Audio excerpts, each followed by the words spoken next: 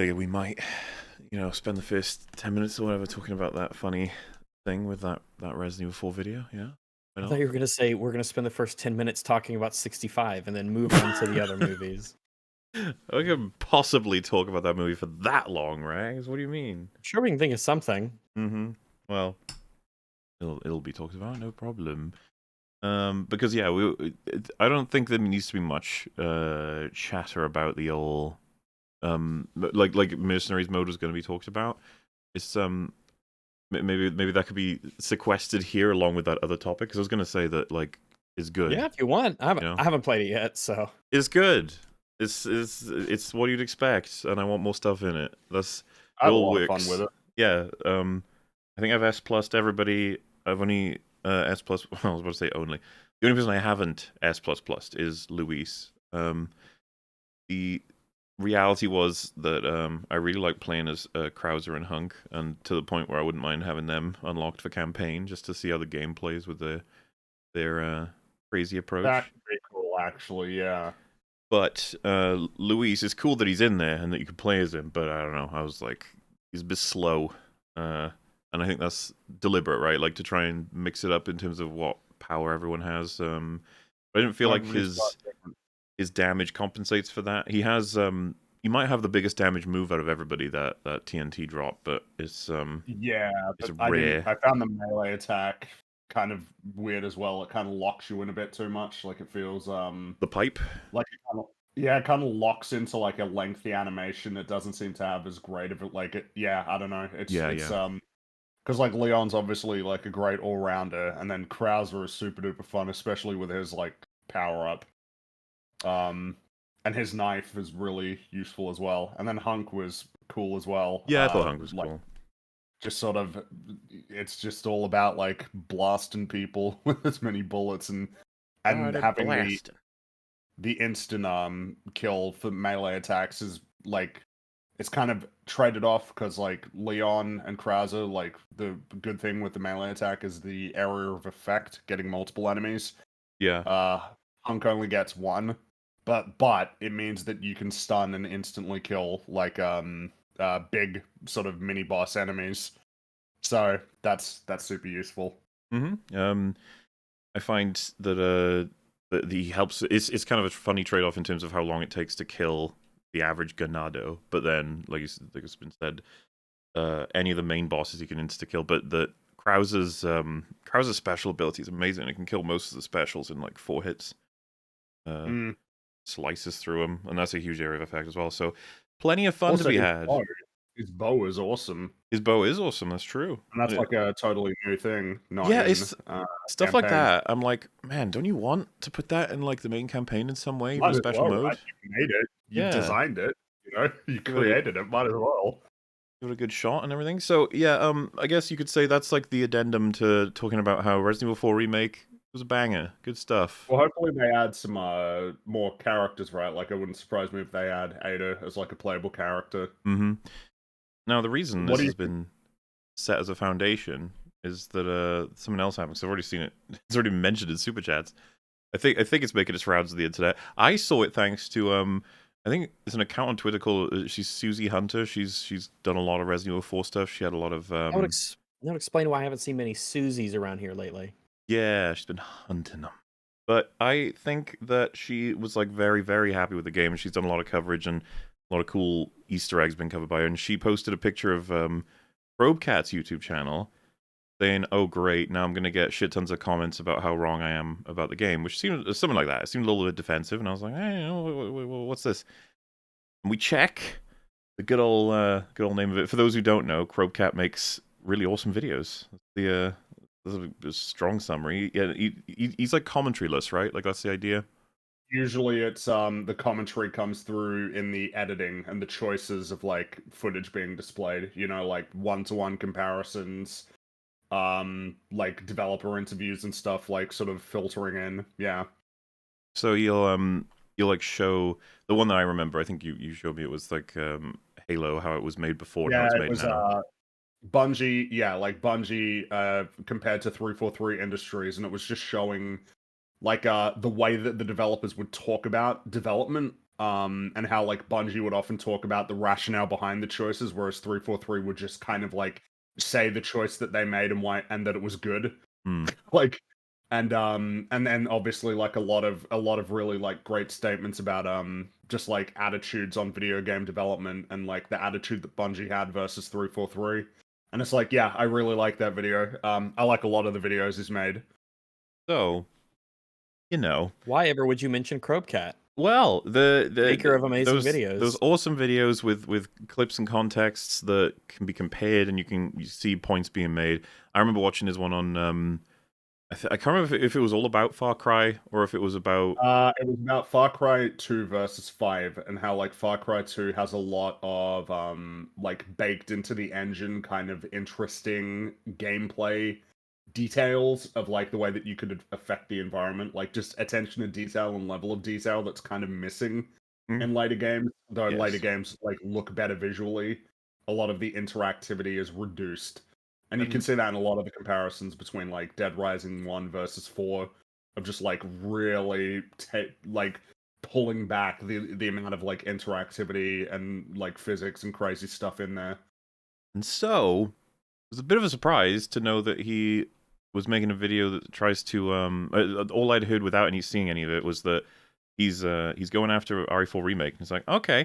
And even with that thought in mind, it's like, well, we went after it a little bit. You know, we went hard on certain parts. You know, so maybe It's got some things that could definitely change, tighten up. And I could see Crobecat being someone who might highlight similar things to us. And then I see what the video is called, which is this. Soul versus Soulless, Resident Evil 4 comparison. And we were like, oh no, Soulless. No. That's not. I don't know about that. That seems a bit much. And funnily enough, we did actually watch it. Just checked it out, and it's a similar vein of his other videos, but the idea is just every moment in the game that's in both of them, you know, in terms of where you go or what dialogue is said, he just plays them back to back. Now, the description said this is a one-sided critical analysis, basically, of, you know, Resident Evil 4 good, Resident Evil 4 remake bad. It was like, oh. And you get critical analysis is interesting phraseology. Well, it's also, like, very obvious. If anyone's familiar with both games, he'll, like, he's presented everything that is in Resident Evil 4 that is not in the remake as, like, an option, be it in terms of levels or interactions. He hasn't presented anything that's new and added, hasn't presented anything in the sense that, like, there's an improvement. And the big thing that G-Man Lives pointed out on Twitter that was a little bit worrying was, if you look at the comments of the video, at least they were, I don't know if they still are, a lot of people were like, wow, you know, it's such a downgrade in terms of the ambience and the, you know, sound effects and stuff. Sound design is incredibly important in video games, and it's like they've lost that in the new one. But it was really odd because I don't remember there being, like, no ambience in the remake. It was I don't remember. Like, I was playing it seconds ago, just fiddling around, and there was definitely ambience in it. It was odd because there'd be you'd have like a scene from the original where like the ambient sound is like very noticeable. You can hear like the wind; it's very loud, or like the. I think one of the best comparisons would be when he's out near the church. The rain is heavy. There's thunder strikes, and it's just it's very good. Is kind of where I was going with that. Yeah. Then he'll show the remake, and he'll just be like silent. It's like, that is strange. Yeah, like I don't remember it being silent. And then, G-Man Lives is just like, he just fucking pulled it all down, like, by 20 decibels. The decibels levels don't seem to just match between the clips. And so, like, he cranks it back up, and you play the same scenes, and you're like, oh, there's the ambience, yeah. All right, well, this is this is becoming really awkward. I'm not sure what to make of that. And then, you know, like, near the end of the video, he'll be like, look at this room that we didn't get, this room that we didn't get, from, like, RE4. It was funny because being as familiar as certainly myself and Rags are, we started being like, well, I don't miss that room. It's like, that's okay. Then it was like the room with the fucking swinging, I don't even know what weapons they're called, but let's just... Pendulums? Yeah, like those. Little pendulum blades? It's such a goofy-ass room, and it's not, like, mechanically interesting. You just have to wait, move forward, wait, move forward. And he's like, yeah, you know, we lost that. Soulless. It's like... What? What do you mean? Well, yeah, so something that was really strange watching it is that, like, you compare it to a lot of the other sort of one-to-one comparison videos he's done where it's, like, very apparent, like, what has changed and what has been missing, like Gears 1 versus Gears 5. And particularly because of the title of that video was Gears 5 lacks intensity, I believe. And like the main comparison is that the animations and a lot of the effects in the original game are very weighty, and in the new one it's a lot quicker. It's not as weighty. It's all been like sped up, and something's been lost, and it's very apparent. Whereas here it'd be like an area in Resident Evil 4 original that looks really cool, and then the same area in Resident Evil Remake that looks really cool, but it looks different because it's a different, engine, different lighting in a lot of the scenes. And it's just like, wait, like, I don't know, they both look good. Like, they both look good in their own ways. And then, there are times when it's like, the original sort of retains like has like a look that's more striking, but then there are times when the remake has a look that's more striking. And so you're sitting there like I don't understand the soulless part. Like, well, imagine really good. Imagine saying soul versus soulless, but reversing it, being like they finally added soul into Resident Evil 4, and then they showed like, I don't know, Luis's story, and being like, you see, they've added soul to it now. I'd just be like, what are you doing? Because there were parts where the comparisons were like the Krauser fight in the original versus the remake, and like it compared the part where Ada saved Leon from Krauser, and then it cut to the part where Luis saved Leon, and it's like, dude, like that's better than Luis payoff. Like in the it's so much more fight. Coherent, the Luis storyline. Like, well, exactly. and take for example the end credits. They've taken what their idea was with showing what happened to the village, and they've like perfected it. It's pretty much at the point now you don't need to change it at all, because it seemed like probably a really cool series of art. But it's like a smaller element in the OG game. In the new one, it's like fully cinematic. They've done a really good job of like making sure that atmosphere hits. And it's just like, but nothing in terms of like what you could say the remake's done better is. It's funny. Some of them are present in the video, like you just said, but they're presented as though it's still worse somehow. It's like, okay. Well, the problem is that when it's called Soul versus Soulless, and there's a very clear implication. First, we look at the original, then we look at the remake. Like that's generally the way that it's presented. Like, obviously, that's the way I'm going to be looking at like the points of comparison. Yeah, and as someone just mentioned in chat, I forgot to say, like in his description, he was like, come to your own conclusion. And it's like, usually he'll poison the well there on that one. Yeah, usually he'll make a statement. Like usually he makes a statement about the comparisons that he's doing. It's a bit much for me to be like, one of them is soulless, come to your own decisions. It's like, why do you even put that in there if you're gonna do it that way? And yeah, the way that the clips are edited together is not, for lack of a better term, objective. He's not simply presenting them. He's you have to pick and choose exactly what ones you're going to include if the video is half an hour. And they're very deliberate. Well, so and I mean, it's called a one-sided. It was called a one-sided comparison, and highlighted by the fact that at the end it only shows the stuff that was missing from the remake, and it doesn't show the new things that the remake added, like brand new sequences. Yeah. There was no comparison for target practice as well, which is funny because I think I said when we were watching it, the majority of people would say that's been improved. We would likely be the only people to say it's actually been fucked up. But like, I think if you play it casually, you'd probably be like, it's very much improved. But he didn't even bring it up at all.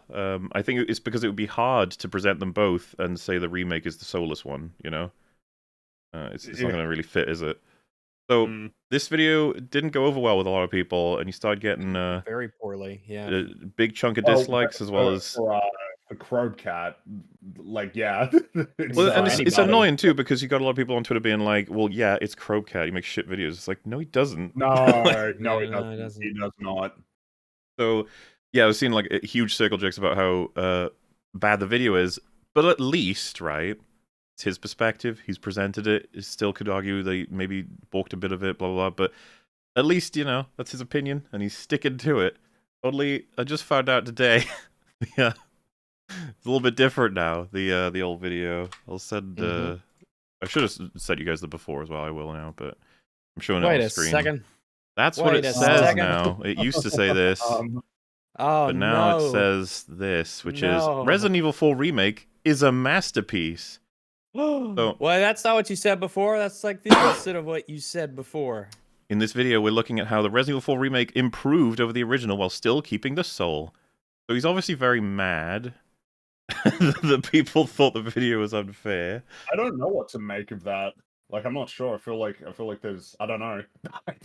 That is an odd one. I guess he just thought that, I don't know if he was, I'm Crowcat, I can do no wrong. Look at all my videos. Everyone always agrees with me, so I can put this out about the remake. Or maybe he just really doesn't like the remake for whatever reason. Or maybe people are caught up in the new equals bad. So, the thing, that's what I'm interested in. That's what, because like a lot of his videos are like a point of comparison of, strangely enough, on like less powerful technology, an older game like managed to get these things that like the newer game lost. And like that's like I'm hoping, like I guess I'm like, because I am baffled on this one of like saying that the remake is soulless. I just don't. Yeah, I it's don't a really get that strange perspective to have. Like, if there are ways that you think it's worse, like sure, obviously. I mean, we even talked about it, right? Like in the coverage, like it's not like a strict improvement on the original.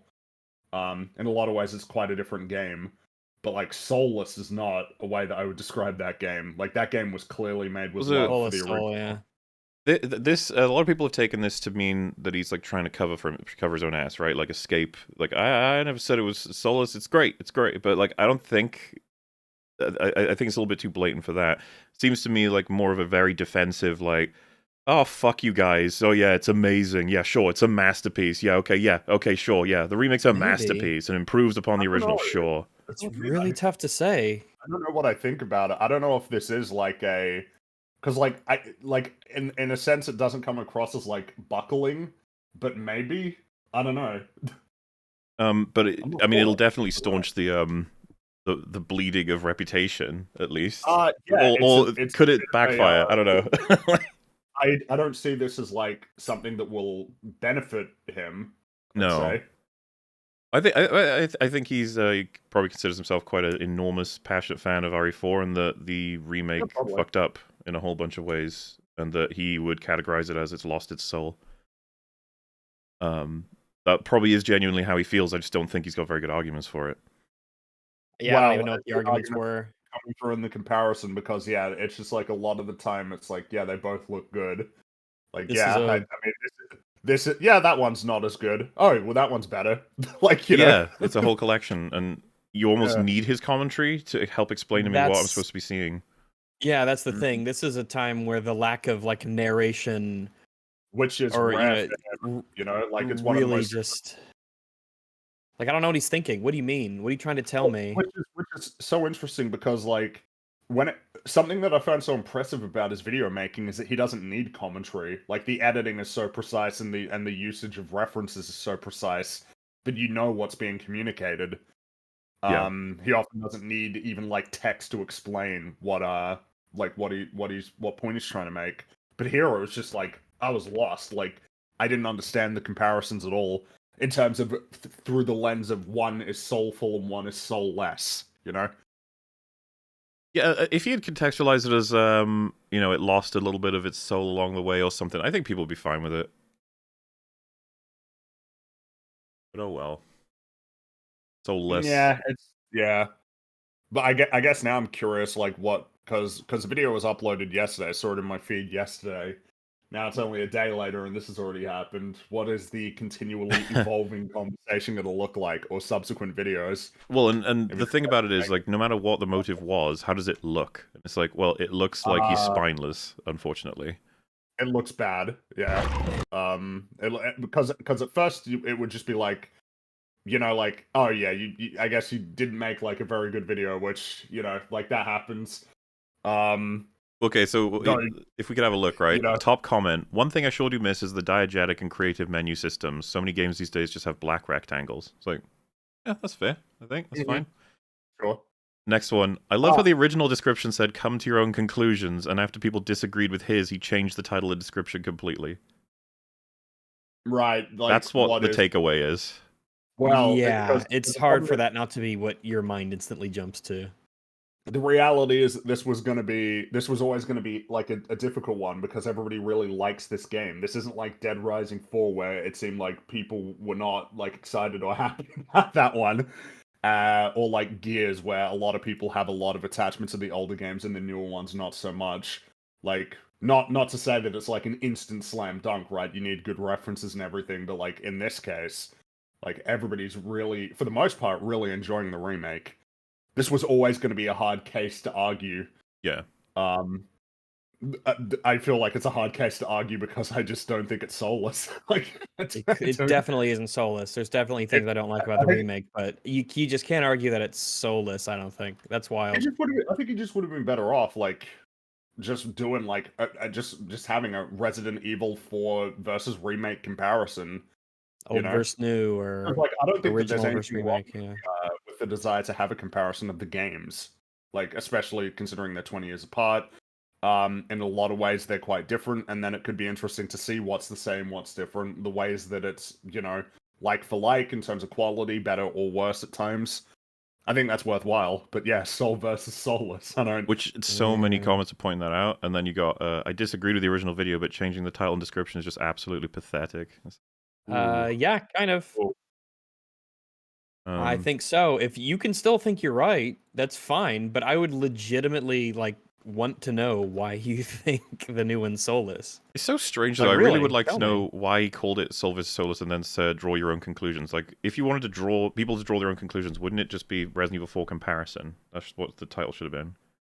And even then, you would have been able to tell which one he preferred because of the way that he edited the clips. But maybe if he really wanted it to seem as if it was draw your own conclusions, then maybe you wouldn't be able to tell. Well, I was going to say we would, because of the fact that he included all of the things that are in the original that aren't in the remake, but he didn't include the things that are in the remake that aren't in the original.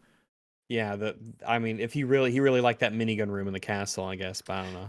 That's probably the one out of all the ones he showed that I would not want to return. I did not like the Didn't care for it, no. If you kill that priest before he makes it downstairs, you don't have to do that, and yeah, and that could be very difficult to do if you don't have a rifle. Mm-hmm. So yeah, it'd just be curious to know what else he has to say about this, because he doesn't usually miss at all, right? That's like his thing. No, this is the odd Crobe cat, big L, as we say. Unfortunate. That's all right, That's okay, man. RE4 remake discourse has been strange. I don't think anyone expected it to be as good as it is. I think that might have been what threw everyone off a little bit. Maybe. Because I'm still happy to say the original's better. It's just that, I mean, especially after the RE3 remake, a lot of people were like, "This is going to be bad." Especially because RE4 is just such a fucking great game. Like, how do you remake that? It's a really good game. That one's really tough to top. And I prefer the original, and I think the original's better. But there's so much care and effort, and dare I say, soul, that really did go into the remake. I'd hate to just write it off. I really like and respect both of those games. As very, very relative newcomer to Resident Evil 4 specifically. Both of those games are cool. And now, move on to topic 1, I guess, so the little Platoon can speak instead of just being like, what the fuck's going on? What are these video games these kids are playing? Oh no, it's my fault. I have never touched a Resident Evil game in my life ever, which is, I'm aware, a big deficiency. You probably like RE4 remake, to be honest with you. Yeah, the original and the remake are quite good. We jump right in. Do you have to have played the other ones? I assume that you would have to. No. Oh, no. Well, in that case. I had a friend who was like, so I got to play all the Resident Evils, all their remakes to get to Resident Evil 4 Remake. And I was like, nope, you could just go right to it. There's no reason that... And he's like, yeah, but what about the story? It's like, I mean, knowing who Leon and Ada are, I guess, is something. Knowing something. You're right. You don't need to. You'll be fine. Anyway, we're gathered here today to discuss a very interesting set of 3 movies, 3 new ones. One that is the talk of the town, one that is not at all the talk of the town, and that's unfortunate, and one that is not at all the talk of the town, and that's fine. And nobody, yeah. Way to sum it up, I guess. Because, they have so much in common, these movies. Mm-hmm. I mean, 2 of them are about video games. Well, one of them is about video games, one of them is based on a video game, and one of them is none of those. But yes, they're different movies. You've heard it discussed previously, very likely, but number 1 is the Mario movie. Something that we've been, I don't know, not looking forward to for a long time on this podcast. Partial mentions, we just assume it's going to get annihilated, destroyed, especially after the voice acting roles were revealed. And so here it is.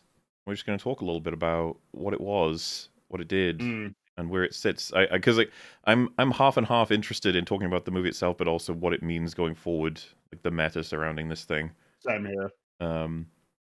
So I don't know. Where do we start? Do we go with Why don't plot we summary? start with like, well, do we might it be worthwhile to start with like familiarity with Mario? Sure. I mean, I don't know if What is it everybody's? because it could be done. Like I don't think we need to do like a huge breakdown on this thing in terms of like everyone's histories and stuff. I'm also looking to cover 3 movies in one thing, so I'm gonna have to make sure we can. All right.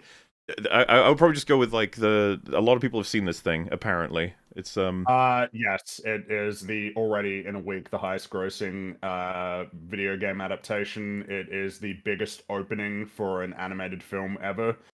I just saw, by the way, it's estimated to make 80 million domestic second weekend, which is 45% drop. So That's this film is smaller going to than make a average. lot of money. It's smaller than a Marvel movie, that's for sure. I mean, Yeah. it was always gonna make a lot of money. Now it's more of a question of just how much money is this film gonna make. Billion is like a guarantee, but it always really was. So the question is like, well, now how much money is it gonna make? and how long will they keep it in cinemas as well?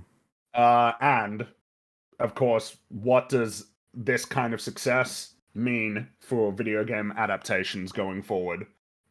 It's a big deal, is what it is. Yes.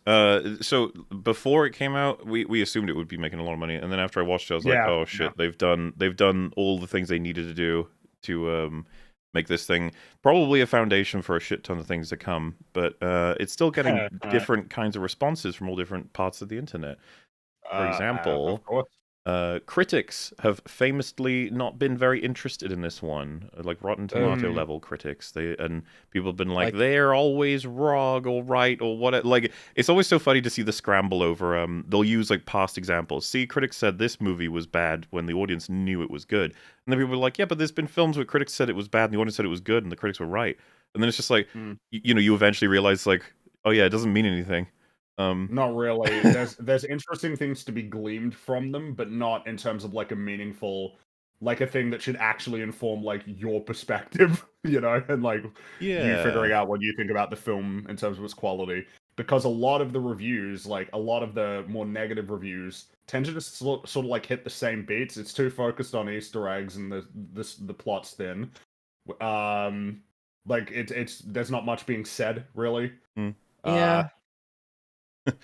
The very straightforward. Then you have the Grace Randolph being like that Tanuki suit God, what did wasn't she explained say? or something. That's what I've heard. Yeah. I mean, I'd be like, geez, if we honey, do started a not list of say things that were not on the internet. explained, That's gonna get then- you in so much trouble. Don't say it. Like the cat suit wasn't properly set up. It's just like she's gonna get fucking minced. Video game movie about Italian plumbers. It's true. So it's a wacky. What does this count as? Fantasy? Yeah, probably. I mean, right? you probably just call it like adventure, right? Action adventure fantasy. Surely you got to involve something to account for all of the insane magic and creatures from I another don't know that world. I don't know that I've ever thought about whether Mario was like fantasy or science fiction, to be honest. Well, like Star Fox and Metroid are sci-fi, aren't they? Well, sure, but like those Mario Karts and all like all the crazy technology and stuff, like Super Mario Galaxy, is that fantasy or is that science fiction? I'd say that's probably science fiction, right? Yeah, it might be. I mean, it's not like Mario can't be both. Science fantasy. Maybe Well, it's a we figured space it out. opera. People like that word. Yeah, I mean, so for people who don't know, the basic plot summary is just Mario and Luigi are plumbers in Brooklyn, and they're trying to make money and start up their business, and then they get sucked into the Mushroom Kingdom. Bowser kidnaps Luigi. Mario teams up with Peach to save the day, and they do. Yep, that's more or less pretty much. That's more or less it. That's about right. I guess DK's there as well, and he does join the team, like and Toad. Like there's other stuff, but Toad and Donkey Kong, yeah. It's an incredibly straightforward storyline that is probably on purpose. They were probably like making sure they don't want to do anything too complicated. Just make it very consumable. Mm. And I guess a question was that the correct decision to go to, not only for like making the most money, but for also just an artistic point of view? Is Mario not capable of more? And just how well did they manage to pull off that storyline? I believe, Little Platoon, you have a vaguely controversial take on the film, right? Or at least it has been in terms of Might its it be worthwhile how it was received. to do like the one censored statement for everybody? Well, that was just a prompt for him to talk about his video. No, yeah, I'll plug the video all the way. No, it was one of those videos that sort of said, well, look, okay, if all you want from this is fun little sort of member berry stuff, Easter eggs, and basically no plot, then okay, it's good mindless fun. But given the potential of the source material, and given what it will almost certainly be leading to in this huge slate of Nintendo films coming down the line, I don't think that it was enough. I think it wasted a huge amount of its potential. It burned through probably 4 or 5 films worth of storytelling potential in just one film in a bid to get as many Easter eggs on screen as possible. And I don't think that it's particularly memorable. So that, there's a reason that Mario games are iconic, and there's a reason that they are so well beloved and they're so memorable. And that's because a lot of thought, time, care, and attention went into how they were created to make them very distinct. You've got narrative storytelling devices used in level design. I think it's the Kisho Tenketsu example, which is the one I sort of went to, but there are others as well. A lot of thought goes into making these things feel very distinctively like Mario. And then the Mario film comes out, and it feels very distinctively like any other generic animated film in terms of its story, which is a shame. And it means that while we'll still remember happily playing Mario 64 back in the 90s, I reckon if anyone gets to Christmas and this film is really fixed in the front of their mind and attached to a lot of really loving memories, I'd be very surprised if that happened. I don't think people will actually remember the film, except for the fact that they saw it and it was kind of enjoyable, mindless fun. But apparently that means I hate fun, and so yeah, I'm wrong, obviously. Well, yeah, we get Have you not been having a good time talking about this film with everybody? You said if you're not having a good time. A lot of it sounds like you've got a lot of pushback. Is all. Yeah, but I mean, I kept going out of my way to say, look, it's fine. I can see that bits of it are really fun. I enjoyed bits of it. Great, that's okay. That doesn't sort of countermand the main point, which is that mindless fun is, it could have been so much more than just mindless fun, that you could have had a really, really enjoyable film. It's not enough to say most people, go to the same set of arguments. And because they do this, I put them in the introduction to the video so I could tell whether commenters had actually watched the video before commenting. And the usual arguments are, it's just fun. Why can't you just enjoy it? It's a kid's film, so it doesn't need story. Why do you expect so much from a video game adaptation? The game had no plot, so the film doesn't need plot. What were the others? There were a few others like that, which they're all pretty easy to bat away. And people just sort of assume that you have to either absolutely love this thing or you absolutely hate it. You can't simply say, okay, it was okay for what it was, but it should have been better. That is interpreted as you hate the film, which I didn't. I didn't hate the film. There wasn't enough in the film for me to hate it. That's kind of the problem. It didn't really elicit any strong feelings either way. Soul versus soulless is probably a more accurate description for this one. I think that is interesting too, because I've presented lukewarm defenses where I find arguments I don't think are very great against the film, but it'll be interpreted as I love the film. It's no, not even close. I think it's love neat, is a very strong word in this podcast circle. We put a lot of stock on the word love. Yeah, and a lot of stock in the word great. Yeah, when we say something's good, that's it's something that you've already touched on, Little Platoon, but the you compare this to The Incredibles or Finding Nemo or Shrek 2 or something, or The Iron Giant or The Lion King, right? Let's be real, it's not stacking up super well compared to those films. I get the impression that it was the way that it seems like it's often this film is spoken about positively is kind of the statement, it could have been better, but it could have been worse too. I just flipped the order in terms of the tone that I'd like to have. It could have been worse, but it could have been better, this could have been better. Of course it could have been better. But it's I think when a lot of people have heard it's going to be Illumination, it's right. Because Illumination make very they know how to make movies that like people go to and enjoy and make lots of money, but like I don't know that they've really made like any films that have like a lasting impact or legacy beyond like commercial aspects, you know? Compared to the likes of like Pixar or DreamWorks or whatnot. It's kind of funny And so, the League of Defensive arguments that come out for it aren't dissimilar from even like Star Wars ones, where it's like, this is just a fucking crazy thing with a bunch of nonsense. Like, why do you need to lock it down into any kind of like cohesive or coherent story? This is a thing, like even Patrick Williams is like famous. It's meant for children. Star Wars, therefore, what? Mm-hmm.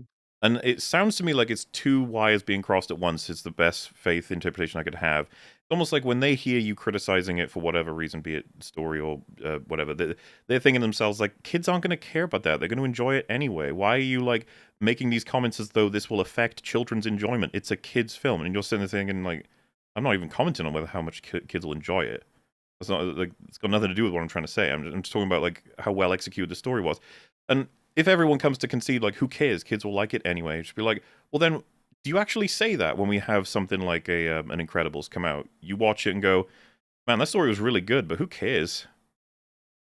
yeah, Like, exactly. that doesn't happen. Nobody says that. Like, they say, like, oh, wow, it's good. I think it's a low estimation of kids, which you know it Which we can already be have, fair. but we need To be to- fair, yes. I mean, kids are little psychopathic monsters, but I remember knowing kids who had a bit more taste than that. But the difference though is that kids generally speaking aren't going to be taking themselves to see this film. Kids generally speaking don't take themselves to the cinema anyway.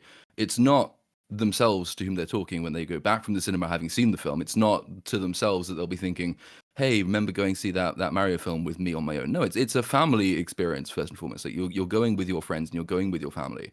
And whether or not a film transcends mere sort of pointless kids stuff to becoming sort of family film mainstay depends on whether the film is done something more than merely appealing to kids' sort of baser instincts and trying to make them laugh like, soullessly. It's about what are the parents taking away from this? Is it exciting the parents just enough? Oh no, I'm on that. Is it exciting the parents just enough to make them talk about it with their kids, to make them want to go and see it again, to make them care about it? It's a family film, not a kids film. Mario, I don't think does that, though it was definitely trying to. I mean, like all the references. That was the other sort of crossed wires thing, which is that people will say simultaneously that it's a movie made for kids. And also, I really enjoyed the references to the Super Mario games in the 1980s. So, well, okay, but those two things don't coexist, do they? Because the kids won't remember those references. Kids have no concept of what the fuck a lot of this is getting referenced in this film. Sorry. Well, this film was definitely made for like people like me, right, who are like very, very, very familiar with Mario and Nintendo broadly, and played like the games going back, like back to Super Nintendo and N64. Like there's like Mario's playing Kid Icarus, like the original Kid Icarus, like on his NES. How many kids are gonna know what that is? Yeah, and when you think about when they decided to put that in there, instead of having him play a fucking Switch, which they, I guess, could have. I don't know what time this is set in, but there's a lot of things, right? Like Duck Hunt. They've got the like Spike from Wrecking Crew. That's from like 1983. I saw an R-Wing up on Mario's TV. It's like, most people who are aware of Star Fox are not kids. Like, it's mostly adults at this point because of how few games they've released for that series lately. And so why is it there? Because the creators were like, well, we want to. This isn't just for kids. This is for the lads who've been playing this since it came out. Yeah, they're in the same position, right? The people who made it and the artists and the animators who worked on it. Because if there's one thing to be said about this film that is like definitely undeniably a positive, it's like the artists and animators did a fantastic job of like it's a wonderful looking Mario, the animations, like to the point that they've got very specific animation like run cycles from specific games from like 3D World, or like like when they're invincible and like Mario like throws his arms to his side as he's running like through specific like grabbing Bowser by the tail and spinning him around to throw him away, like in 64. It's like, yeah, it's these guys, like they did an incredible job. They've got in all of Mario's run animations, you can pick out which games they're taking it from and what references there are. It's like, good job. Like you could easily have not done that very at all. very subtle details that a lot of people who are fans of Mario don't even pick up on. That you can't. It's difficult to do that by accident. It's difficult to do that in a sort of a soulless way, or difficult to do that in a sense that makes you think they didn't care about Mario or didn't put a lot of work and effort into learning about Mario. No, in this case, I would imagine that for a lot of people, it's like they didn't need to put effort into learning about Mario. They know what Mario is. They played the games and they love the games. Yeah, so, it like, definitely comes across that as that. Because I think at this point we're very much firmly in that era of when it comes to video game adaptations, they're not going to run away from like the aesthetics and like the specific charm of the things that they're adapting at this point. I think like this in particular, it's like, yeah, we're in the era where it's like, oh yeah, like we kind of need to take video games seriously, because video games are bigger than the film industry. And I mean, now we're there. they've like switched the tap on for that money, and it's just like, whoa. yeah, exactly. Like somebody finally realized, and this film is now probably going to make like $1.5 billion. So Probably. It's and boy, I mean, yeah, we've said it before, but honestly, we could have done so much worse. we could have done worse, I was but expecting think it to be it's worse. I think Much worse. yeah, I definitely thought it was going to be worse than this. I didn't think I it was going to surprised me enjoy in it. a positive way. I did did. think that it was going to be worse than this. I thought it Mm. was just going to be like standard Illumination meh to mediocre to the, but it just feels like there was a lot more. I don't know, like they cared. So something that's worth noting is that this film was a co-production with Nintendo. Shigeru Miyamoto is one of the producers. I think it's safe to say that Nintendo was looking over Illumination's shoulder like every step of the way. Yes, that. But the thing yeah, is that seems like, yeah. in a lot of ways you can still tell that this film is like a formula film, like that a computer could have potentially come up with, like, how do we make like a really safe Mario film that like a lot of people will enjoy. This is probably as close as you were going to get to like that version of the film, which I don't know is necessarily the best version of this film. Like It's very safe, but not necessarily a good way.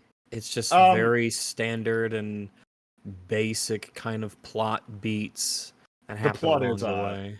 Nobody was the plot is surprised by incredibly anything in the movie, basic. I'd imagine. No, No, yeah, no. nothing shocked me. All the stuff that surprised me in this was, yeah, it was all the little details and references and, you know, the animation quirks, some of the humor is being legitimately subtle. And that I really like those kinds of things, but that's all that really surprised me. I mean, something that's worth talking about is I think that there was probably never a version of this film that was meaningfully entertained, that was like presented in the same way as a Mario game story is, with minimal dialogue. I don't know that that was ever entertained as an option. It probably was like from the beginning. They're going to talk a fair bit, and we're going to have like celebrity voice actors play them. And like, I'm surprised by how much I was able to sort of move past that, like when the film started, because before I wasn't sure how I was gonna like just have Chris Pratt as Mario. I didn't see that, like me moving, or Seth Rogen as Donkey Kong or whatever. There are other choices that always sort of made a bit more sense to me, like Jack Black as Bowser. It's like, yeah, I can see that, right? But yeah, I was able to move past that pretty quickly. But at the same time, it's like, damn, man, like I feel like there is a version of the Mario film that is presented in a similar way to the games with minimal dialogue, and it's mostly through visual storytelling and visual humor and everything. That like moves it along, and that could be really cool. Like if, and I guess it's something that's been mentioned plenty, right? Like there's a lot of people who've almost come into it with like, well, it's Mario, who cares, right? It's like, well, I mean, I care. Like A lot of people care. care. I do really like Mario, and I like the idea of doing something a little bit more with it, especially in a case where you have no gameplay that's going to be filtering into it, right? It's like you don't have to design the story to facilitate levels in the same way that you do when you're making like Super Mario Galaxy, or you know, like it's but then you look at something like Super Mario Galaxy, and there are like attempts at doing things that are kind of interesting here, because you've got like Rosalina's like story that she's telling,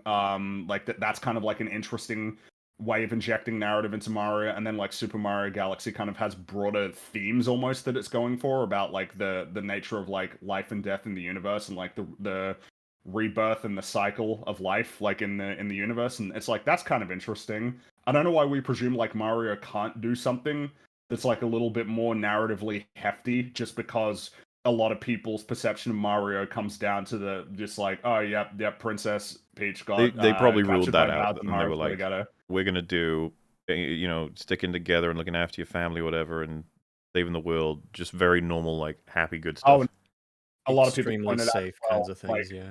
I haven't played Paper Mario, which I need to get onto, but as I understand it, like Paper Mario and the Thousand Year Door in particular, like is like going for storytelling meaningfully of like a plot with like Yeah. characters with the very distinctive traits and like little arcs that they're going on. Super Mario RPG as well, I hear that about. It's like there's material and stuff like within Mario that is beyond what I think is like the most baseline sort of view of Mario, which is like New Super Mario Brothers, like, you know, that series as like the most like stripped down to its bare bones like aesthetic and style that Mario kind of has ever had in terms of presentation and narrative. Mm-hmm. But oh, and of course, like the Mario and Luigi RPGs as well. Like, there's a lot of that. I don't like the feeling that people look at Mario and are like, well, what did you expect? You know, it's Mario. It's like it's just really simple and whatever. You know, it's like give it a little bit more credit than that. You know, Stay out of Mario's- my comment section then, because you wouldn't like it in there. That's a pretty nasty place. We probably that's wouldn't. Okay. Well, it's okay. Like because the thing is, I don't think that there was ever a world where I was going to get the kind of Mario film that I would have really, really wanted to see. But at the same time, there's like a worse version of this film that could have existed that would have made me miserable. And we didn't get that because, like, you know, not like I enjoyed this film. I don't think it's very good. It's like very you know, like like if you would actually delve into like plot and character development, but like it's entertaining. And it feels like and it's entertaining in a lot of ways because of like the clear sort of love that the artists and animators have for the games. Like that's worth a good deal to me. That at the very least. I think it would be argued that the heart of the movie, if there is one, would be Mario and Luigi. Yes. There's extended relationships in different places as well, but like that one was what they put the time in for Foundation. They are brothers. They take care of each other, and that there's plenty of little references to it going forward. And there's even insecurities on Mario's part about how he may be not only ruining his own life because he's not capable of the things he wants to be capable of, but also dragging Luigi down with him. You know, by the end, we've got a through line of together they can't be beaten. You know, they'll take care of each other because they're brothers.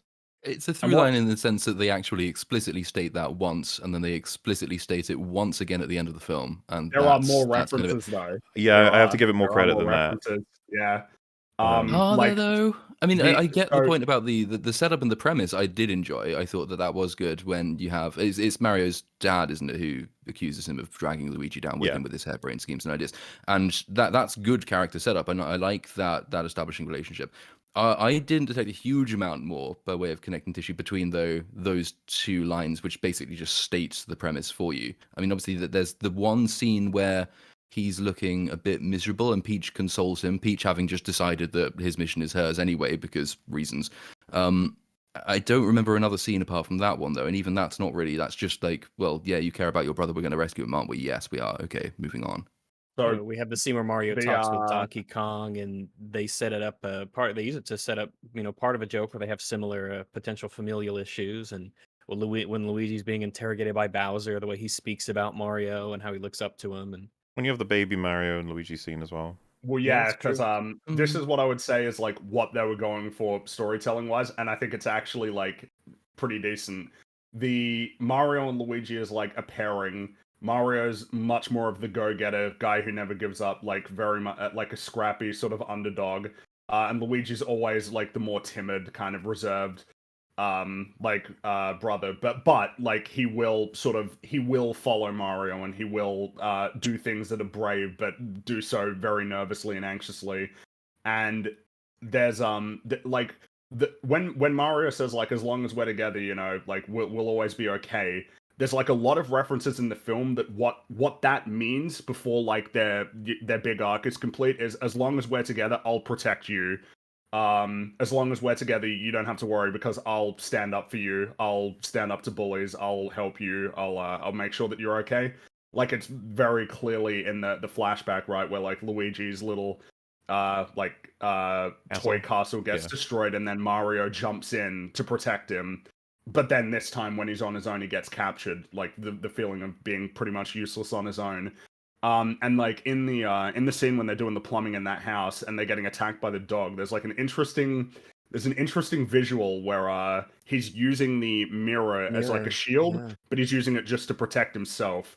But then of course, inching toward Mario though. Yeah, exactly. Inching towards, like, which that has to be deliberate because, you know, when it comes to animation, right? Everything's deliberate. Screen, somebody animated.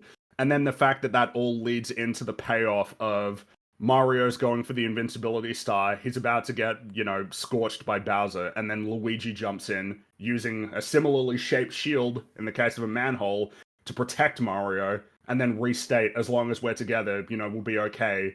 It's like a better understanding of what that means and a much more like they're going to protect each other. They both have something to give to each other. And so then it makes sense then, right, that once they work together, you know, that working together means that they become invincible, both, you know, literally and metaphorically. It's like that's you know, it's like something. I think that's it's decent, a thing. actually. Yeah, it's a thing that I don't think is an accident at all. Yeah, I really like that payoff of Luigi. I'm a big fan of Luigi. I like him more than Mario personally. So that might be biasing me here, but like that's decent. Like I like that. It kind of did hit me in the feels. I don't know if what do you think, Platoon? Do you think it's Yeah, I'm just leaving it. Do you think it's overblown, or do you think that's fair? If you want to.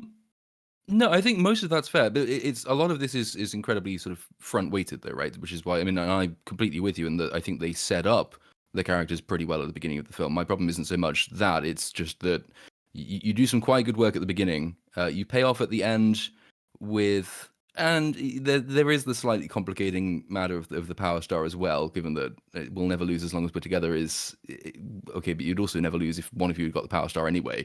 It's just the rest of the middle ground stuff. I don't really remember a huge amount of this being set up and pay off. Great, bare minimum standards, and I'm happy that they're in the film. That's why one of the reasons I don't hate it. But keeping a much stronger through line from that character basis, rather than writing Luigi substantively out of the script for a large part of the film because he's captured, it's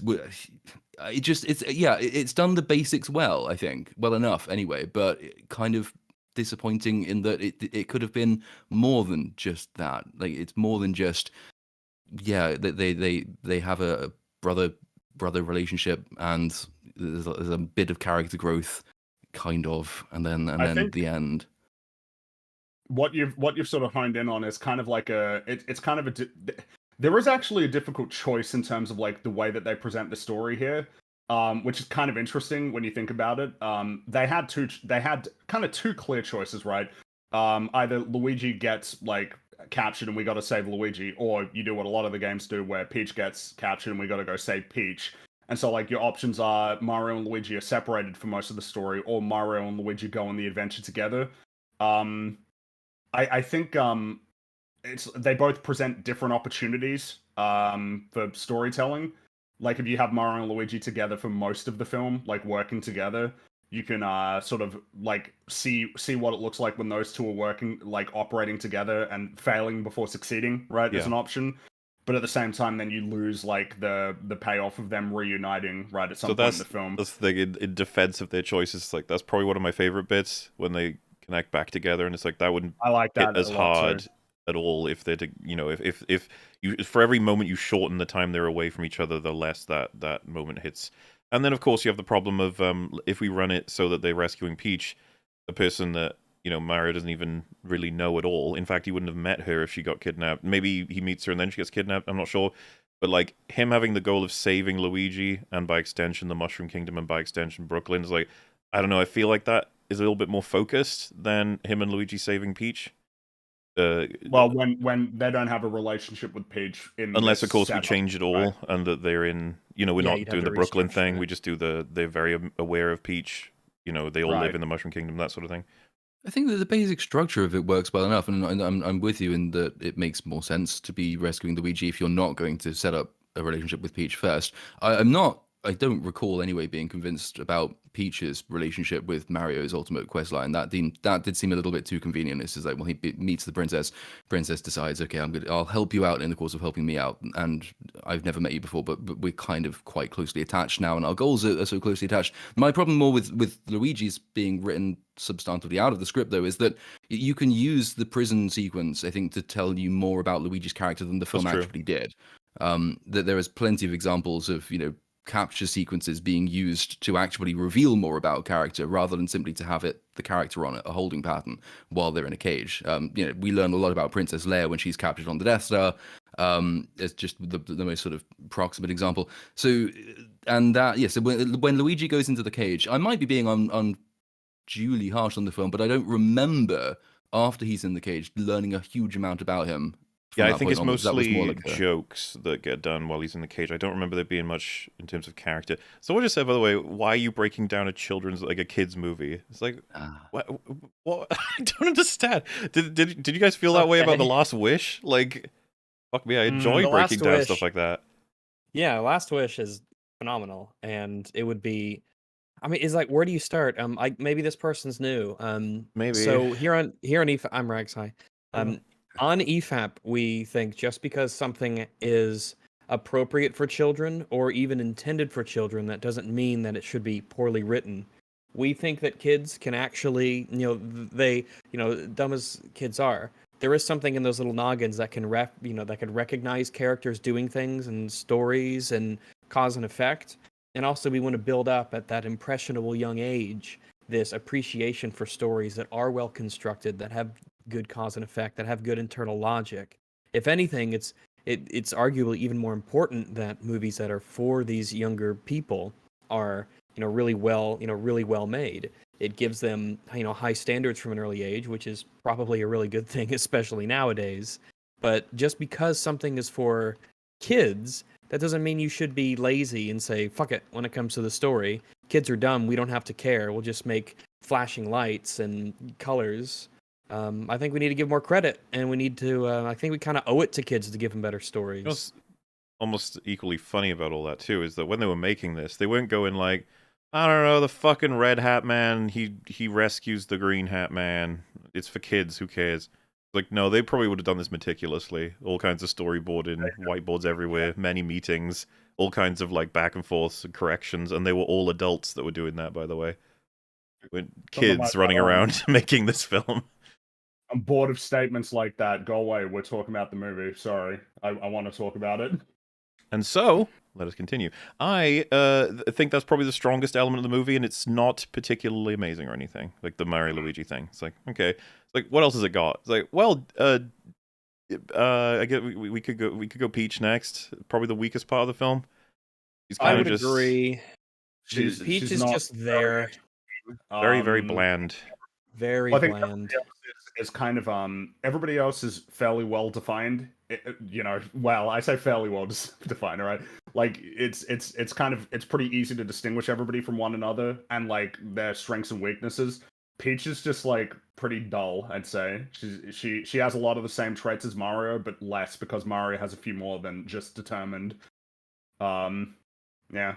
Did I read somewhere, and it might be completely wrong, or the rumor was complete nonsense, and many rumors are. I thought I read somewhere that the original plan was to have Peach much more sort of front and center of the film, and much more heavily involved, and that was subsequently changed in order I've for heard as Mario well, to be, slightly more important in his own film.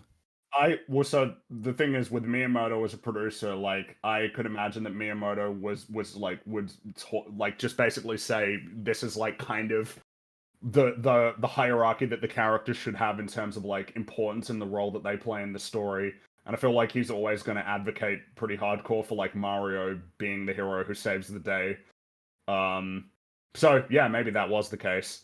I mean, I don't mind like Peach like tagging along for the adventure and being a part of the adventure and like working together with Mario to like complete the objective. I just wish that they gave her a little bit more than she has, because she doesn't have that much. Yeah, it's thin and bland. There's nothing you could really pull out of A lot of her her being dialogue is too around.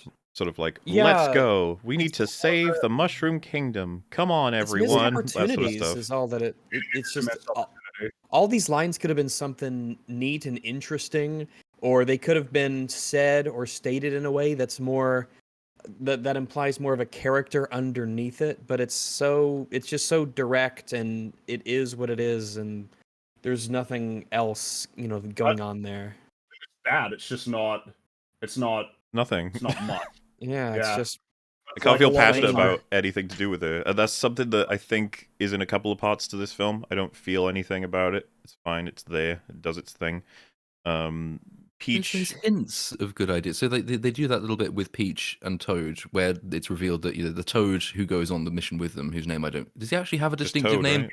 I just called him He's Toad. Toad Prime to Yeah. distinguish him. Toad Prime. Toad Prime. But he Toad. there's that little character exchange where he's revealed to be have that really rare quality among Toads, which is that he's brave enough to go on the mission to begin with, and as you can, there's a starting block that's not too bad because that's something that's information that's being shared. It's establishing a relationship with between Peach and Toad, who are otherwise kind of secondary or even tertiary characters in the film.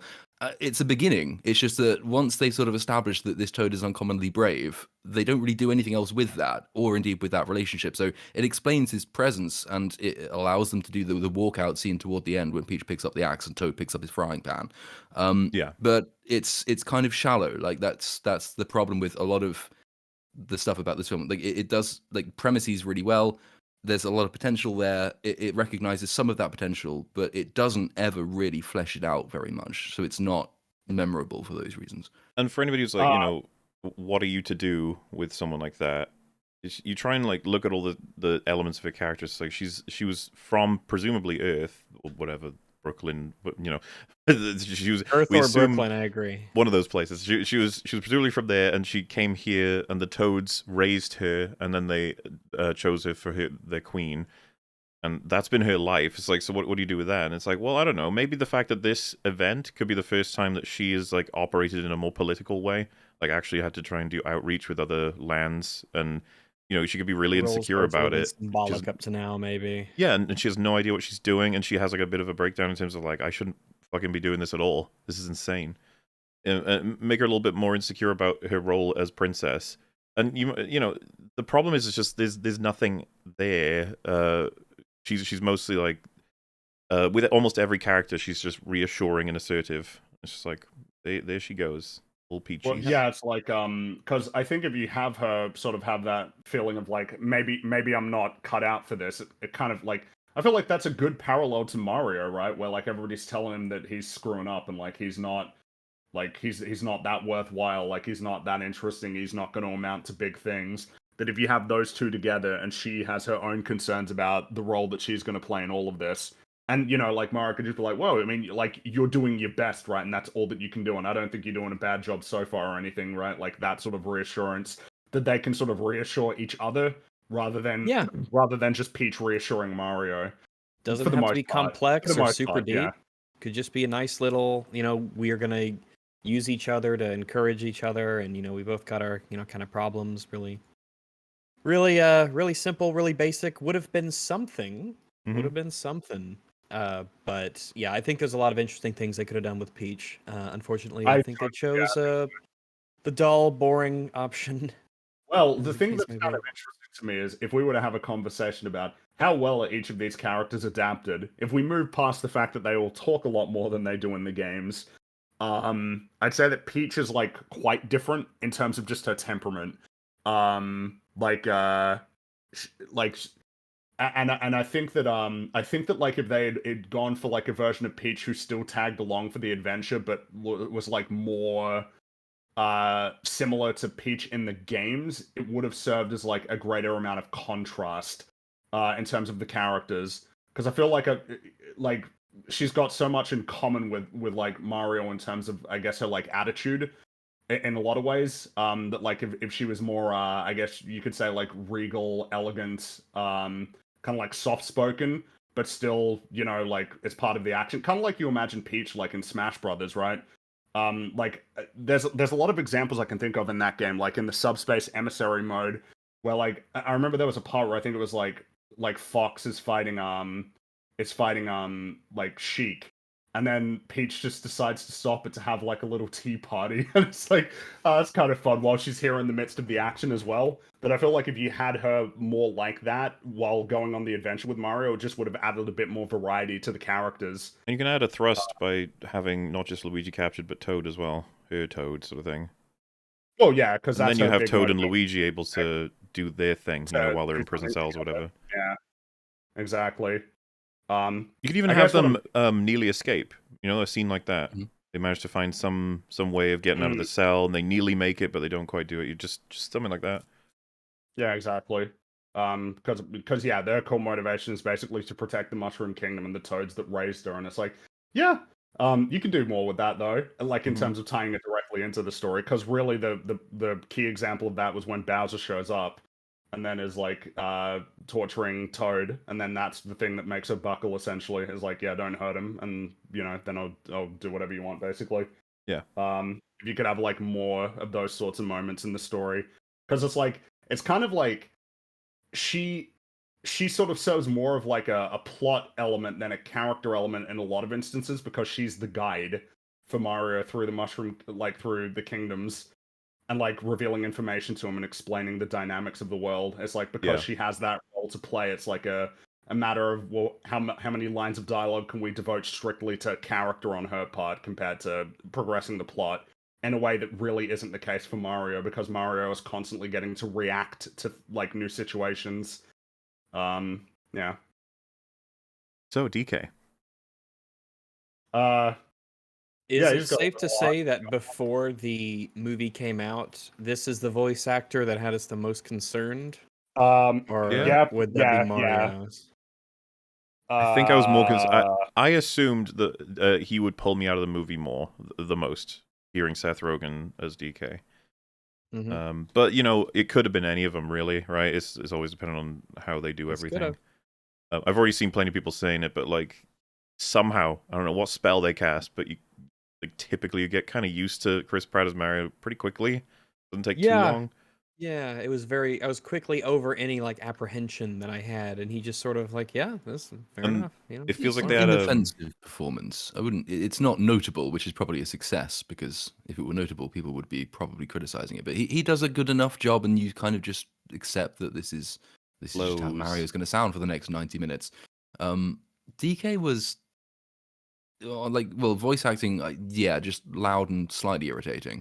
On a character level, kind of like everybody else, pretty shallow. straightforward. Yeah. Cranky Kong was more of a disappointment, I thought, because Cranky Kong kind of sums up the film's approach to character in that it doesn't really have very much of that.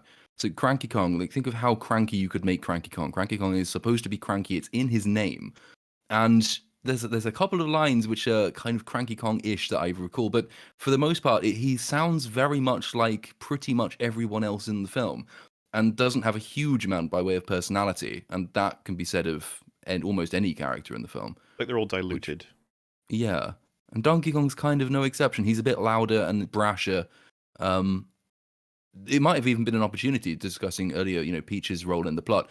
If you can more clearly differentiate her role as like the diplomat or the emissary, in negotiating with, say, Cranky Kong. Obviously, we have to do a Smash Brothers reference at some point in this film, and so Mario just has to punch DK a bit, and then we move the plot along. But you could probably have stressed a bit more Peach's diplomatic credentials in that scene, I suppose, and that it might have been funnier as well had you had quite a prim and proper, diplomatically spoken princess meeting an incredibly grumpy, cynical, rude old Cranky Kong, who has no airs and graces about him.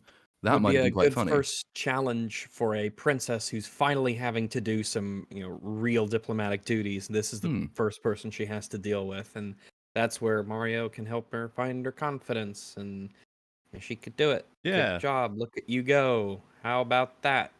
Because there is another dynamic happening here of Mario and Donkey Kong have they have more in common than they realize, and yet beat each other up, and it's only near the end that they finally come together, sort of thing. But what I just described is almost, I don't know, half the amount of screen time that's devoted to all of that, and I don't hate it. It's just really like straightforward, and you'd have to say thin, I would say. I quite like their conversation in the whale fish, whatever it is. It's just that you end up thinking like, it would have been neat to have more. We need to have more of all of the more relationship stuff. There's a couple of subversions as well. I guess specifically with dialogue. Because I show up like about halfway into the movie, like Donkey Yeah. Kong, Cranky Kong, and everything. And it's only kind of the dynamic between them because I don't like Diddy Kong and Dixie Kong show up, but like only briefly. Like there's no family dynamics for them beyond a very sort of small thing for Cranky Kong. I don't feel like he values me all that much, like for for me and as my whole being. That's it. Really? And then it's like, no, he does. He thinks you're a good lad. Yeah, there we go. It's like, yeah, it's something. I guess it's better than nothing at all, but it's not much. There's that line, right, where they're sharing with each other like their worries. Like I think it's like, my dad will always think I'm like a failure or not very good. And then Mario's like, yeah, my dad too. He doesn't think that I blah, blah. And then there's like a gap, and it's set up to be like most movies where he'll offer something consoling from Donkey Kong. You'd be like, we're like, you're not so different, you and I. We got this thing that we share in common. Well, like dads, huh? Yeah, that sort of thing. But he just goes, yeah, well, your dad was right. And it's just like, yeah, it's kind of funny. It is a good setup. Little bits like that throughout give me a sense of like, okay. Yeah, I was pleasantly surprised by the humor in this. I was smiling often, and there were plenty of times that I laughed.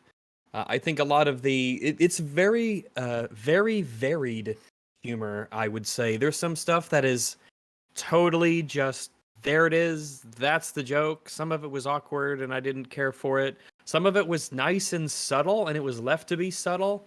Some of them was just in expressions. Some of it was nothing more than just changes in like sound effects that we've gotten used to.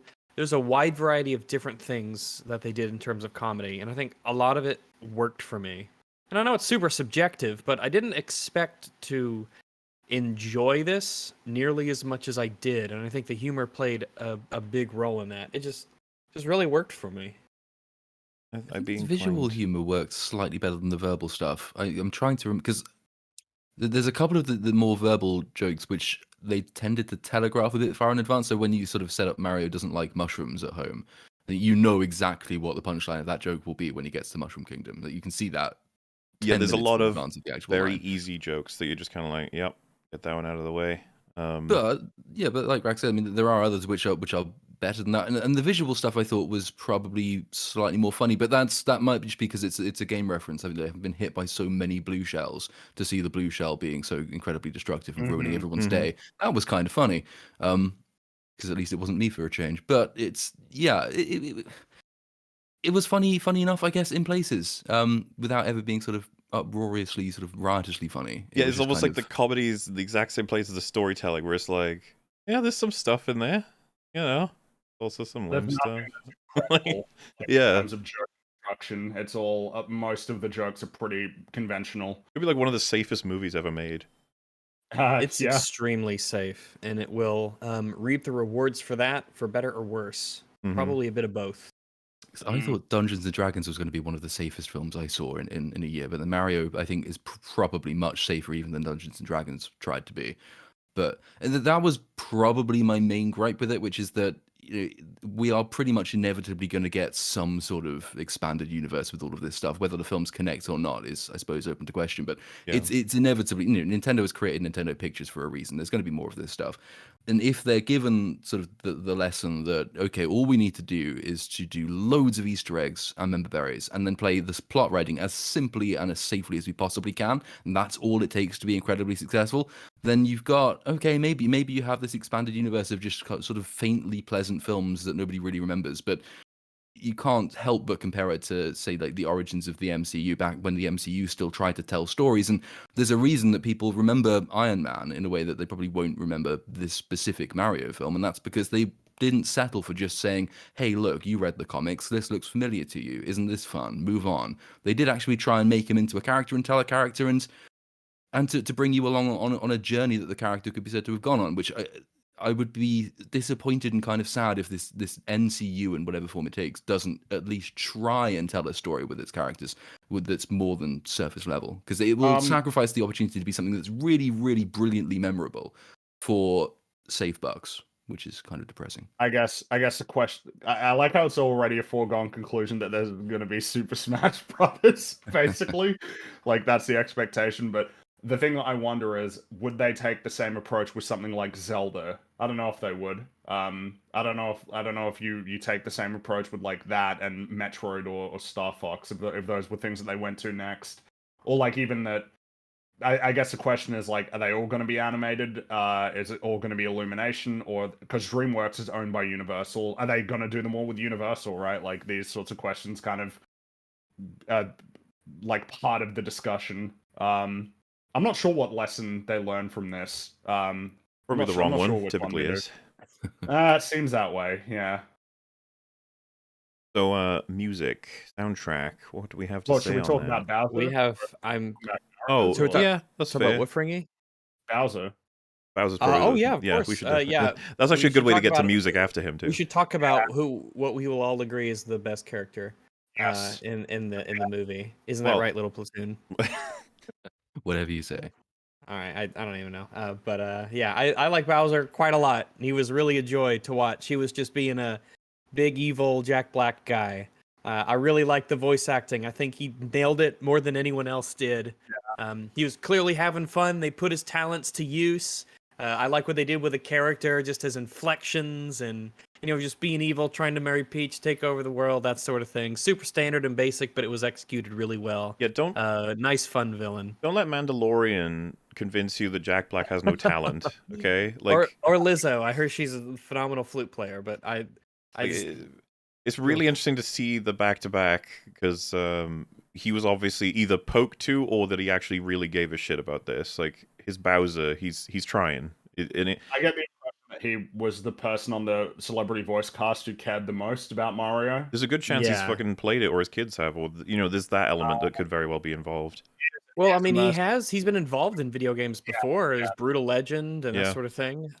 He knows but what this means. Seems to be decently on the pulse of like modern culture and the internet and video games, that sort of thing. And strikes me as the kind of guy who would really take well to having a company like Nintendo and Illumination. Really, it seems like they worked with him a lot. They didn't just say, "Here's what you do, go do it. All right, here's your check. Thank you. We will call you if you need. We need you."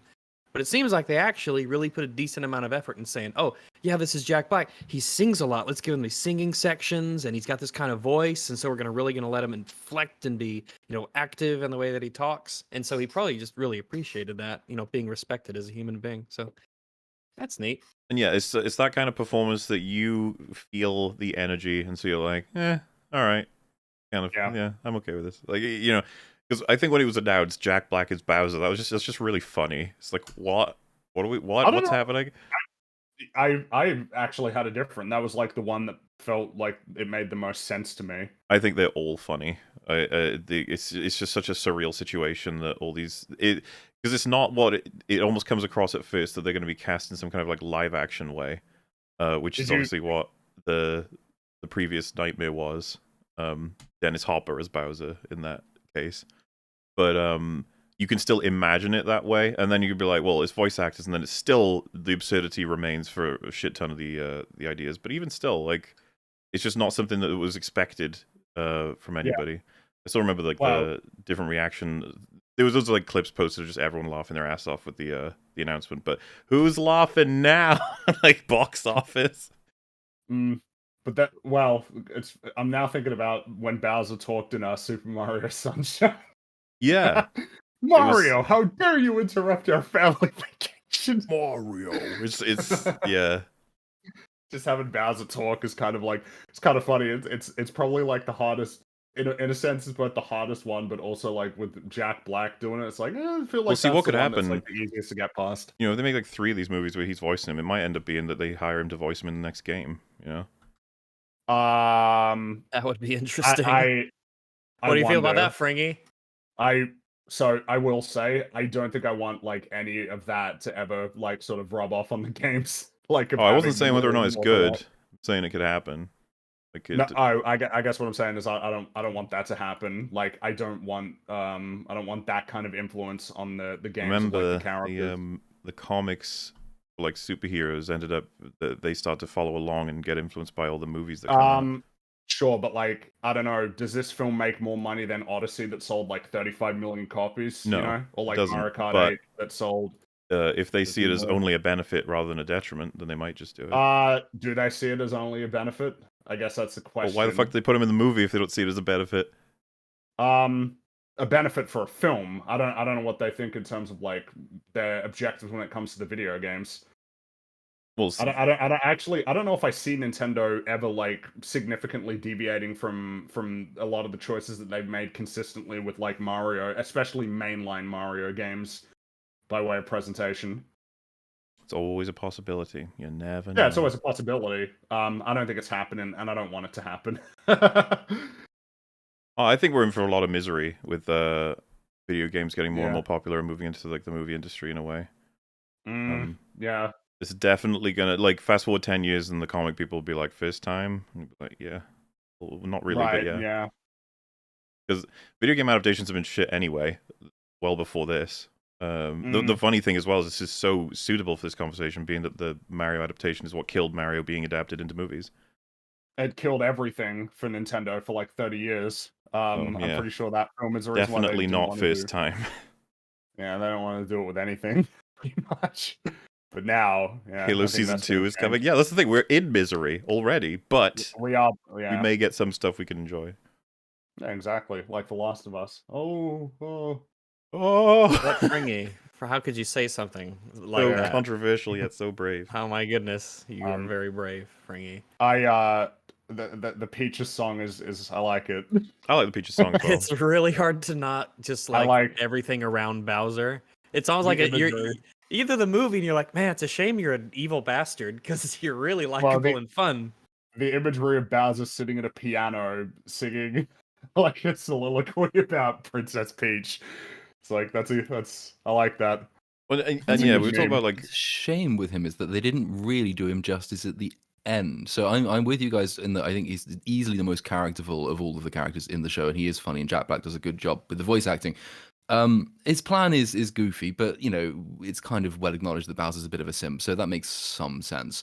It's more that having done all of that and him being probably one of the more fun bits of the film, then you get to the end and it's kind of perfunctory the way that we got the power stone, so we're gonna beat the shit out of him now, and we lock him in a jar, and that's him done forever. Well, not forever, but for now. That just kind of felt a bit like, yeah, you could have done a bit more with him. I think giving him a bit more credit than that, just sort of dismissing him in a short fight montage. I think that they actually, something I would say is that I do think that they make him in a lot of instances sufficiently threatening. There's like a lot of moments where through like the framing, the animation, the lighting and everything, like that he can come across as like intimidating, about as intimidating as I think you can make him. Oh, his entrance was particularly good, I think, in that sense. Yeah. You know, the masked armies and the backlit. That was done. That was well done. I think going straight for torturing Luigi, dunking prisoners in lava. I mean, just screaming about how he's gonna like destroy the Mushroom Kingdom or kill Luigi and stuff like that. And I feel like with Bowser, it always sort of ends in like a kind of a humiliating defeat. Like it always, like it's Super Mario Odyssey, like that was kind of a humiliating defeat for him in a lot of ways. Because that was the one I'm wondering if they probably would have gotten it from Odyssey, because I think they had the same design for his like wedding costume that he had in that game. Because that game ended with a wedding, and then Mario crashes the wedding and saves the day. Yeah. I think that was part of his plan that made the least sense. So the Power Star generally was kind of tricky. Like one of the first questions watching it say, if it's so good, if it's so powerful, why the hell didn't the Penguins use it when he invaded? But then obviously his motive for getting it is because he thinks that Peach will be more likely to say yes to his proposal. But he's still going to invade Mushroom Kingdom anyway and kill them all basically if she says no, which you thought might have been more leverage than having the Power Star. It's not. What's in Peach's mind sort of at the forefront? Is it that Bowser has a shiny star, or is it that he'll massacre your kingdom if you reject him? But then, since Mushroom Kingdom is shown to be completely defenseless because all the toads are too adorable, to use their own word, why hasn't Bowser just gone straight there and done this already? And then why doesn't he use the Power Star himself when he might have benefited from using it? That I guess you can put that down to his arrogance, maybe in the final scene, that he doesn't think that he needs to use it, but it still poses a few problems. I think the world building stuff, which they accomplish almost exclusively through Easter eggs, is quite deficient in the way that these places actually interact with each other and with the items that are supposed to be very important. I think that the only thing that you could say in terms of the motive, because Bowser going to get the star and then going to the Mushroom Kingdom like aligns with Mario and Luigi showing up, but them showing up was like independent. Like it's an independent thing, right? It's just very, very convenient that they show up at the same time that this is happening. So once you get past that, it's like, well, why is he going to get it? I think all that's to be said is he thinks it will impress Peach. He thinks he needs to do it to impress her. I think that's more or less about it. Because he's a little bit insecure in some ways. That seems to be the motivation. Little Platoon, anything else? No, it's the eternal problem with this film is that I keep having to think of things that, like, what else is there to say about that? Yeah, it's slim. Very slim. One might call it lean. I think that might be too much of a compliment for it. Yeah, probably. Weakest elements of the film really are, characters and story. Not that there's nothing there, but yeah. Well, and it's a good segue from Bowser's song into they've got an original soundtrack running, but they also have pop songs coming in every once in a while, which everyone's got mixed feelings on, I'd imagine. There's some songs where I'm like, okay, fine, yeah. There's some songs I'm like, what the fuck's that doing there? Especially compared to the incredible original music you can get from Mario. Like, why? Why would you do that? And it's like, why they did it. In it, yeah. It's kind of cynical and shallow. Like, this tune is a banger. That makes the film a banger too. Oh, it's familiar to you, so you know what mood to be in when you hear it. It's lazy, and it is a shame because the hell, they use the DK rap when you have the little first Smash Brothers reference. It's not even as though you would be limited to sort of purely instrumental scores. So there's more music in Mario than this one could possibly have made use of. Oh yeah. But you have that sort of expanded oeuvre as well, which is just didn't really. Yeah, why would you not have chosen that instead of Aha? Why is Aha in there? Hell, the song's because fun, you but... like Aha, I like Aha, and everyone loves Aha, so that's why Aha. I'll take that feeling and associate it with this movie, please. You're like, okay. As I understand it, they had created a lot of original compositions for those scenes, but then I don't know. At some point, they changed their mind. But yeah, I don't know. Like, I don't hearing "Take on Me" when they go to like the Kong Kingdom. It's like, why? Why wouldn't you do like? Why wasn't it like the Donkey Kong Country? Like da da da da da da da da, like as they're going through that area. I almost think it would have done better. As crazy as it sounds, like because they would be like, yeah, I know the music's good, but we want to appeal to audiences, and I'd be like, fucking kidding me? These songs do appeal to audiences. They're great. Well, exactly, they do. Because like it's really cool just listening to the music and hearing all of the motifs from various games. Because you got it from all sorts, from obviously Super Mario Brothers, the original game, like Super Mario Brothers 3, Super Mario World. I know that in the end credits they have Gusty Garden from Super Mario Galaxy, of course. There's like a lot of they use the theme for the original SNES theme for Rainbow Road when they show up on Rainbow Road, and it's like, yeah, it's really cool to hear all of that in there. Like, I'm never going to be unhappy to hear more of the original compositions, partially because I think that there is an interesting contrast between the strength of the compositions based on the original themes compared to the original themes for this film. Because, like, the original theme that they have for this film is like, yeah, it's okay. Like, it's not bad. It's all right. But then when it contrasts with the melodies from the games, it's like, oh, damn, man. Like, yeah, these are really good. The orchestral versions were very impressive. Yeah. They felt really great. They fit well with what was happening at the time. It was really nice to listen to these versions of, the tunes that everyone recognizes. Yeah, I if anything, I'd say I wish we got more of it. because I I think that agree. I think that there are parts when it's like, damn, I wish that lasted a little bit longer of like the original game music, because like if you listen to the soundtrack, like the way that it's the way that like it's all very timed to what's happening on screen, which there are moments where it's like, damn, I wish I had a little bit more time to breathe. Like the composition, like it will cut off just a little bit too soon for my liking. I'm always going to want to hear more of the game music. I There's always another want to take that. format of jokes that they have. I think there's either 3 or 4 instances of the track playing, like almost blaring, and then hard cut to off when a character gets hit by something, you know? Mm. A very common form of joke making that can add to blandness or not, depending on how you take it. But I think that I definitely would have committed to having all of the original music. Fuck it. Not to say 80s music isn't awesome. It is, a lot of it. But you know. Well, yeah, because I could imagine because I mean, why would she use one of the athletic themes for when he's completing the course? That just makes a lot more sense to me to throw in one of those themes. Or yeah, obviously when they show up in the Kong Kingdom, like have some Donkey Kong music in there. What were some other instances where they had some of them, but Mario music tends to be very annoying. What are you talking about? Jeez. Man, that might be like, damn, that's like I don't even know what to do with that. Haver over here. Oh my I don't goodness. even know what to do with that. The whole point of those tracks is they're designed to be able to be heard again and again and again and again because you're playing levels so much. Well, and in particular, made for the NES when you had limited amount of instruments, they needed strong melodies. They all of those songs have like incredibly strong melodies. Everybody knows what the Mario theme is. It's partially because it gets repeated a lot, imagine, but it's also because there's like a really strong core of melody. They went to fucking Isle Delfino at some point and they didn't play the music. The hub world. That would be like sacrilegious. Well, I mean, if the next one is Super Mario Galaxy, which I don't know if it would actually be, and they don't play like every song that they possibly can from that soundtrack, I will be unhappy. I gotta say.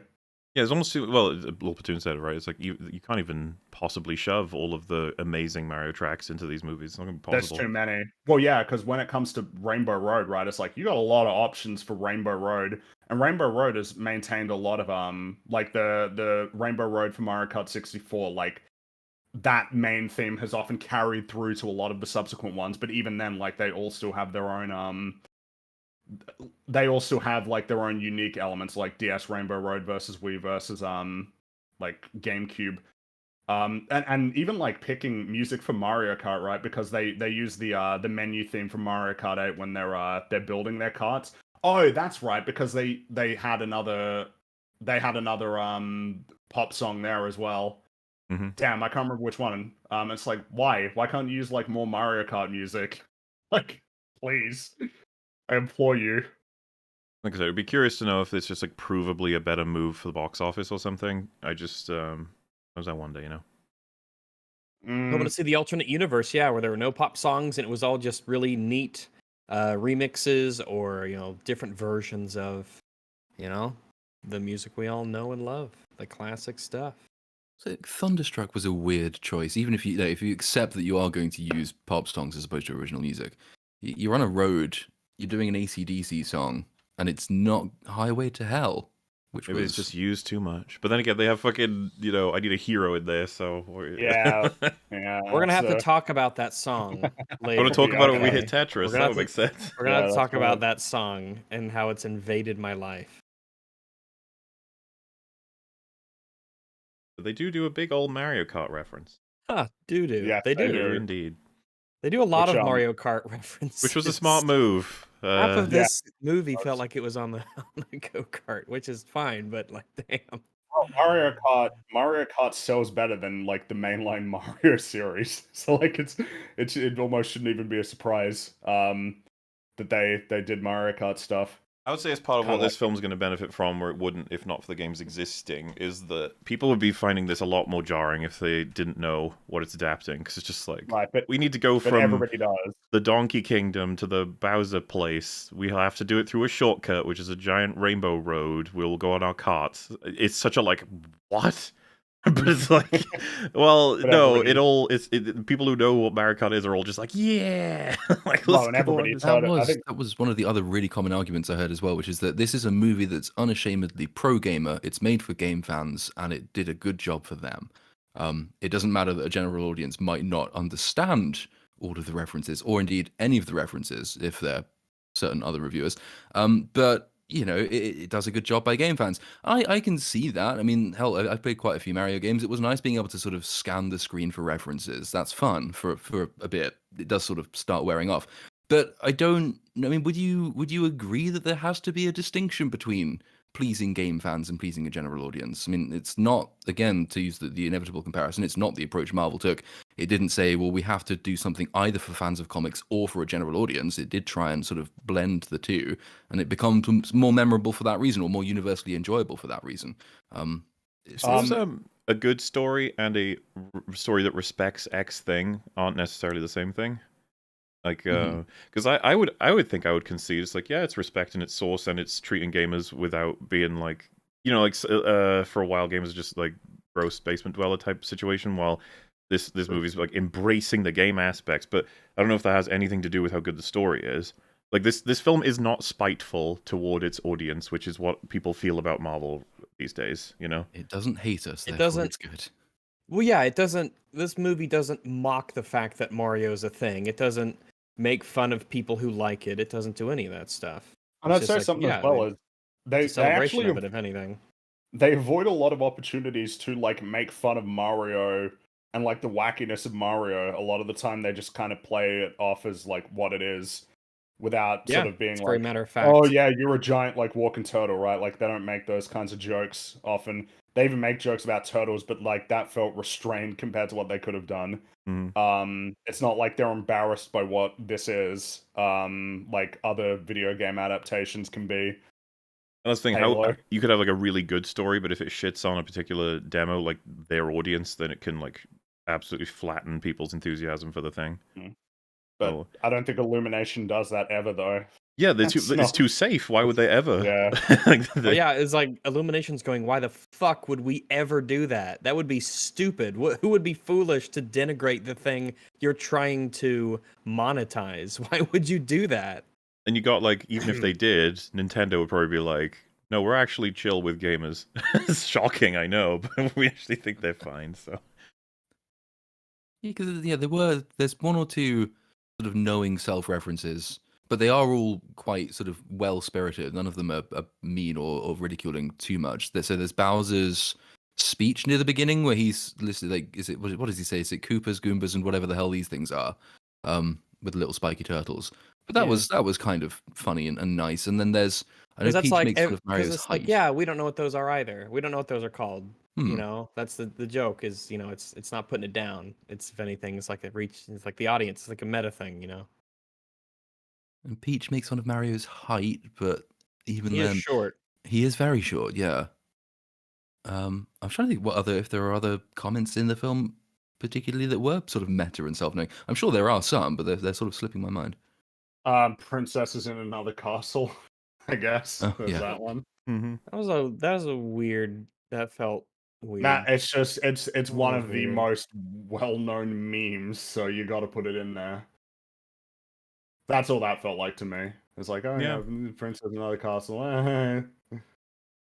oh, what else is there to say about the old Mario movie? I can't. I like it. It's hard to not like it. I think it's inoffensive. It's, you know, it doesn't shit on anything. It seems like it's got a lot of care and interest by, you know, the people who made it. You know, they have that for Mario, and you can't help but see it. It's charming, it's fun, it's vibrant and colorful. It looks great. I enjoyed a lot of the references and a lot of the little jokes. We could have gotten a whole lot worse. We definitely could have got a whole lot better. But this will hopefully all of the right messages will be learned from this. Probably not. So I guess we'll see.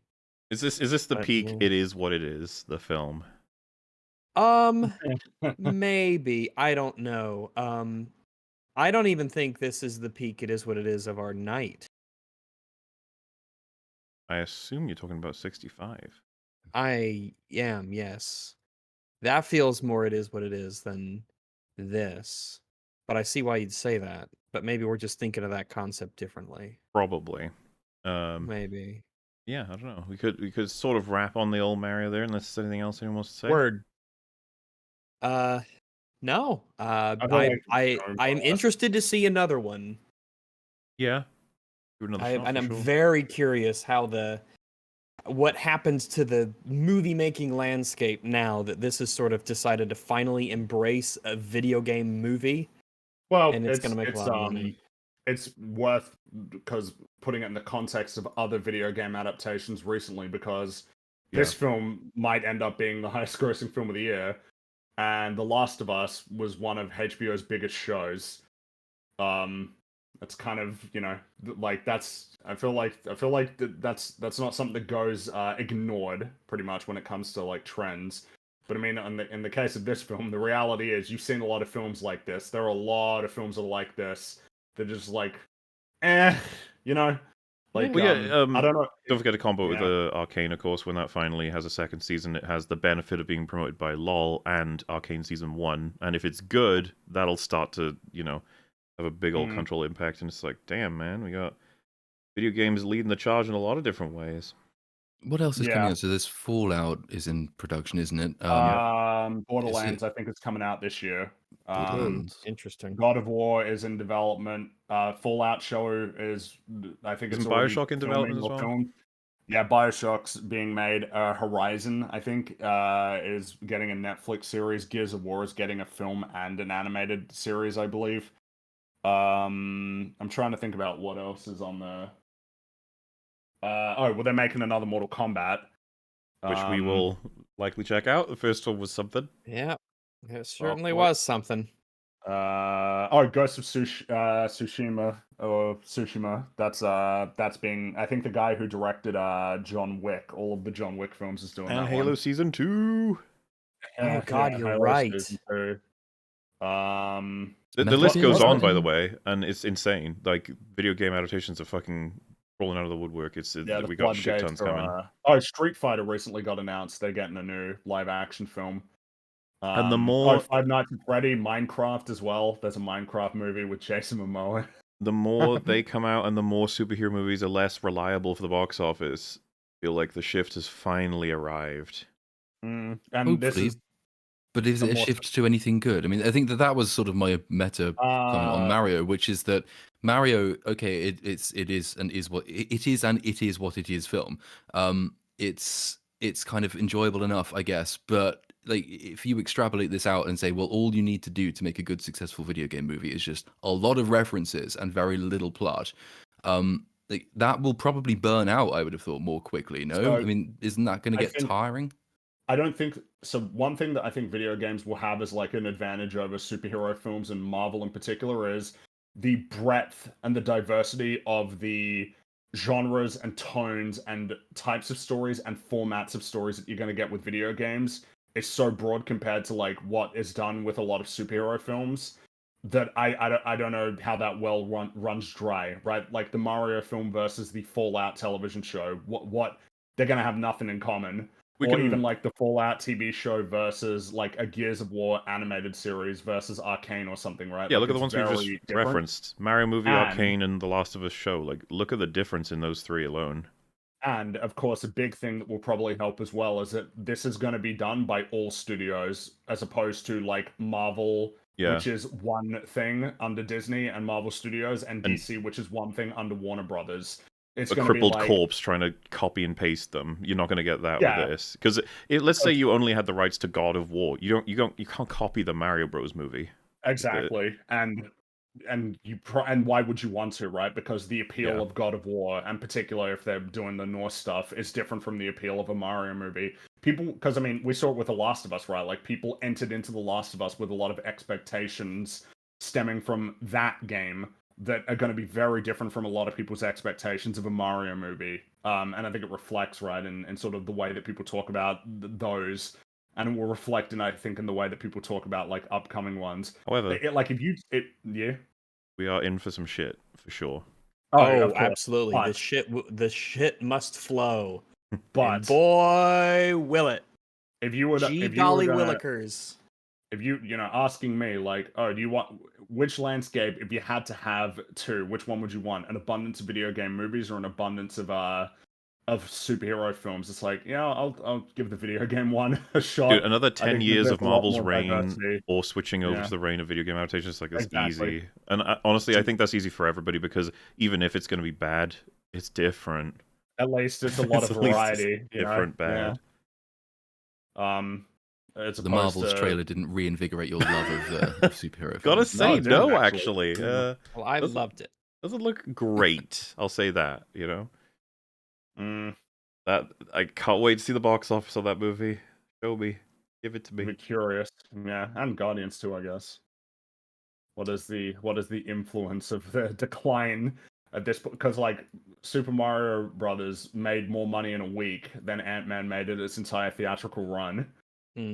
Like that's. Interesting. And by the way, this film hasn't even released in Japan yet, or a bunch of markets as well, a bunch of other markets. So who knows how high it goes.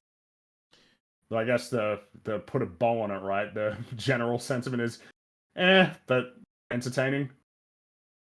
Yes. But entertaining is yeah.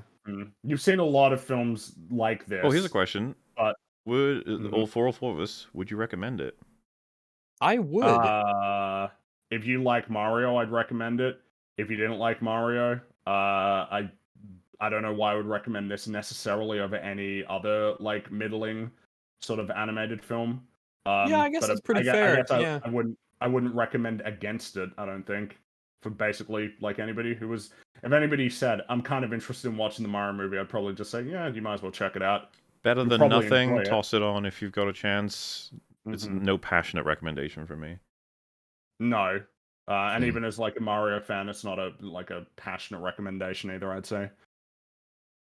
Mauler's argument But makes no hey, I sense. enjoyed it more What than does I a thought it Mario would. cinematic universe look like? It will be bad. No, Super Smash Brothers. I don't even know what's happening in that comment. Did I even talk about the guaranteed No, we were goodness of talking about- Smash Brothers? I don't even remember saying that. Oh, when we were talking about video game adaptations, we weren't talking about a connected like universe of like God of War and Mario. showing up in God of War. It's just that video game adaptations is a trend. Yeah, like, creators copying each other to try and bank on the current interest from the audience. And there's a world where a connected Mario universe could be good. There was a fucking world where a connected superhero movie universe was good. Mm-hmm. We didn't see it though.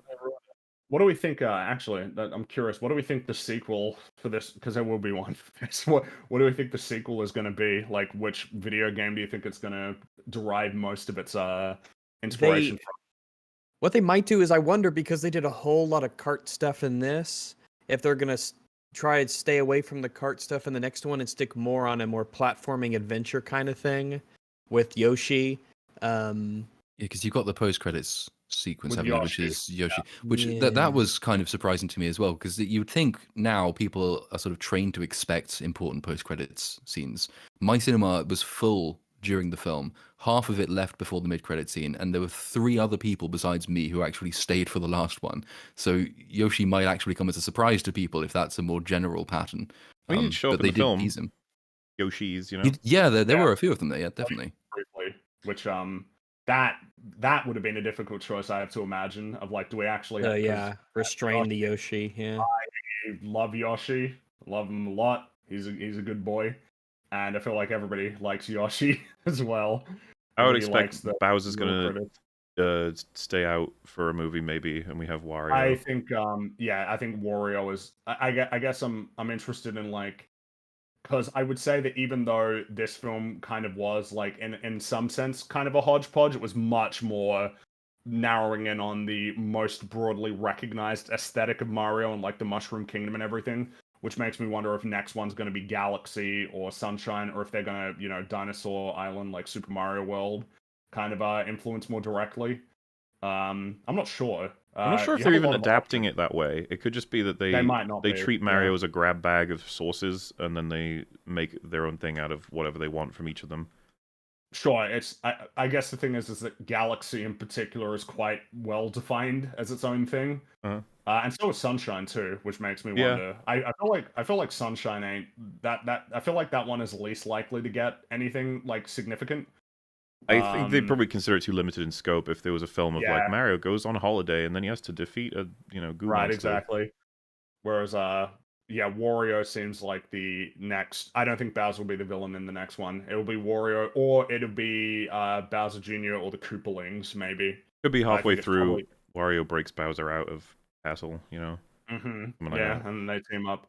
Oh, and also, actually, before we wrap it up, Charles Martinet's cameos. I liked the choices that they made for the cameos that they gave him. Yes. If they weren't going to give him Mario, which they didn't, he shows up as kind of like a Frodo, sort of like Jumpman, a guy in the. I think it was like a Punch Out inspired, because I'm pretty sure there was a picture of Little Mac up on the wall in the restaurant they were in. He was playing. I think he was playing the original Donkey Kong on the arcade machine, and it's just like standard sort of normal Mario voice. That was the influence for their commercial where they put on the Mario voice, and they have like the capes, like the yellow capes that they're wearing. And then he also shows up as Mario and Luigi's dad, which yeah, feels pretty appropriate. Especially at the end when he's like, "These are my boys." It's like, oh man, yeah, Yeah, jeez, yeah, damn, that's I like that. I like that as much as I can when he didn't get to Frodo the Jumpman. Yeah, Let's use our ears here. it felt like they knew that him not voicing Mario was kind of an unfortunate situation, and that they did what they could to Right. make up for it. Because yeah, there was probably because Illumination were probably like, no, we're celebrities. Like we're not letting him play him. We got to get them big names up there on the poster, which is kind of funny, right? When it's like Mario, I feel like Mario. I don't know. The celebrity voice cast helps Mario make that much more money, you know. But hey, who knows? Hey, indeed. So, we could move on to one of two movies here. Should we leave it to chat, see which one they vote for more? Be interesting. I don't mind doing either first. Let's come to the mob. You want us to first talk about the movie that is all about how Tetris was made / released to the world, or the movie about dinosaurs with Adam Driver? I'm seeing a lot more 65. Yeah, I'm seeing a lot more 65 as well. I guess it's more mainstream, sort of. I guess so. I don't even know, really. Yeah, it's an odd one. I saw that 65 was so bad. Maybe that's why people want us to talk about it. Okay. I guess it's All right, 65. 65 it is. Yeah, sure. The people have Fuck spoken. it. Why not? Let's talk about 65 for all the things that there are to really dig into. 65 is a movie starring guy and girl, and there's dinosaurs. There are. And oh wow, that's it. I was gonna say, Rags, what the fuck? You just spoiled the whole movie and summarized the Oh, entire yeah. plot. Well, I guess you see, when I started talking, I thought it was going to go somewhere, and then I was like, "Oh no, we're done. We found the destination just right there. Look, there we go." It's like if Mount Doom was next door to Bilbo's house, and he's like, "Oh man, we gotta go." Oh no, it's right there. All right, well, that takes care of that. And it doesn't do that well. Like, No, even it is that. it's not only extremely simple, it's also extremely bad, and it wastes anything interesting that it could have done. I don't know if there's any real redeeming quality about this movie. I guess Adam's Driver's acting fine with what he was told to do. There's that. There is that. There's one kind of okay perspective shot right at the beginning with an asteroid flying towards the ship, but then the ship Ooh. gets really big and the asteroid's really tiny by comparison. Like, the beginning looks kind of flashy, and then they get down to the planet and it looks terrible, and the creature design is awful, and they don't even seem to have read like the most basic book on dinosaurs ever, and they have no story to tell there. The translator was broken. Well, I mean, because it won't take long to go through it. We'll probably go chronologically for the fuck of it. The film opens, right, and this is the thing. A lot of people are watching this because of its premise. It's like, he crash lands on a planet with dinosaurs because it's Earth. Oh my goodness. And it's like, oh, so he's like a human, but he's an alien, right? And he's crashed on Earth before humans. It's like, okay. So you go into the film thinking like, all right, that's why I'm here. What else have you got? You know, that's how films work sometimes, stories work. It's like they hook you in, and then they give you stuff you weren't even expecting. That is all the film has to give you. That is it. And they know that so fucking well that they're like, the opening, we're in space. And it's like, oh, these visuals are interesting, blah, blah, blah. Then it just goes, prior to the advent of mankind. It's like, oh. I thought that was going to be like, you know, something that we could gather. But okay. And then in the vastness of space. Like, yeah, I figured from the visual. Like, the infinity of space. It's like, okay, I got that. It's like, as films go, in terms of like an intro, it's like, this is not a great start, unfortunately, but it's not indicative necessarily of anything. It's like other civilizations explored the heavens. It's like, what are you doing? Why isn't it just no text? You didn't need text, but that's just like we had to tell the audience that gets worse as than we that. were flying, we had to tell them that as we were flying through the galaxy, that we were flying through the galaxy. We were exploring the universe. They wouldn't have, you know. When you're like watching a film for the first time and you have no idea what you're dealing with necessarily, because I didn't check who wrote this and what they'd written before. If I had, I would have gone in with much less enthusiasm. But you know, you start out and it's like alien planet, and good old Kylo Ren is chilling with his wife, I guess, and daughter.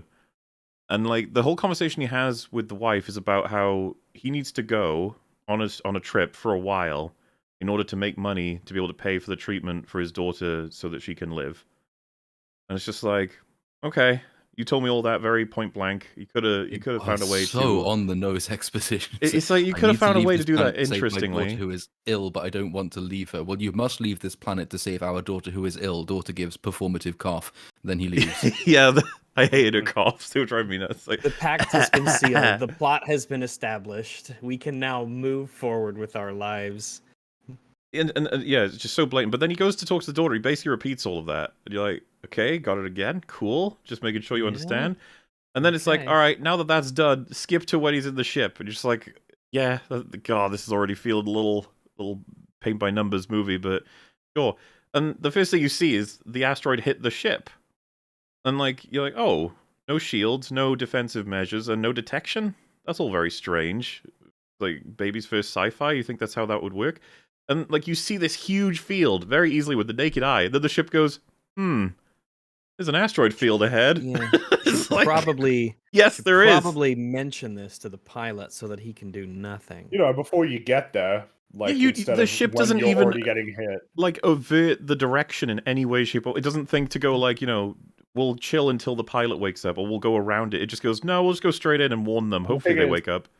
Later in the film, it's like, oh, it was unexpected. Yeah, even if it is unexpected, like, I don't know, can you not detect You it can see it ahead of coming from time? so far away. Yeah, They show us, like I exactly. said, just normal eyes. You can see this shit coming from miles away. Yeah, So ship's radar should be able to detect it far, far ahead of the naked eye. But instead, it seems we have one of those spaceships it's like one of those people who, when they're driving down the road, and maybe like a second before they change lanes, they put on their blinker, and then they just do it, just to let you know that this is what's about to happen. Prepare your anus. We are changing lanes.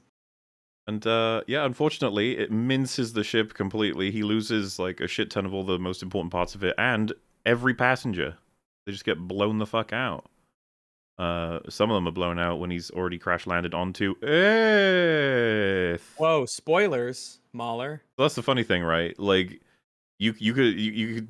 I think the film should have played with it a lot more. I would have made it, possibly even try to make it so vague that it doesn't even get said at all in the film. You don't even necessarily know, like, the Yeah, creatures. you don't. You just Maybe piece choose it creatures together, that you people don't know about that are actually real from Yeah, HBO. dinosaurs from an age that are, less well known, and then maybe people could be like, oh, maybe that's Earth that he landed on there.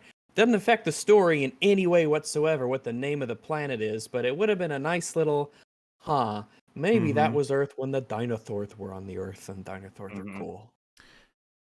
Yeah, and they keep flashing back to his daughter as well in like all scenarios. You're like, I know, You know, that's the only thing you've really said.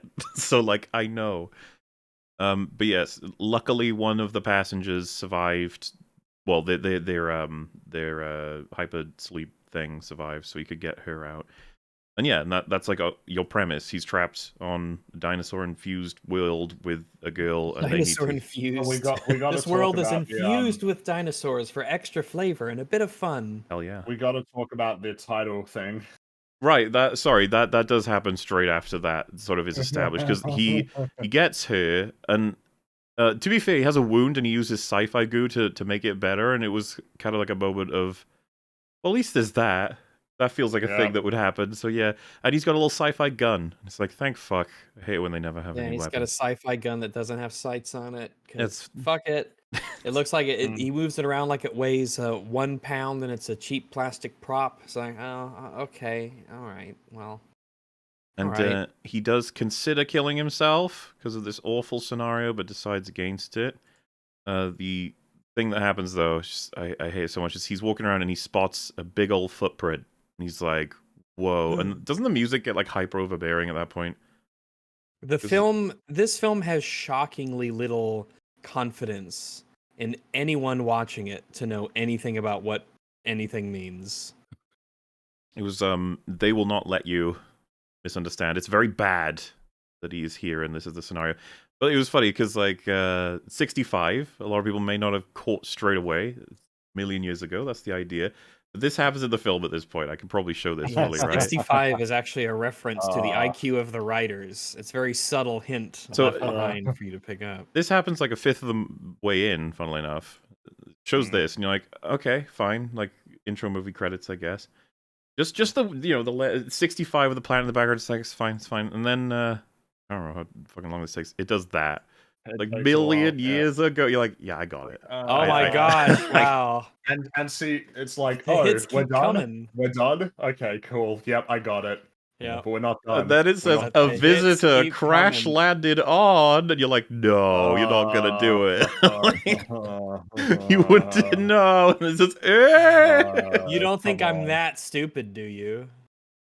But the film does think you're that stupid. I'm glad that the film has the confidence in me as an audience member to put it in text, assuming that I can read. It's the Rings of Power Southlands into Mordor thing. Yeah. and Yeah. It's so clearly apparent, but no, we also have to relabel things just for the exceptionally slow kids in the back of the theater. But my abiding There was question no about one all in of the this is like, theater. well, no, good No point. one Actually, saw there was it. no one watching it except us, apparently. But the abiding question is just like, why? What about this script did you have some pressing need to turn into a film? And it took ages. This is like the fifth attempt to put it out because coronavirus got in the way and something else got in the way and something else got in the way, and they kept trying to release it and then it failed. They tried to release it and it failed. It didn't work. They kept working on this for ages, and eventually they thought, well, sod it, I guess. We'll just stick it in the cinema and we'll see what happens. We won't do any we made real it, we might as advertising for it. well. Yeah, we might as well. It's done now.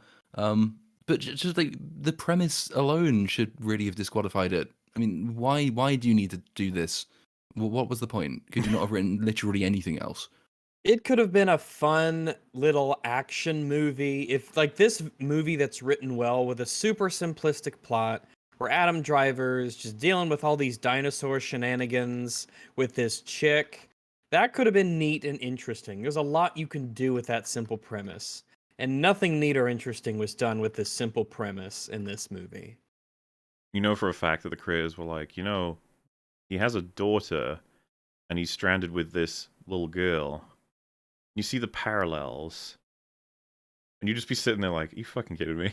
Like, seriously? They're like, all you have to offer? Is this actually all you have to offer narratively? they're like, but that's a story. And you're like, Yeah, I know. technically. I could. Yeah, Yeah, I mean, that is a story. That is the story. That is all that there is to it. Yeah. Yeah, by the way, so trapped on a planet with dinosaurs with a little girl. It's like, oh, are we doing, wolf and cub situation? It's like, well, she can't speak English. So that it's not an impossibility, but it's very hampered, unfortunately. Wait, did you say wolf and cub? Yeah. Aren't juvenile wolves called pups? Wolf and or Cub story puppies? references like a storytelling thing, not necessarily biology or accurate. Because I feel like animalogy. I feel like that it would be like a like lion and cub or bear and cub, right? You know? I don't make the rules, Rex. I just follow the Well, colloquial ones. someone ought to.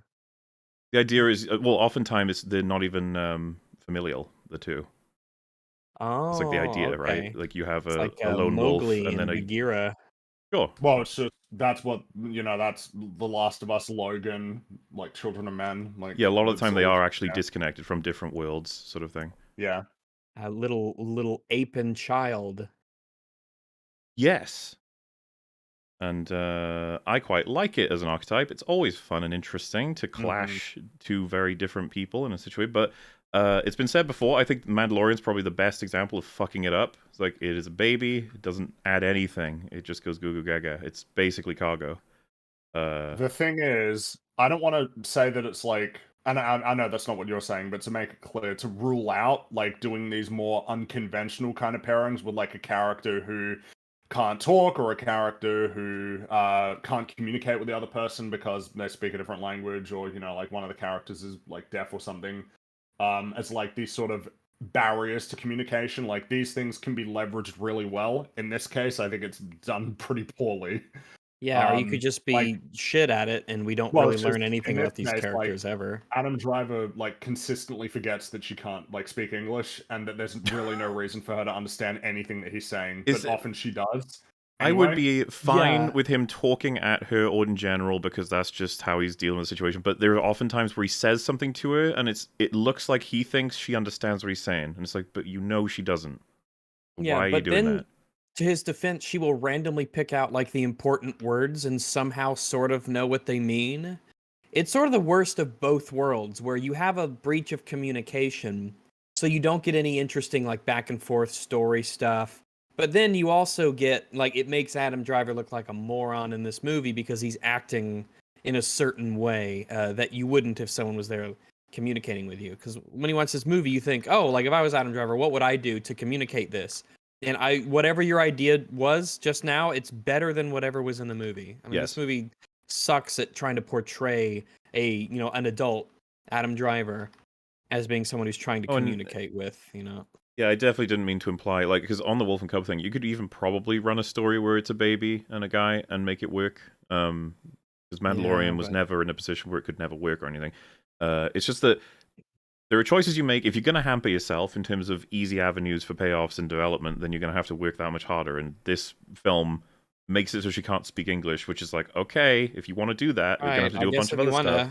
They can't like talk if you do that, right? Oh, you do know? Okay, well, I'm sure you'll do something interesting to balance that. Oh, you not? Oh, okay then. Well, I guess you can just fucking grunt for 90 minutes. That's fun too.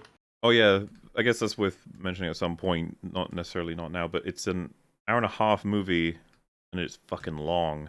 It goes on Way for a too while. long. It feels a lot longer than the Mario movie. Despite Mario being the movie's same like- length. Yeah, Yeah. Mario movie's about 90 minutes too, and Flies that by. film was just flying by because stuff was always happening. There was always something to look at and listen to, and always a little joke to notice or something was going on.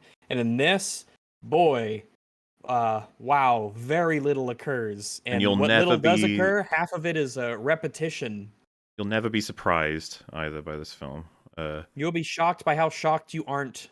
Like It there's- is almost like it's working really hard to make you bored so you don't pay attention to it. It's Yeah. like it's part of a strategy of the film. If you look closely at the thing, it's even worse.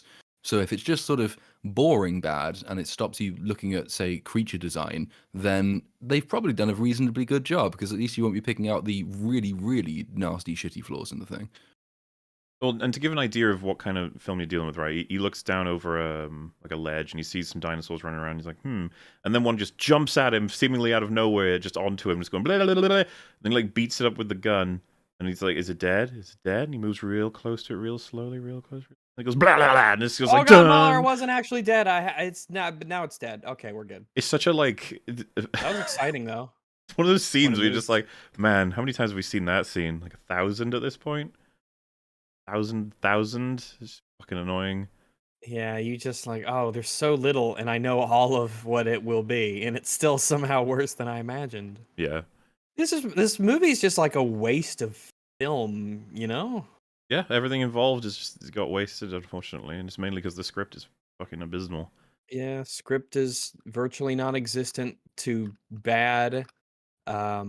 I'm like legitimately thinking what I think the best part of the movie is, not counting the lull when it ended. Um, uh, some of the CGI wasn't terrible. Yes, Oh, we some got a subjects are funny okay. Adam Driver yell Yeah, when but it goes, yeah. That was funny. I think that was legitimately the only laugh we got out of the movie. And it was supposed to be like a tragic, dramatic moment. there was that little device that shows like a digital vision of him in the dinosaur fight, and it shows that for a little bit during the fight. That was something, right? That could have been something that was kind of nifty, yeah. But we were talking about like all the ways that could have been interesting and better and memorable. The characters are dumb. Adam Driver's dumb in this. Or just call him Guy. Guy is dumb, and Girl just makes some noises, and she's dumb too. They're both dumb. The dinosaur segments are dumb. It's just what a shit film. So Girl something is that selectively highly competent though, so she'll be dumb and mute for the most part. But then occasionally the film will need her to do something like, I don't know, make a spear and then jab that spear into the eye of a fake dino at some point. So like she's selectively It's a very, real very highly dinosaur. It skilled. was attacking him. Yeah. He was Yeah. deadly. She had to save him from the dinosaur. felt very, very bad for that dinosaur by the end. Yeah. He got both of his just eyes trying to- taken out and then like melted. Yep. I felt bad for the dinosaur. That was the character I felt worse for than anyone else. Was the dinosaur. I felt bad for him. I felt like, oh, he's just being a dinosaur. It's not his fault. Why'd you have to be like this much of a jerk to him? You could have just left in your space shuttle. Oh man. What might yeah, have been the funny- plot. Oh yeah, go Sorry. ahead, go for it. Oh, I was What gonna you say, was what gonna say might- is more interesting. Probably not actually, no. But I was going to say what might have been funny if the giant, because the film sort of wraps up with the extinction event, the huge asteroid. I wasn't sure if the film was even going to try and do this, but like, is there a world in which the ship he was on that crashed into the asteroid, is actually it knocked the asteroid into the path of our planet? In which case, like he is indirectly responsible for Oh the. my god, That'd be Adam funny as Driver fuck. killed the dinosaurs. That'd be hilarious. But he's like God. He created man, kind of, not really, but still. Beautiful. Give us a chance to take over. Yeah, something I wanted to bring up was like, they have all this amazing space age tech and stuff. It's like they don't have a translator. It's like they did. It got broken. Oh no, that would have been so useful throughout the movie if they could like have conversations and talk to each other and discuss their thoughts. It's really funny because they have several console type pieces of tech, be it on the ships or in handheld form, but like none of them apparently have a working translator. Just like, Well, the handheld no. all-purpose scanner, so that he falls down into a cave and it can detect airflows to guide him out of the cave. He can point it at a light in the sky and it can say "catastrophic asteroid detected." So yeah, it's not the only catastrophe I've detected in this film, but it's definitely one of them. What? Rule. Yeah, because what Rags was saying about him trying to teach her stuff, there are several moments where he is trying to communicate with her, but they're all pathetic. I think the water flask one was one of the really bad ones for us. Just like, oh my god, he couldn't be doing Water this. flask was bad. Eating the berries as a no-no is bad. There was like the mountain when he makes the little mountain thing. We have to go to the mountain. Like virtually all attempts at communication are done extremely poorly, to the point where I would not blame her at all for not knowing anything. He's being very irresponsible by not telling her that the berries are not edible in a better way. Guy sucks. He does, and there's a lot of the film's got to nerf him quite a bit a lot of the time because otherwise this would be too easy. And so we'll get like a horde of dinosaurs coming at him in order to make that like something he has trouble dealing with. But you also get like he climbs up a tree to get a better view of something. Clearly stands on a branch that's like already breaking. And it's like, the camera will zoom in on it, be like, see, something's gonna happen here. And it's like, yeah, it's gonna break. And it does. And then he loses his footing and fucking lands on his arm and dislocates it. And it's like, you didn't think maybe you should step on something a little bit more sure-footed than that? It's like, yeah, well, fuck you. We gotta get him in some kind of trouble somehow. And yeah, it often feels like that's the kind of thing the movie's doing. It's just going through the motions until they get to the location. But oh no, he's broken his arm now, and oh no, there's a horde of dinosaurs that are just about to attack him. You're like, oh my goodness, but the reason that he broke his arm, he dislocated his arm or whatever, was because he decided that he really needed to climb this one tree. instead of it's a consistent through line with this movie is that he's dumb. Yeah. So it's really tough to feel for him or tough to like sympathize because he's just constantly doing stupid stuff. Yeah, And a lot of that we gotta shit in mediocre films where like she runs off to hide somewhere, and it turns out she's right next to another huge like fucking set of dinosaurs. Like, it was just to her right. It's like, oh, she didn't see them when she ran into the place in the first place. It's like, ugh, it's so fucking funny. It's just, the camera just pans around. It's like, look, it's swarm. Wow, look, Dinosaurs. they're all here. Damn, didn't see 'em. Yeah, I'm really proud of us. We talked about the movie this long. Already, yeah. We're like halfway trying to- through already in terms of timeline.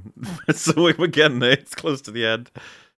This movie felt like it was 65 remember how long million years long. they did the scene of him trying to whistle to get her to stop being sad? Oh yeah, That went on for a damn, while. that lasted a long ass time. Jeez, I just wanted the dinosaurs to eat them. Oh my goodness. I just didn't care about any of them. They were both too stupid to live. None of them were interesting. They didn't do anything interesting with the ideas. So I'm like, I don't know, like just be like it's dinosaur food. What's the insane coincidence that they happen to land on Earth the day before the asteroid hits? It's fucking like you got to Isn't have that moment like, where phenomenal? they desperately escape as the asteroid hits Earth, the very one that wiped out the dinosaurs. You're like, God, you're so fun, aren't you? Like you're just that when all the fun things happen. Isn't that so interesting?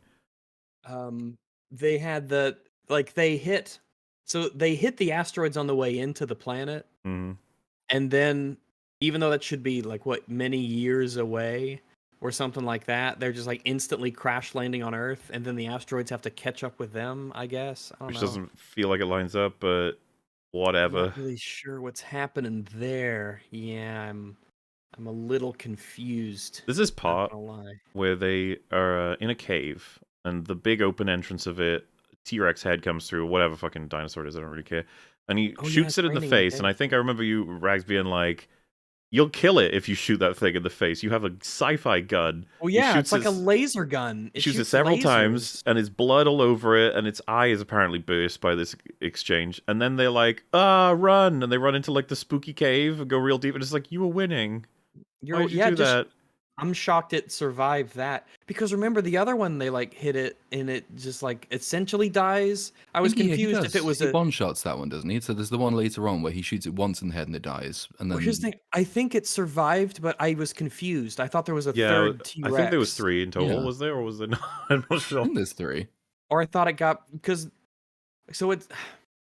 yeah. It comes back. It got shot in the face by the laser, and it got its eye shot out. It comes back for revenge, back for more, which I guess, I mean, maybe he's just curious. He was seeing what was going on in that cave. Mm-hmm. Oh, remember the little proximity things around there that when they slept? He puts the little things down. He does, and they seem... I think they detect way more than where they are, but it's still very strange. It was like, what's the idea? Is it detecting outside of the cave? He puts down these like little radar things around where they're sleeping, like little pylons or whatever, and they turn and they say, "Oh no, there's danger," because there was a bug in her mouth, and then I don't know, and then he like breaks one to.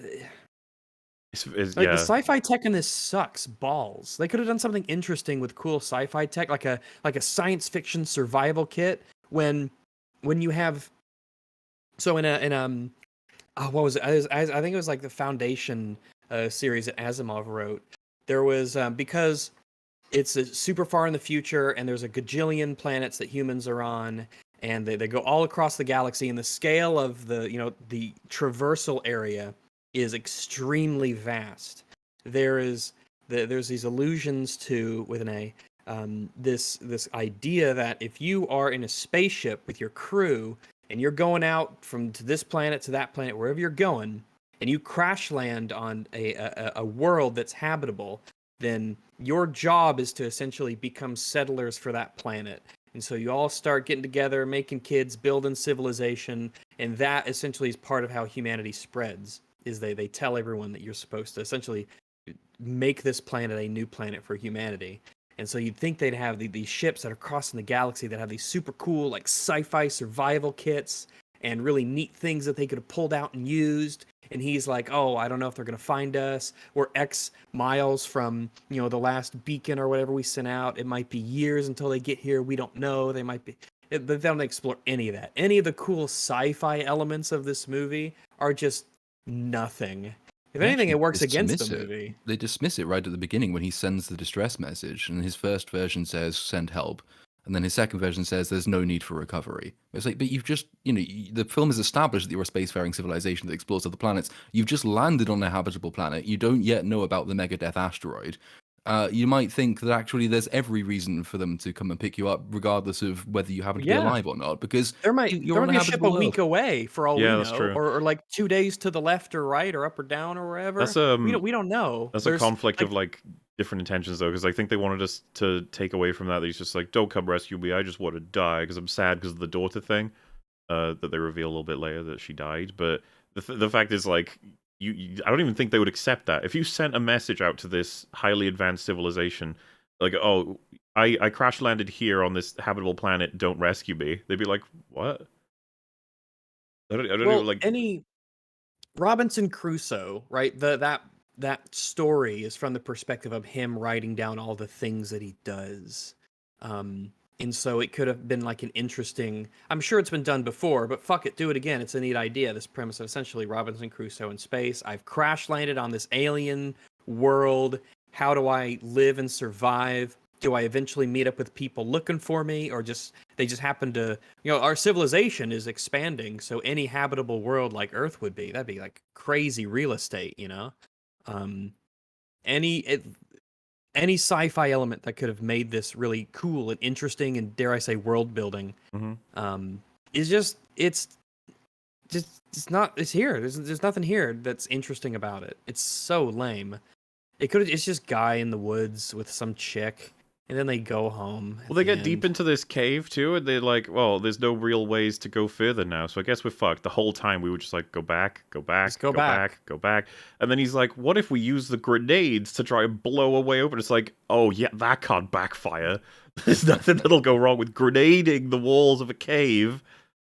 I don't get it. The characters are too stupid for me to care. Like, I'm like, oh, you're not a real person. You're just an idiot. How doesn't he know how it can go wrong? And then, if you guys never would have seen this coming, there's a cave-in. And they get separated and presumed dead on either side. And it's like, wow. Crazy that would happen. And yeah, you're getting close to, like, the fucking third act at that point. And you're just like, good God, just end. Like, there's no reason for me to continue this crazy bullshit. But yeah, he falls in a... I don't even know what it is. Like a quicksand. Well, I think so. Mud? Yeah, it looked like goo or was it mud? Yeah, mud, sand, whatever situation. Was it goo that he fell in? I don't think so. Yeah, it looked gooey but really runny. Yeah. It was very, very. Yeah, it's like a gross cereal. I forget how it works sometimes. Was it very viscous or not viscous? I think goo is. Do you have viscosity if you flow more, or do you have less viscosity if you flow more? I forget. I think it's less. I think. Yes, because viscosity means like thickness, kind of. Oh, because the characters had a lot of viscosity, but the quicksand did not. It was very gloopy and runny. And he's about to die, and then she saves him, and then he's like, the comet's about to hit, we're all about to die, oh my god, it's the worst thing ever. And they get to this ship that they've been trying to get to, escape pods in there. Unfortunately, they get it all sorted out, and then fucking 2 T-Rexes arrive, and it's just like, this is as far as you went, wasn't it? It was, he lands here, and then he has to fight the dinosaurs. That's all you had. Yeah, but his daughter, though, and you're like, Yeah, it's also worth noting how very, very convenient it is that the little girl turns up to save him just in time, because they're separated in the cave. They come out of different entrances. Presumably she has no way of orienting herself. It's just complete pot luck that she happens to run off in the same direction as he does, at roughly the same pace, even though he's much bigger and taller and stronger, and just arrives just in time. So he's gone under the sinking goo, or whatever we're calling it. And he is, for all intents and purposes, drowning. And then, yeah, she just appears in time with a huge tree branch and helps him out, which is very lucky. She bends a tree like down into the the whole goose sequence is terrible. Sorry, I mean not goose sequence. The whole like quicksand sequence sucks. Because he like falls into this really.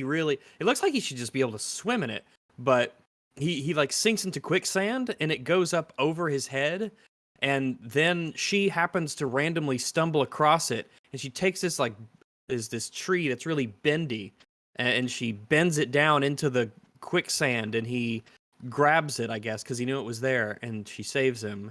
And then that's done, and they move on instead of him probably should have been terrified that he almost like drowned in mud. That would have been a little, existential bit of terror, but I guess it wasn't really. And when the two Trexes attack, he like gets his gun. It's like, well, this is gonna be over quick. And then the gun is like, do not recognize thumbprint. Do not recognize the thumbprint. He's like, oh no, and it's just sitting like, Oh, no. fuck off. Like, of course that's the only way you can make this have any tension. You would just fucking wreck the T-Rex otherwise. And then, like, he gets under a log and activates it through, like, I guess, like a code instead. And I was just like, why did he do that? The second the thumbprint doesn't work, you do the code instead. It takes him, like, a split second. Just to go boom, boom, boom, boom, and it's open.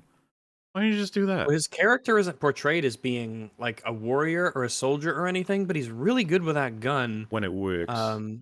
Yeah, but that's, like, the gun's fault, not his, in a way. Well, but I guess I'm saying he's not very good with the gun if he can't immediately, when it's like jammed on the thumb scanner, that he should just do the code. But we needed that gap of spooks. But all he does is unload anyway. As soon as it's activated, You he need just the fucking wrecks mildest him. of tension. They even, I have to talk about this shit. So the girl distracts the dinosaurs by playing a hologram of his daughter.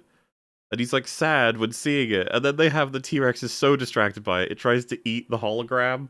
And I honestly think that was the creators being like, you see how tragic it is? He has to witness the death of his daughter once again. He's crying, and it's like, fucking what? What are we doing? That could have been a really cool, like an actual setup and payoff if we found out that he had like a little, it's like essentially like a photo album, but a sci-fi version of it. Because remember, this is a science fiction movie, actually.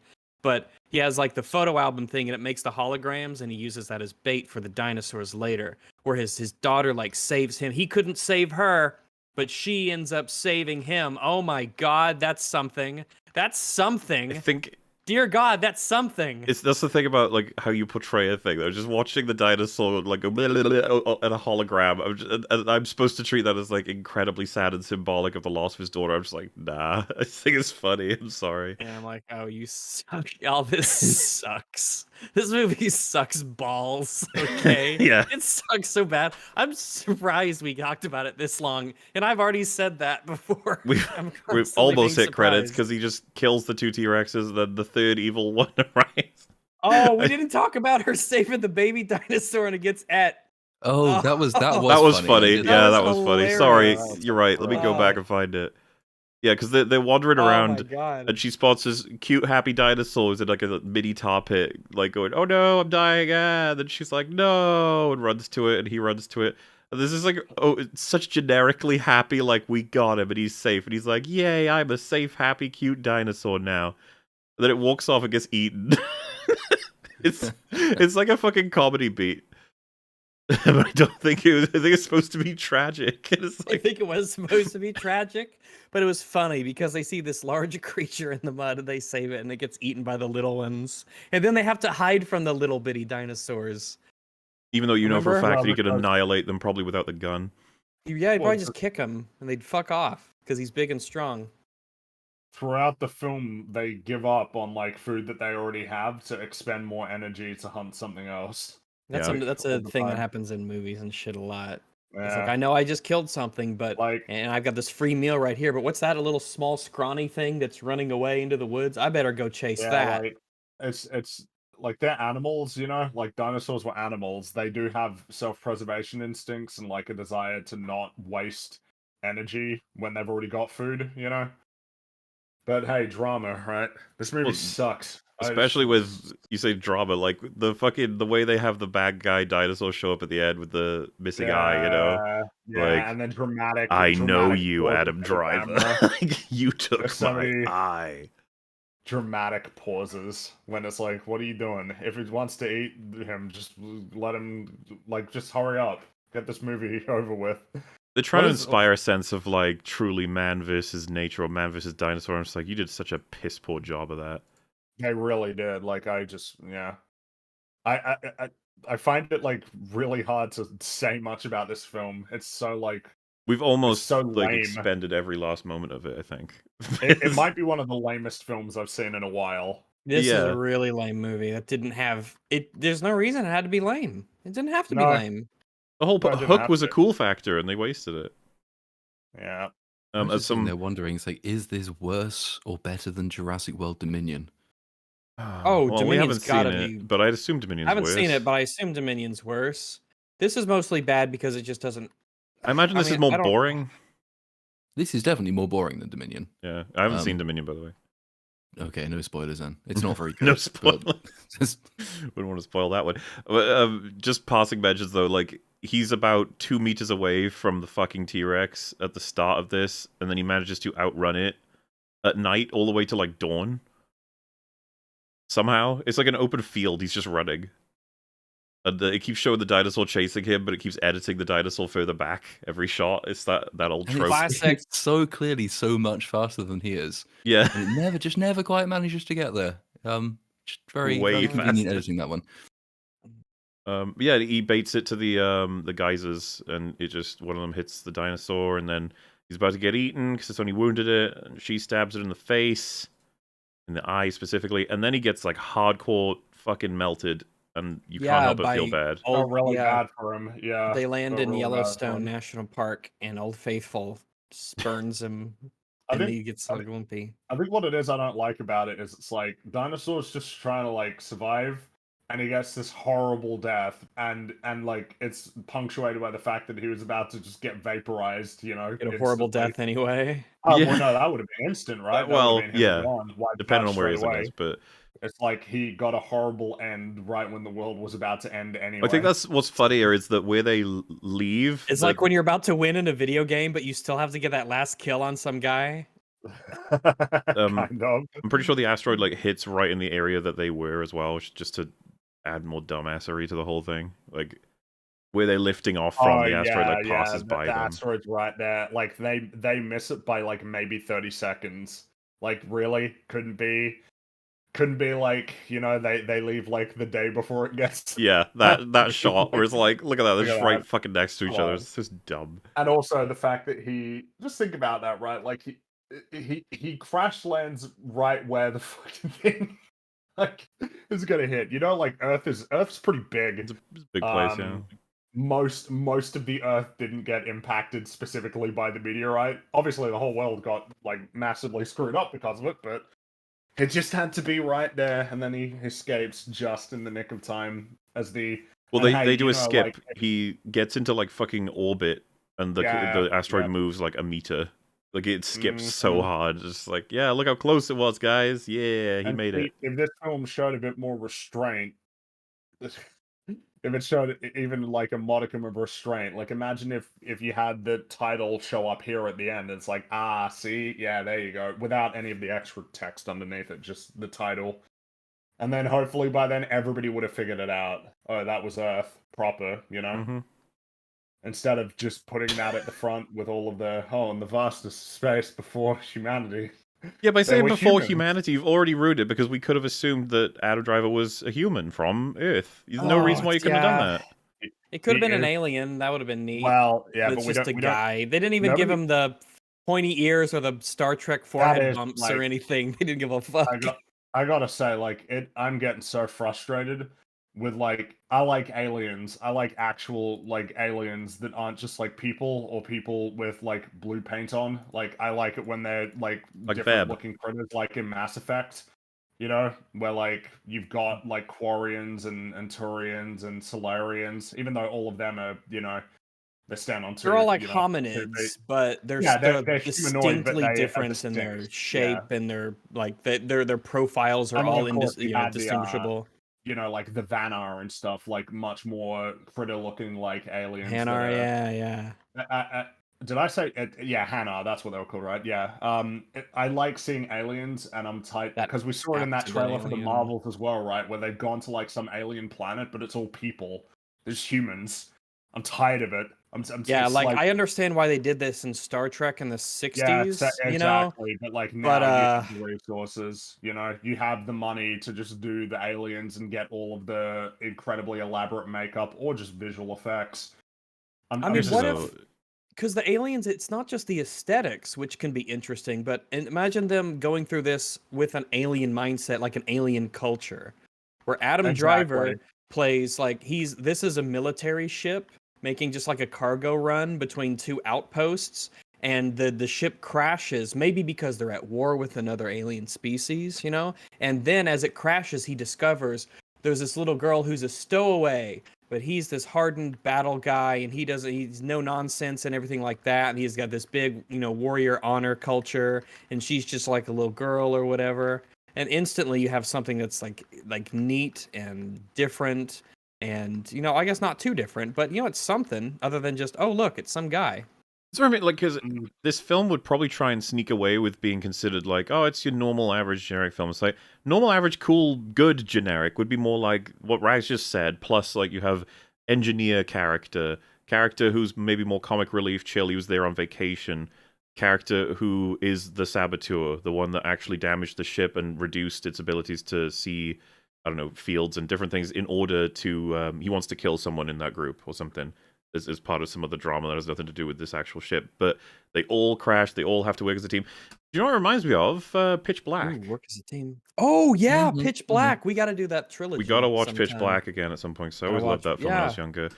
Pitch Black is neat. Premise of that is a big old ship that's carrying prisoners and, you know, vacation people. It all crashes on a very dangerous planet and they all have to work together. Very straightforward. That would be where I'm more happy to say, you know, generic, standard, fun, good. Maybe I need to see it again, but this does not deserve that. This film's terrible. Like, it completely squanders every last piece of storytelling it could possibly have. It doesn't deserve to be called, like, mediocre. Because, like, its ideas are frankly like not that interesting. The high concept is all right of like, oh, they're on a planet, but as it turns out, it's actually this place, and that's like gradually revealed over the course of the story. But I mean, that's not worth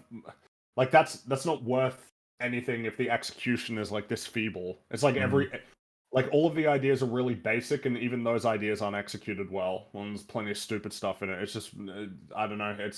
I don't consider this to be like even remotely valuable. It's like an experience. Yeah. I mean some camera guys got paid and some CGI animators did a half-ass job. There I are guess. some I cool don't know. landscapes. There are some cool landscape shots. Yeah.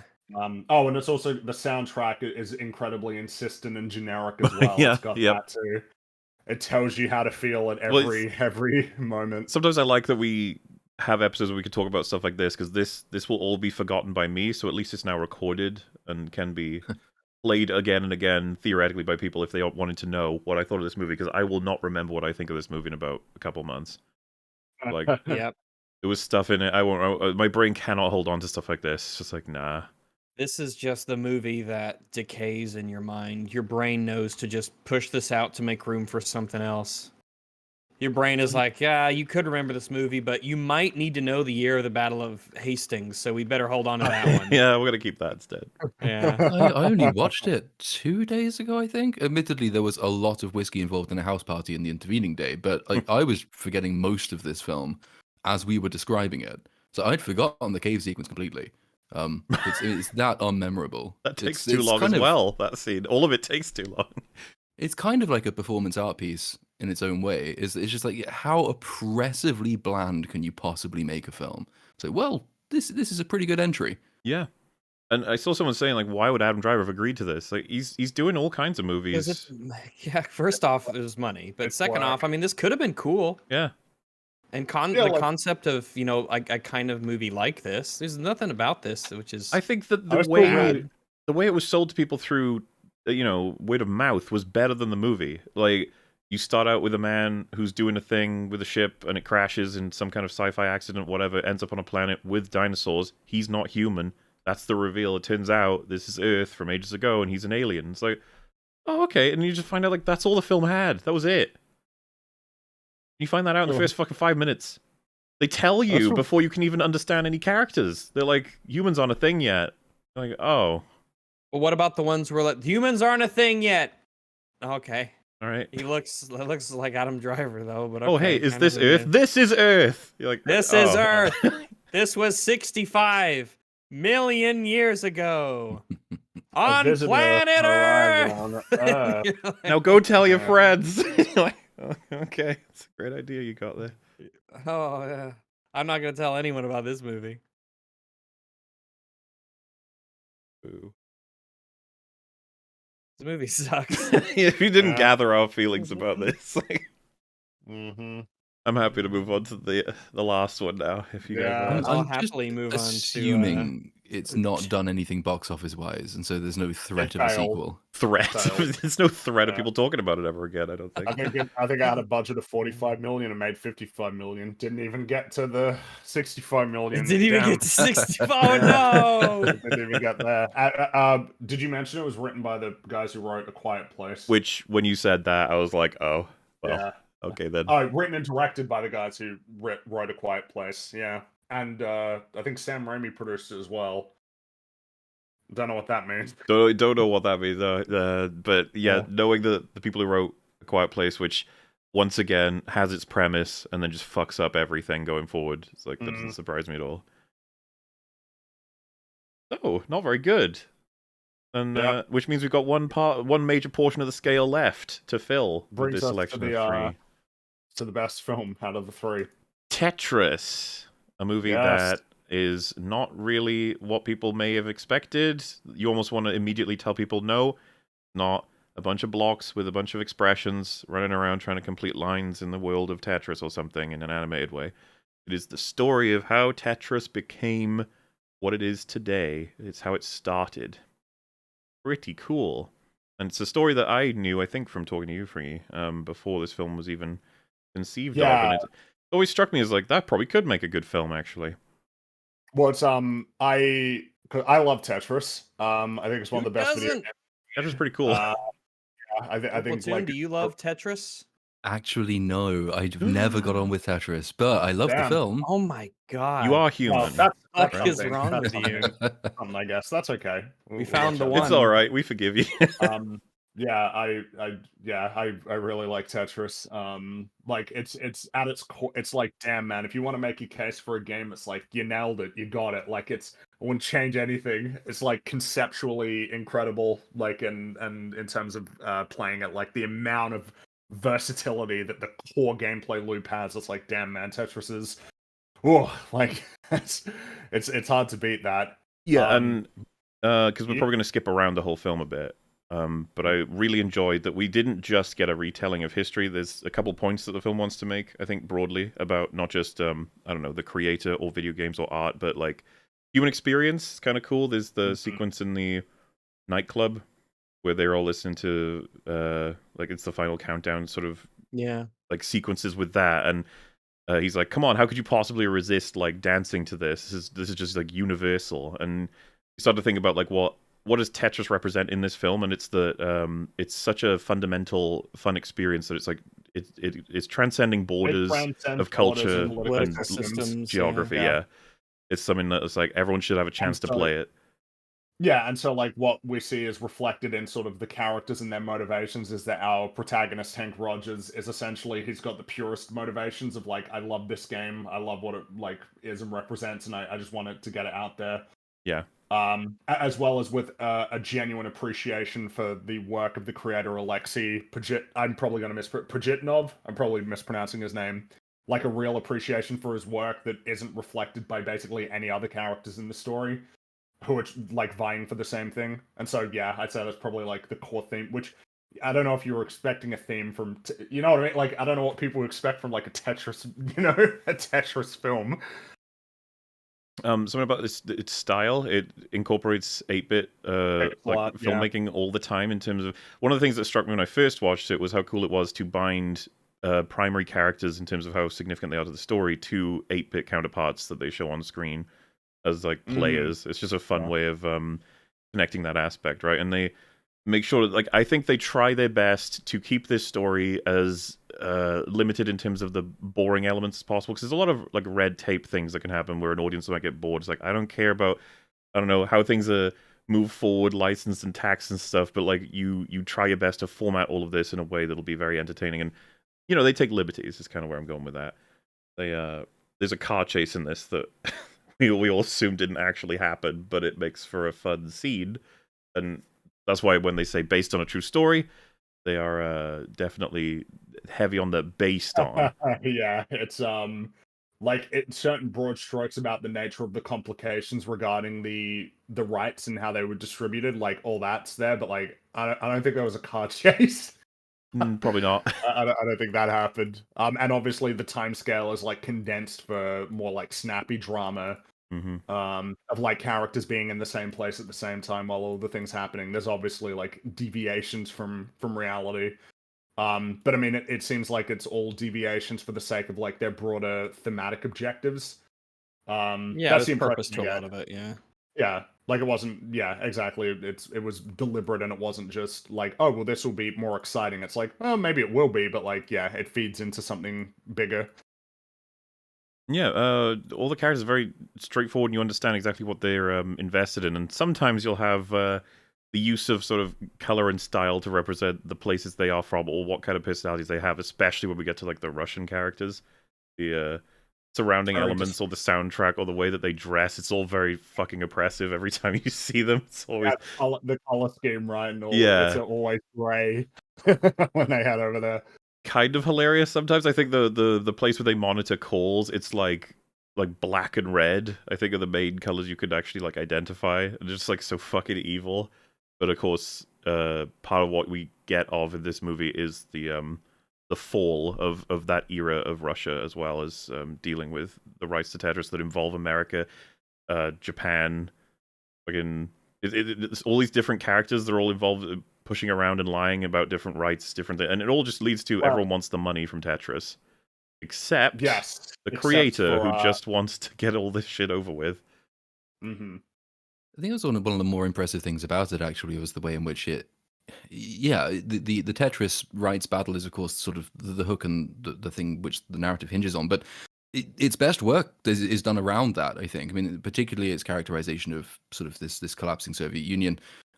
It marries really well as well with the sort of 70s, 80s sort of tech utopianism, or the Hackers Manifesto about the importance of free and open source artistic creation crossing borders, contrasting that with this oppressive Soviet system, but also sort of foreshadowing as well the way in which the worst features of both regimes end up winning. In the Soviet Union isn't saved by capitalism any more than the United States would be saved by communism.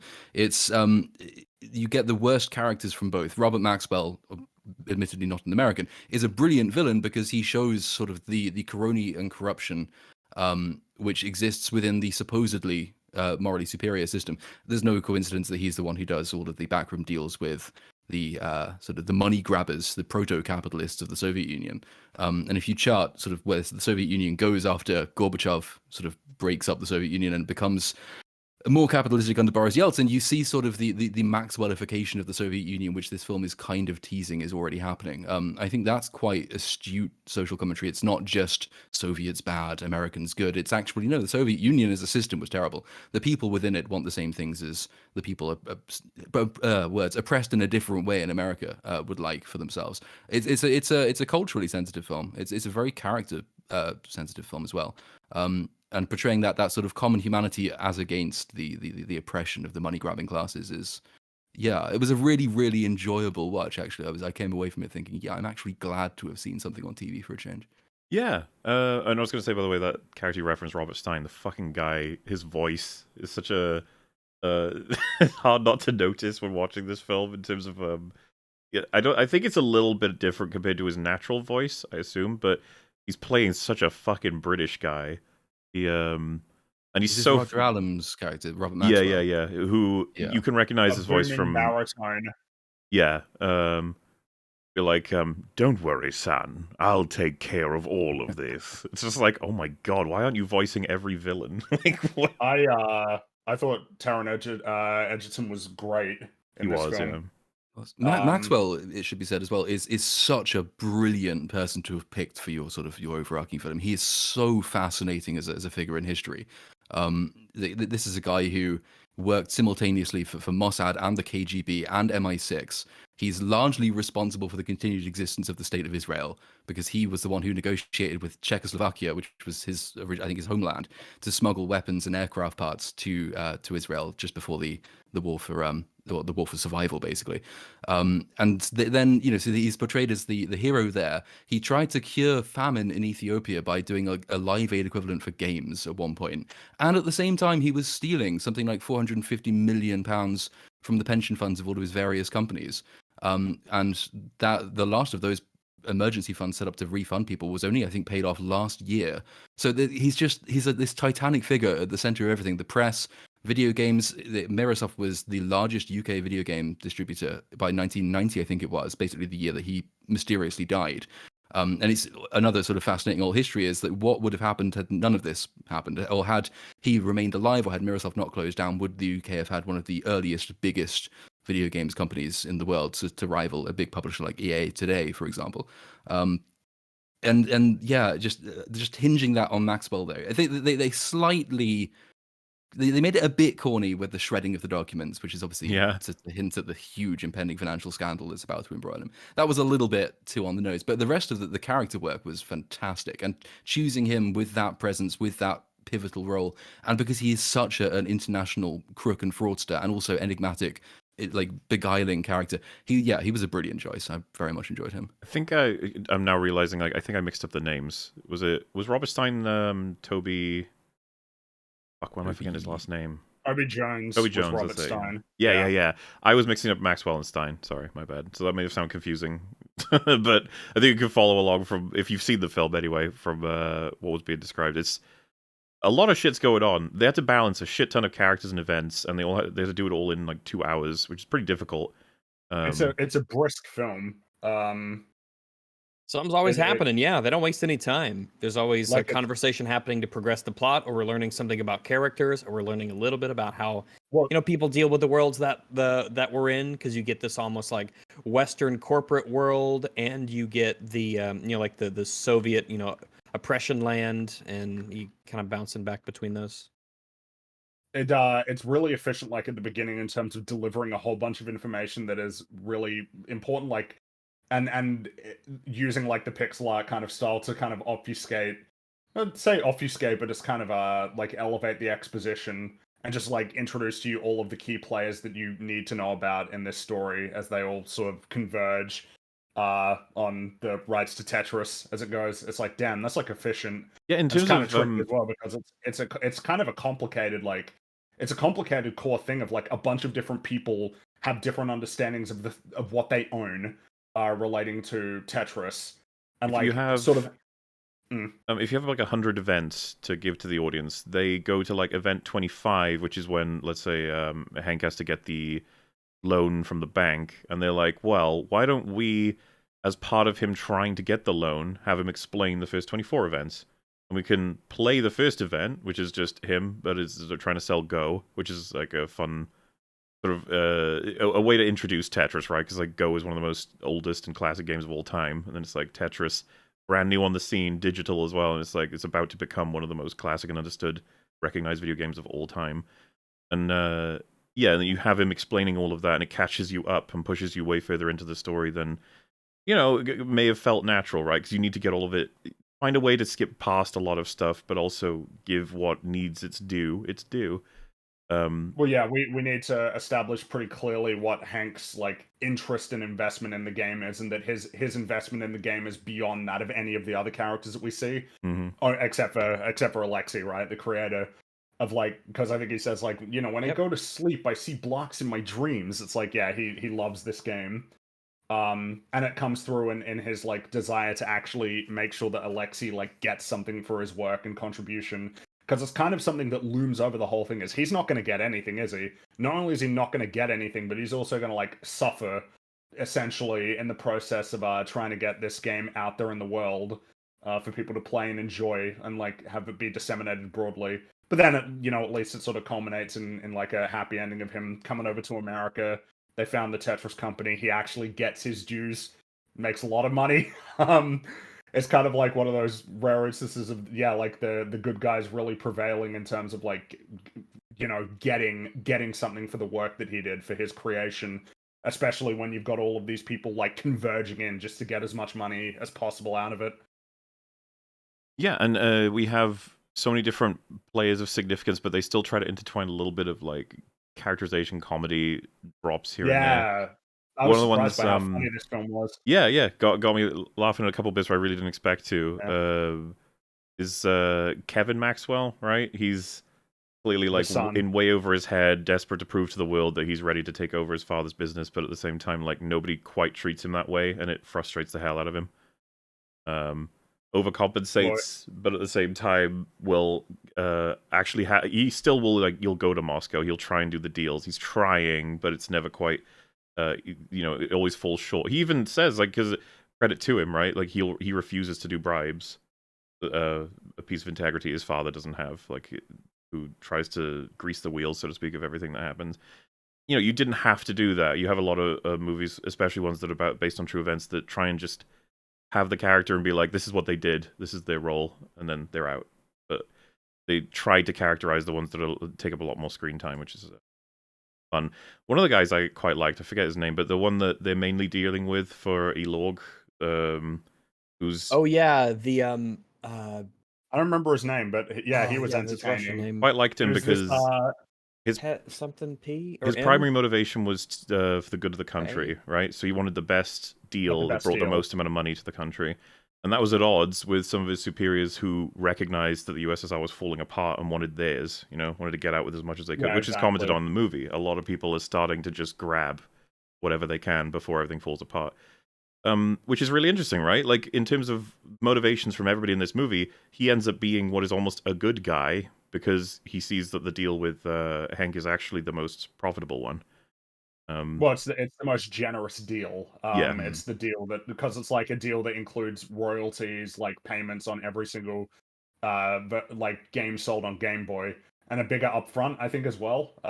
It's like, yeah, it's like a crazy good deal. But you got these other guys who's like, well, I'm going to be cutting my own deals, right? So no, because you have it with the KGB girl Sasha as well, where it's like her own interests are conflicting with the big bad KGB guy who's just trying to get as much as he can for himself.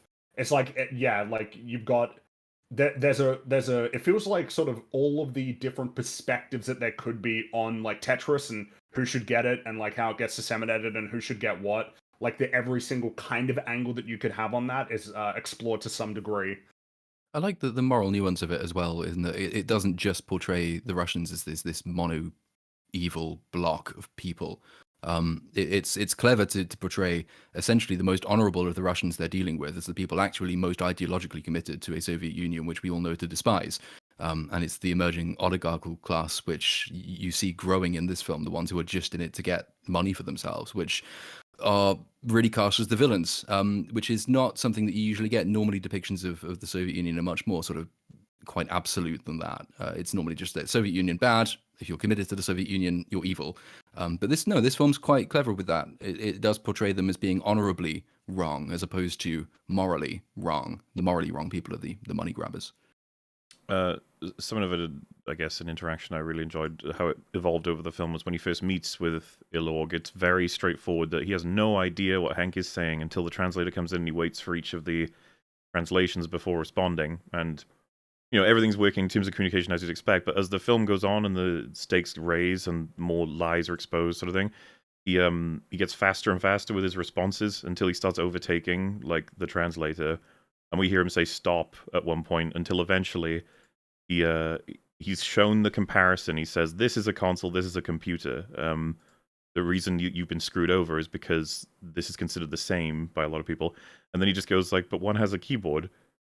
And then Hank goes, yeah, one has a you can speak English?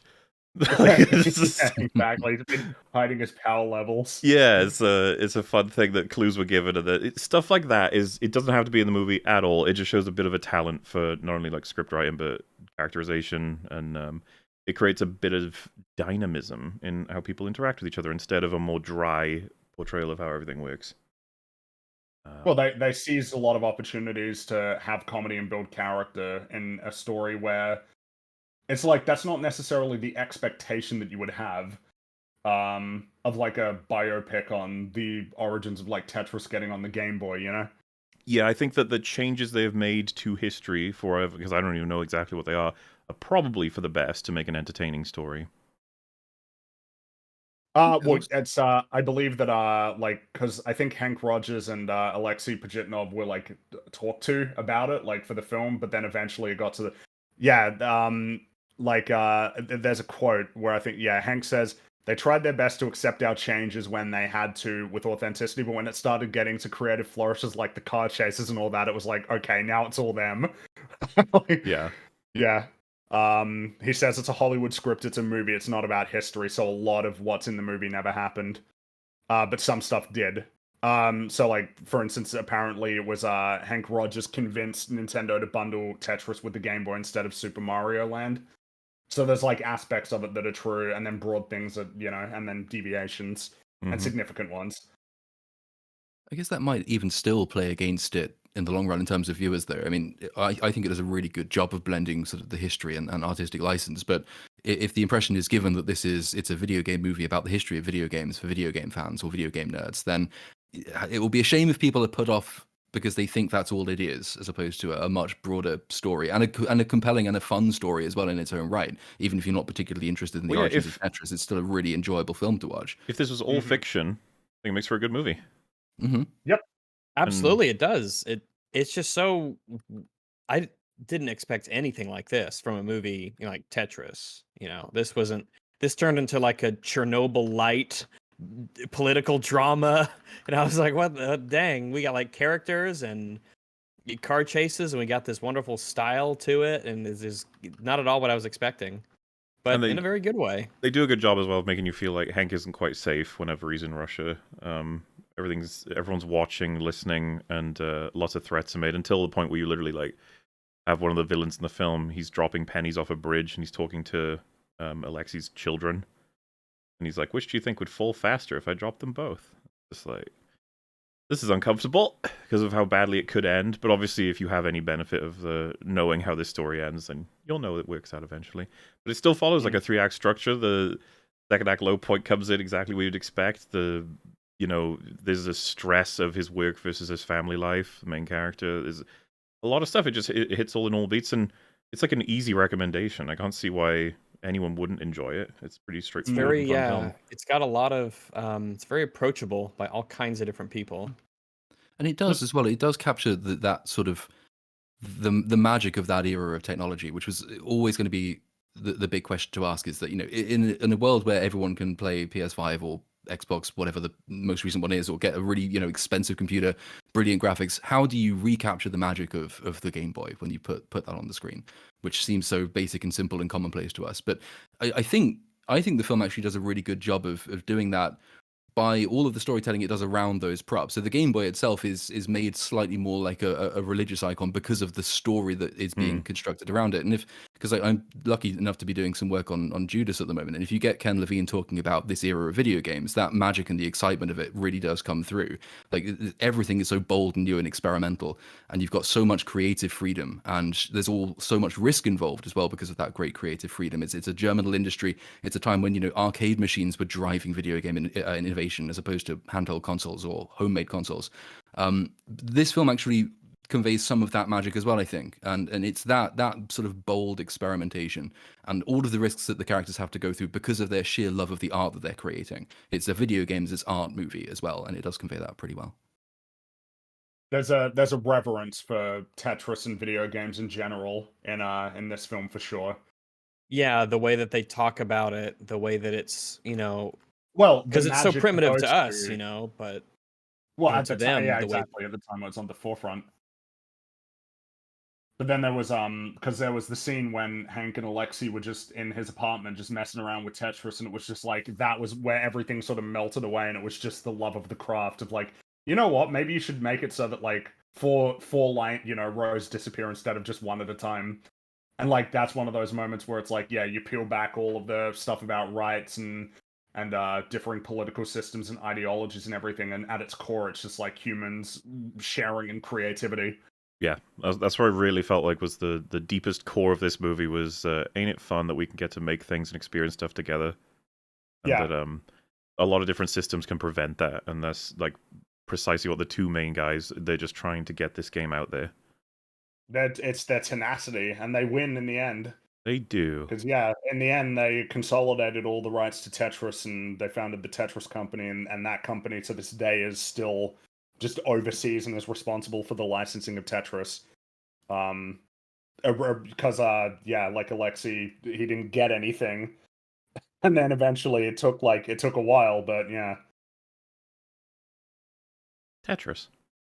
Kind of funny. It took really about the same good. time to talk about that movie as it did 65, but for very different reasons. Oh, absolutely. The funny thing about this is, like, there's there's loads we haven't covered, but you should go see it. Yeah, absolutely. you should There watch are. It's got great acting, a wide cast of characters that all feel very different. They do such a great job nailing the vibe of that time, both in the America aesthetic. and in the USSR. Japan too. One thing I really like about this is that it uses like CGI and things like that to essentially accent a story. Instead of, it doesn't like use it as a crutch that it has to lean on. It's just a bit of extra world building and things. So if you want to have like a Soviet city, it's like, well, there's only so much you could do there. Or if you want to have like a Soviet, military parade, it's like, well, that's beyond our budget to actually do. But we can sort of have that thing be, well done in CGI because it's accenting and it's adding to an already existing, story and set of characters that we're invested in. And it just helps it feel all the more real as a result instead of doing the opposite that a lot of the times happens when CGI is used. I just remembered, by the way, before we forget, because we mentioned it, best of all of the film, I Need a Hero shows up in this film. Yes. But they have it with Russian lyrics in the end during the card days. Yeah, it's like, hey, we heard this song 3 times yesterday. I know. In 3 different languages, and luckily it's a good song in the Russian and Japanese versions of it. I think the Japanese version is done by REN, but I don't know who does the Russian version, but they're all distinctly different enough to where it's like, oh, this is interesting to hear this kind of take on it. And it doesn't take you out of the world either in the way that the use of these in Super Mario does. We've already have established in Tetris this love of the music of the time period. Yeah. And it just works much better. It's not distracting. It's not counter immersive. It's kind of believable. It's not diegetic, but it is still of a place with the scene it's depicting, as opposed to just, hey, this is a cool song, let's put it in this film about a cartoon. No.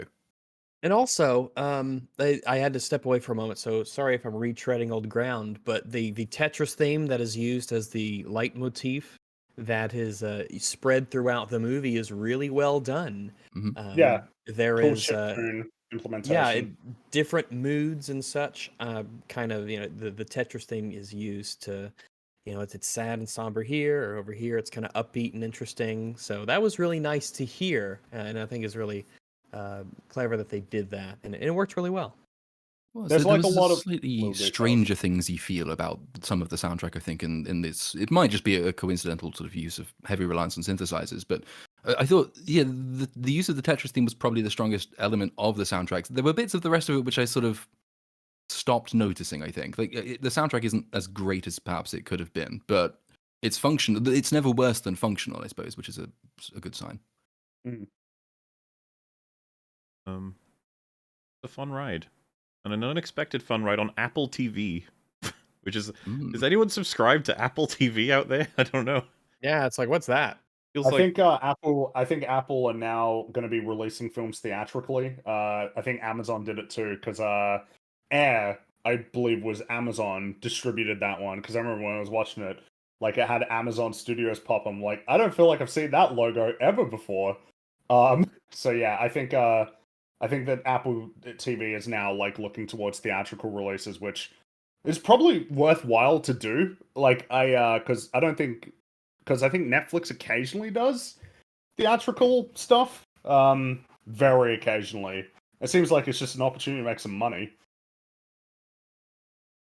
What else can you say?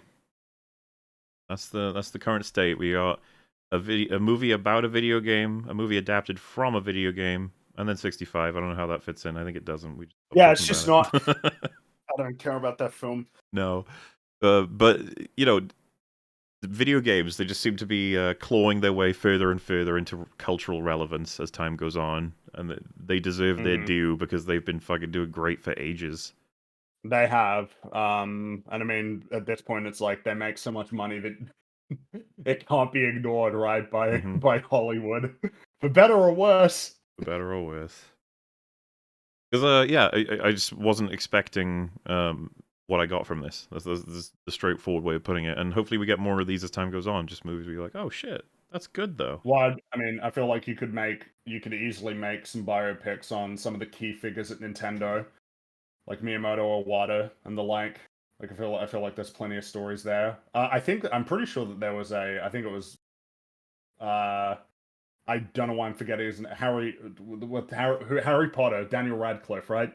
I think he was in a biopic that was about the creators of Grand Theft Auto that came out like some years ago. Oh, I didn't even know that.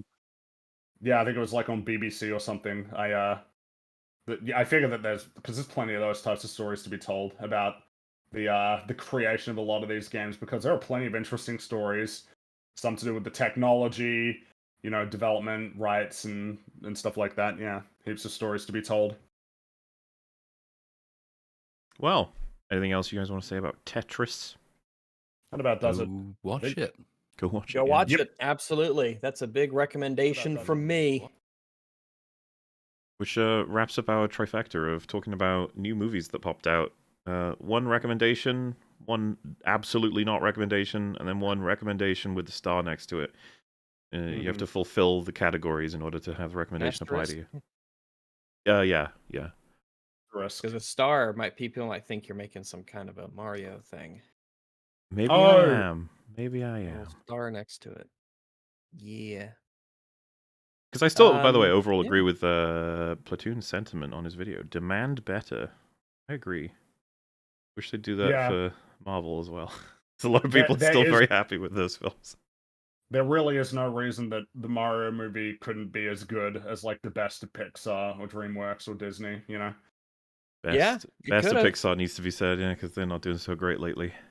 Saying demand more does not mean that you think the thing is utter garbage. It's just that, okay, you can still enjoy it, you can still be okay, but, you know, it could be so much more than that. So even if you kind of liked it, if you acknowledge that it could be slightly better even, it's worth demanding that. You're not allowed to have moderate takes. It's either got to be extremely positive or extremely negative. I suppose that's an interesting thing about the Mario movie. We felt like, as you guys just heard, that's a pretty middle of the road take, wasn't it? Like, yeah, it's the most, because I don't see a lot of middle of the road takes on it. It seems, I'm just like, it seems like it's a much more, well, I wouldn't even say divisive. I think most people are pretty positive about it. It's very easy to like. It's very easy to like the movie. So. But will anybody love that movie? That's the question. In the same way that they love, you know, classics. Mm-hmm. It'll be really interesting to track it all, see how it all goes, you know. Wow, yeah. We get, you know, 3 months down the road, we'll see, you know, what the discourse is around it. If everyone flips for whatever reason. Well, will it be like what happened with meme power and stays alive and is referenced a lot? Will it be what happened to Sonic 2, where everybody just kind of like moved on and forgot about it? Does anybody remember Sonic 2? I'm pretty sure none of you guys watched it.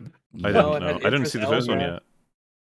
Yeah, because I remember Sonic the Hedgehog and Tails and Knuckles. Tails and Knuckles the Echidna, and he's gonna have his own spin-off show on Paramount Plus. I'm pretty sure. Yay! Wow. Wait, Paramount Plus? Great, we got to get our subscription for Paramount Plus so we can catch Halo Season 2. Woohoo! Oh well, a few people remember Sonic 2. There you go.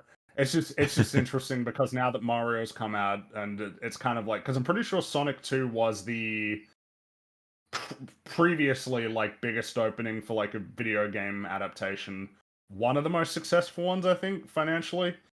But Mario made that money in a week, so it's it'll be interesting to see how that may influence the third one, because the impression I get is that they're gonna nudge even further towards getting closer to being more like the video games. That's the era that we're entering into, I think. And with that, are you guys all right with us checking out some of the super chats? We've still got a bit of time, I think, to do so. So why not? Yeah, sure. Sounds good. First one up says, a lot of people really hate the new Super Mario Bros. Series. It says, I kind of feel like they're being unfair to the games. The new... Oh, you mean... Oh, the new Super Mario Brothers. I think the reason why is because they're just like... You compare like new Super Mario Brothers to like Galaxy or Odyssey. This is not very interesting by comparison. They're good games. They're definitely good games. But they're not like mind-blowing or anything. Fair enough. Super hype for the Mario talk, lost all interest after the trailer, and now everyone, except Shad, is raving about it. Big confusion. Also high rags. Hello. Yeah, that's the thing. It's definitely, at this point, it's gonna be overrated. I don't think it can escape that fate, because it's so popular. But I've seen a couple people like willing to throw on praise and criticism. I think what's happening though is that everyone was surprised by it. A lot of people are expecting this to be much worse. So it's like it benefits immensely from everything around it, as opposed to having significant qualities of its own. Yeah. Shame about the new Chromecast video. Misleading editing, changed title description due to backlash, apparently deleting comments. Oh, I hope that's not true. Uh-oh. Not a good look, shame. Unfortunate. Don't want to make any claims further than just the screenshot comparison, and even that can be done for several reasons. So, I'm not too... Hopefully it's just a hiccup, misunderstanding sort of stuff. Just move on. We'll make a better video about how Resident Evil 4 Remake is lacking. Why not? Let me know how you feel. Throw a commentary in it. Has he ever done that? Does he have a voice of any kind? I don't think he's ever done commentary. The most that you've gotten is a bit of text on screen to sort of explain things occasionally, and that's very rare. To those who hate the fact I like this movie, you love the Minions, so why don't you shut up and enjoy the movie instead? Some Twitter user on TLJ. Oh. Do I love the Minions? I'm trying to think of it. I don't think how many of those are there? Are they more than one? There are I think 3 Despicable Me movies and 2 Minions movies. Well, Minions and Minions: The Rise of Gru. I think I've seen Despicable Me 1. I can't remember if I've seen 2, and I don't remember being upset by them. I thought they were fine. So that's all I got. I don't know that anybody's going to get really upset about any of those films. It's kind of like the benefit and the problem with like Illumination generally. Hail Longman, I was happily surprised by this movie. Glad to have seen it. Also, hi Rags. Hello. Hey Fringo, how's the goo? I mean, I don't know that the goo is like, how is it? I guess it is goo, Behaving, yes. Not causing a ruckus. That you said that, not me. I did. Just want to make that clear. Lou Albano is the one true Mario Rip. I'm guessing he... Who is that? I don't recognize the name. Me neither. I do not know who that is. Italian-American professional wrestler, manager, and actor who performed under the ring stage name Captain Lou Albano, who was active as a professional wrestler. There's some images here where he looks like Mario. Maybe he played him in something. I'm afraid I'm not familiar. Mario was an intellectual movie. Was good, rat. Bowser had some rhino milk and tries to take the Dawn. Nothing could save the McMuffin, the cosmic chicken.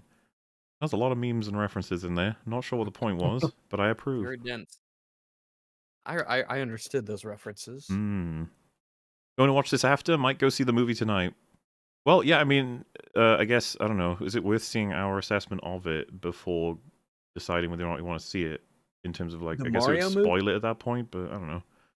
I don't think you need to. I think as long as you're a sort of a Mario kind of fan, or you like Mario, I think you'll come away positively from this, and probably. And you could watch us afterwards talk about it.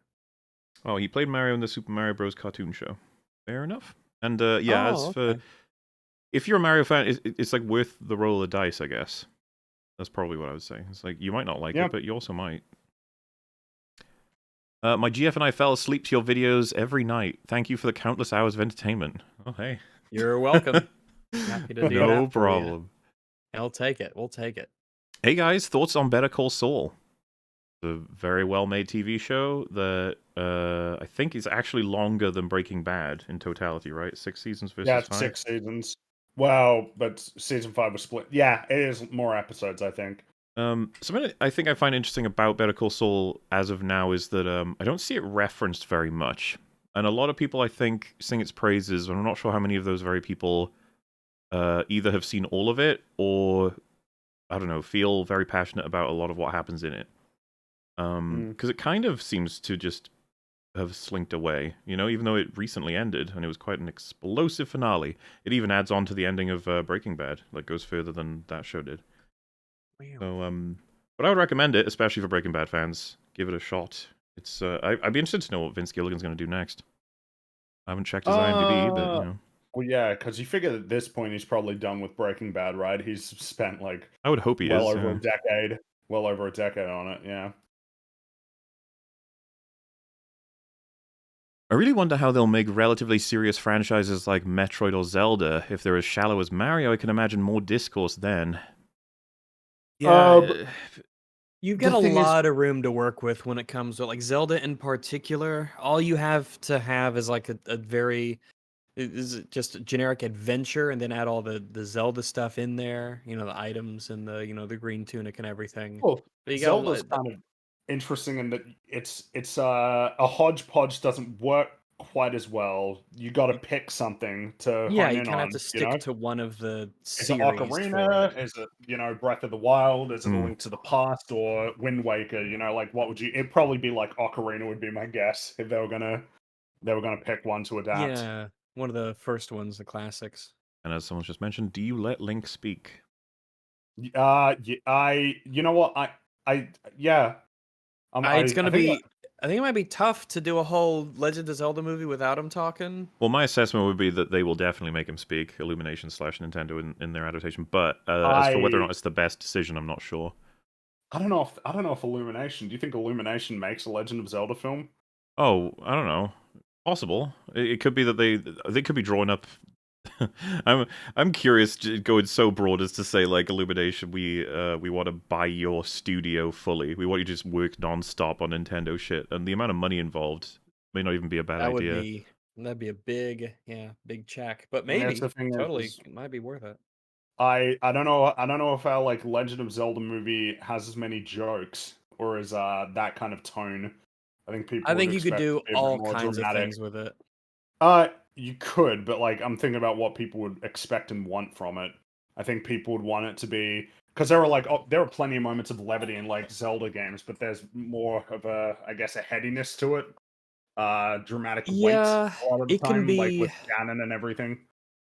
a more lighthearted, but not too serious in either direction. Maybe it sort of straddles that middle line of what it wants its tone to be.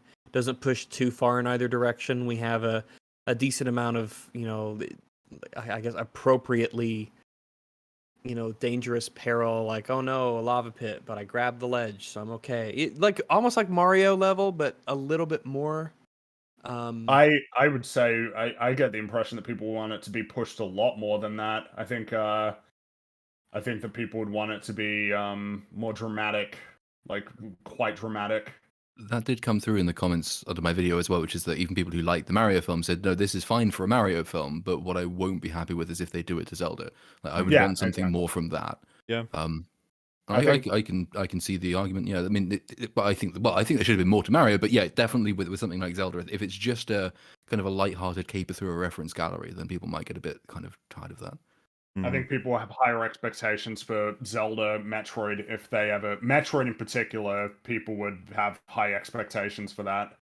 And even like Star Fox, people would probably want it to be more dramatic.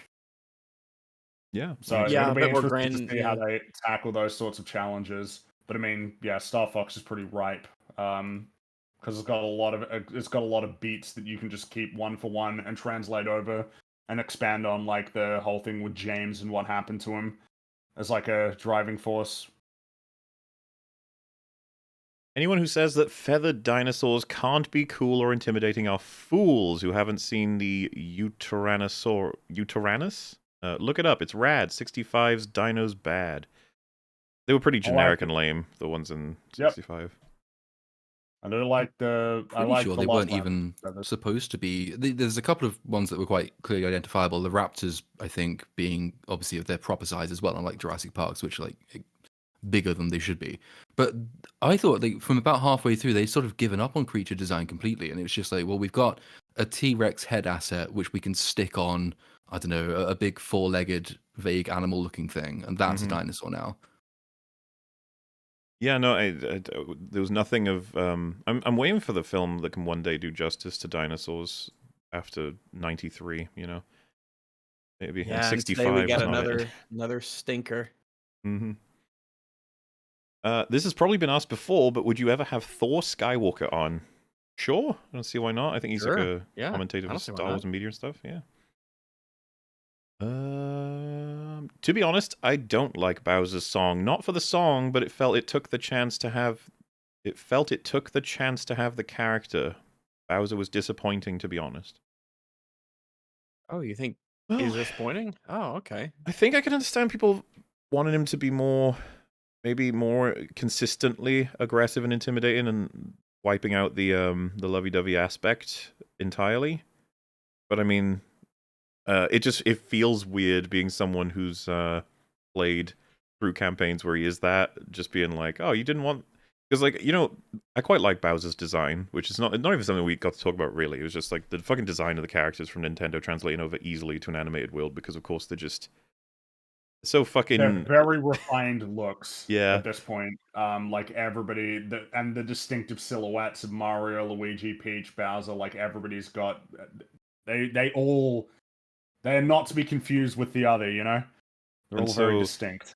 maybe I could understand people wanting more of a just Bowser, fiery, punchy, angry, take over the world. Like his motivation is just to take over the world. I could see people wanting that, but you know, this different approaches with the different Bowsers, and I quite like this one. I find that interesting though, because I could be wrong, but I thought everybody really liked the whole Bowser having a wedding in Odyssey. I thought everybody found that like really entertaining. I really liked it. Like Bowser there in his stylish tuxedo, having a wedding on the moon. Yeah. With his big hat. Like, I love that. That's cool. Hey, if they adapt Sunshine in any way, shape, or form, they better bring in his bathtub, okay? I'll be upset. And Well, they what? each on a little rubby ducky situation, you know? And what was the name of the toad in that one? What was it? Professor Toad something? Oh, the old Toad dude. He's in more than just Yeah. that though, right? Or was that his introduction? I feel like he doesn't show up anymore because it's Captain Toad is essentially the main like defined character Toad that you see. I like the old Toad dude. Toadsworth. Toadsworth. That was his name. Of course. Of course. Who wins opening weekend? Dune 2 or the Marvels? Gotta be Dune 2, right? Dune 2, right? Gotta be. Probably.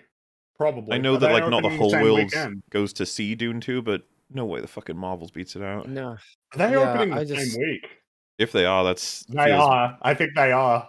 Good God, damn, Dune, you have one job, okay, and it's to murder the Marvels. That's what you've got to do. That's very brave.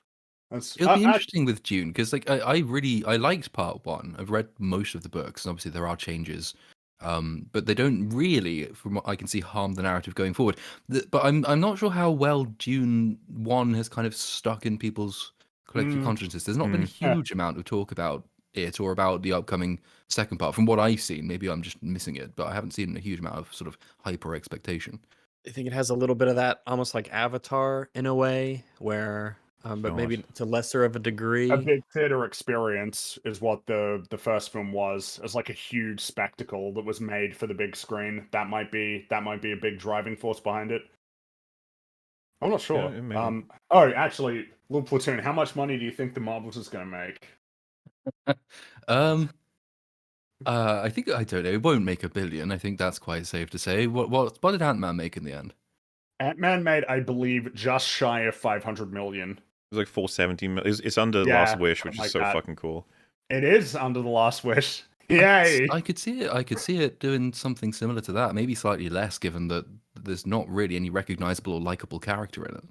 I think mine was 500. I think it's going to be 500 million, and I think Mola and Rags are at like 350, something like that. 350, 400. Mine was 400 to 500. I thought you said it's higher than 500. I'm pretty sure it's 500. 500 million is where I think I'm at on that one. Because mine on Real BBC was that, but I remember you going like 700 something. I'm doing maybe a while ago, but we talked about it recently on like one of my streams. Okay. I think I said like 500. Yeah. I think I'll go a little higher and say like 380. But something in me is like I just don't know about this one. I mean, there's no Shazam real and name Ant-Man, man. They've recognition changed in it. everything. Ant-Man changed Shazam, it, man. yeah.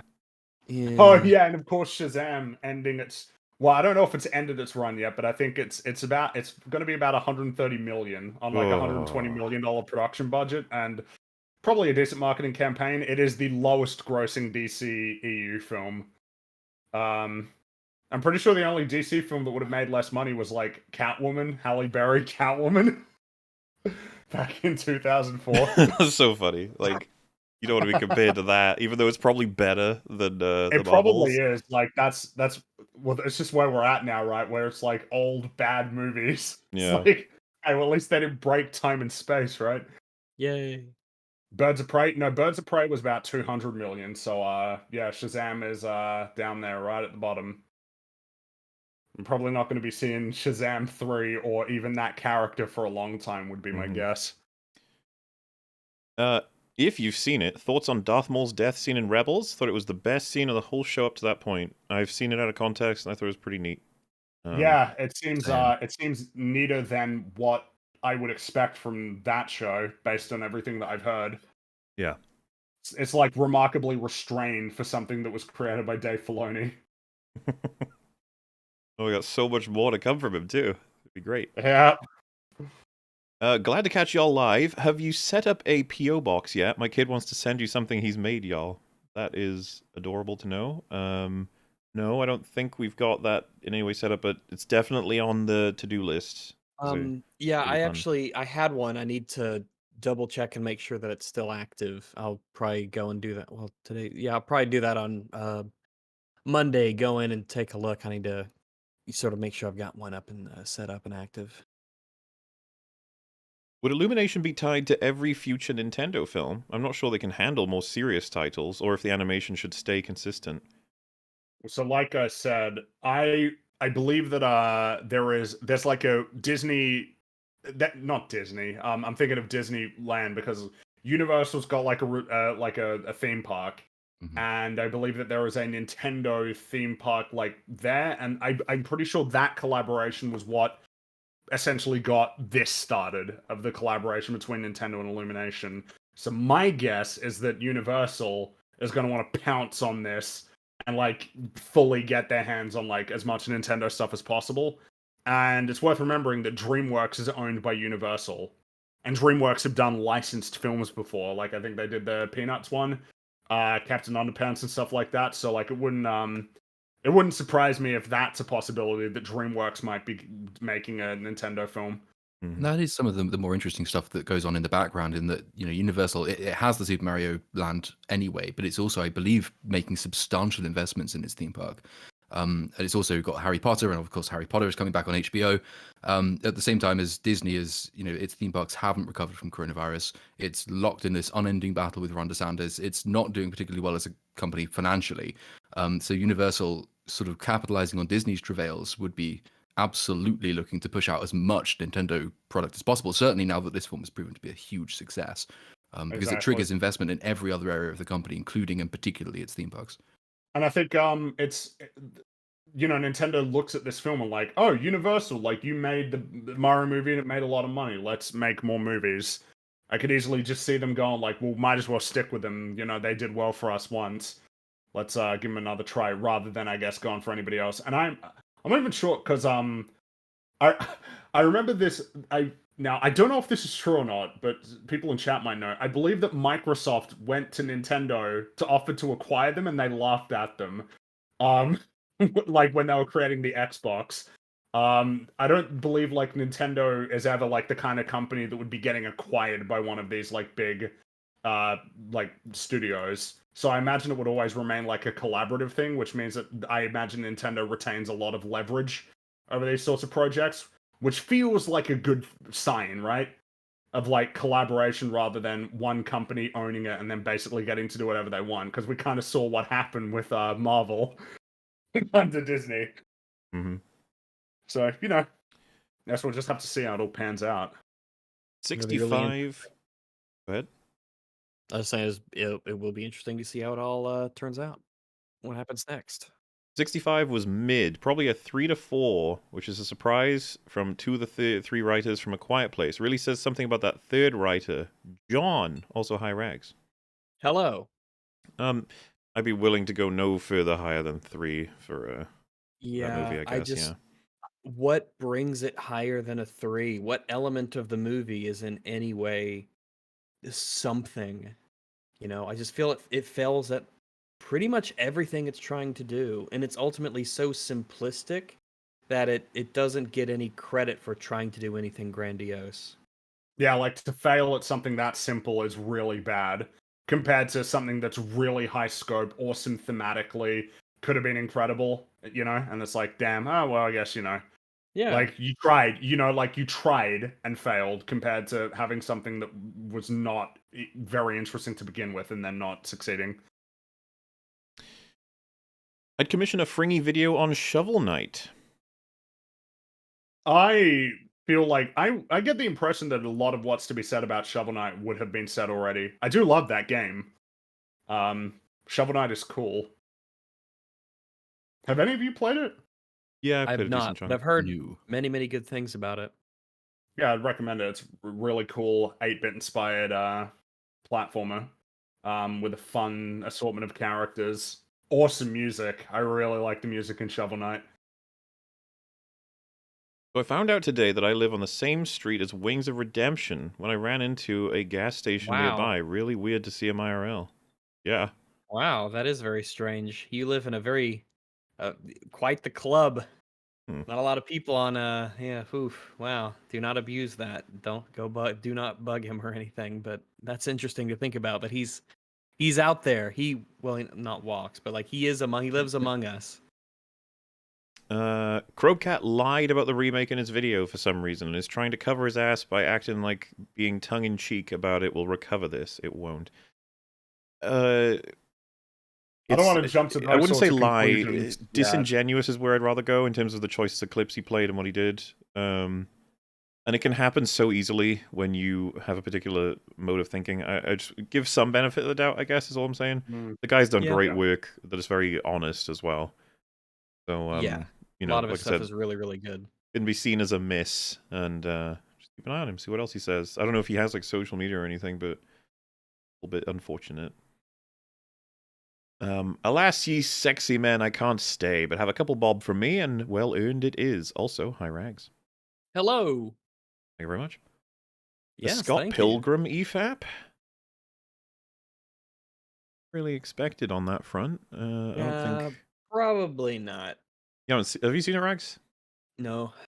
I know that myself and Fringy have, but I've never thought about it in like a way of like what a great movie that needs coverage sort of thing. It's more so a curiosity to me, an interesting film. But yeah, not much interest in Scott Pilgrim as an IP either. Yeah, I'm interested in reading the graphic novel. I'm interested in checking it out. But I mean, the fact I haven't gotten around to it in like over a decade, probably, you know. Yeah. Hi all, great to see Platoon again. Hello. SF6 is in RE Engine, meaning Chun-Li mods, but well, yeah, go for it, I guess. Modding community is alive and well, and do all kinds of Bowser just needs to go to Toad to poke him. I don't think I'm not entirely sure you're getting that, but are they poisonous or something? Go to Toad to poke him. Yeah, I don't know what that's about. Hey crew, today was my last day working at my first job, and I wanted to thank you for helping me get through my shifts for the past 3 years. Appreciate you all massively, and Don bless. Hey, I guess I'm assuming that's like because you're moving on to a different job, which awesome. Good luck, best of luck. Glad to provide any and all entertainment in any way. Hello, my fellow Ewoks. Through the power of autism and boredom, I went from episode 1 to 227. May the dawn help you digest your small person McDonald's meals. Also, Organized Chaos is a mega troglodyte. Alright. It's also a referencing Mega troglodyte. the McDonald's thing again the other day. Still, you read it again, the tweet about the small amount for a normal person. It's just like, how? Why Absolutely did crazy. you say that? Crobat didn't do a video about the Last of Us PC port. Pretty sus. That's a bit strange. Well, I mean, he could be busy, I guess. Maybe didn't play it. Yeah, I don't think it says anything necessarily. It's just the reason I'm saying that's pretty strange is because it's such an easy dunk, I guess, in terms of a comparison. Yeah. And an easy way to be like, this is fucked up. Stop. I thought we were past, treating PC like it's worthless and not porting properly, but I guess not. Howdy all, still playing catch up, so currently on EFAP 76, having a blast. Wow. Rags, Mordhau was free on Epic Games. I played it. I suck at it, lol. Also, hi Rags. Hello. Yeah, it's a tough game to get into. There's a lot of mechanics, and they work really well together, and it's super tight. But yeah, you got to kind of learn that game. But once you do, it becomes very, very, very satisfying to be well at it. Anyway, God bless y'all. If I may I recommend the YouTube video Why the Mandalorian Season 3 Actually the Best Season Yet by Siege of Clones? It's an experience. Best season, huh?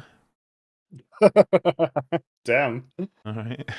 I'm assuming gonna that be was a hard. joke video, right? You can't make a serious case for that. That's impossible. Oh no, it was uploaded yesterday, not April Fool's. Well, who knows? Could still be a That parody. means it's real.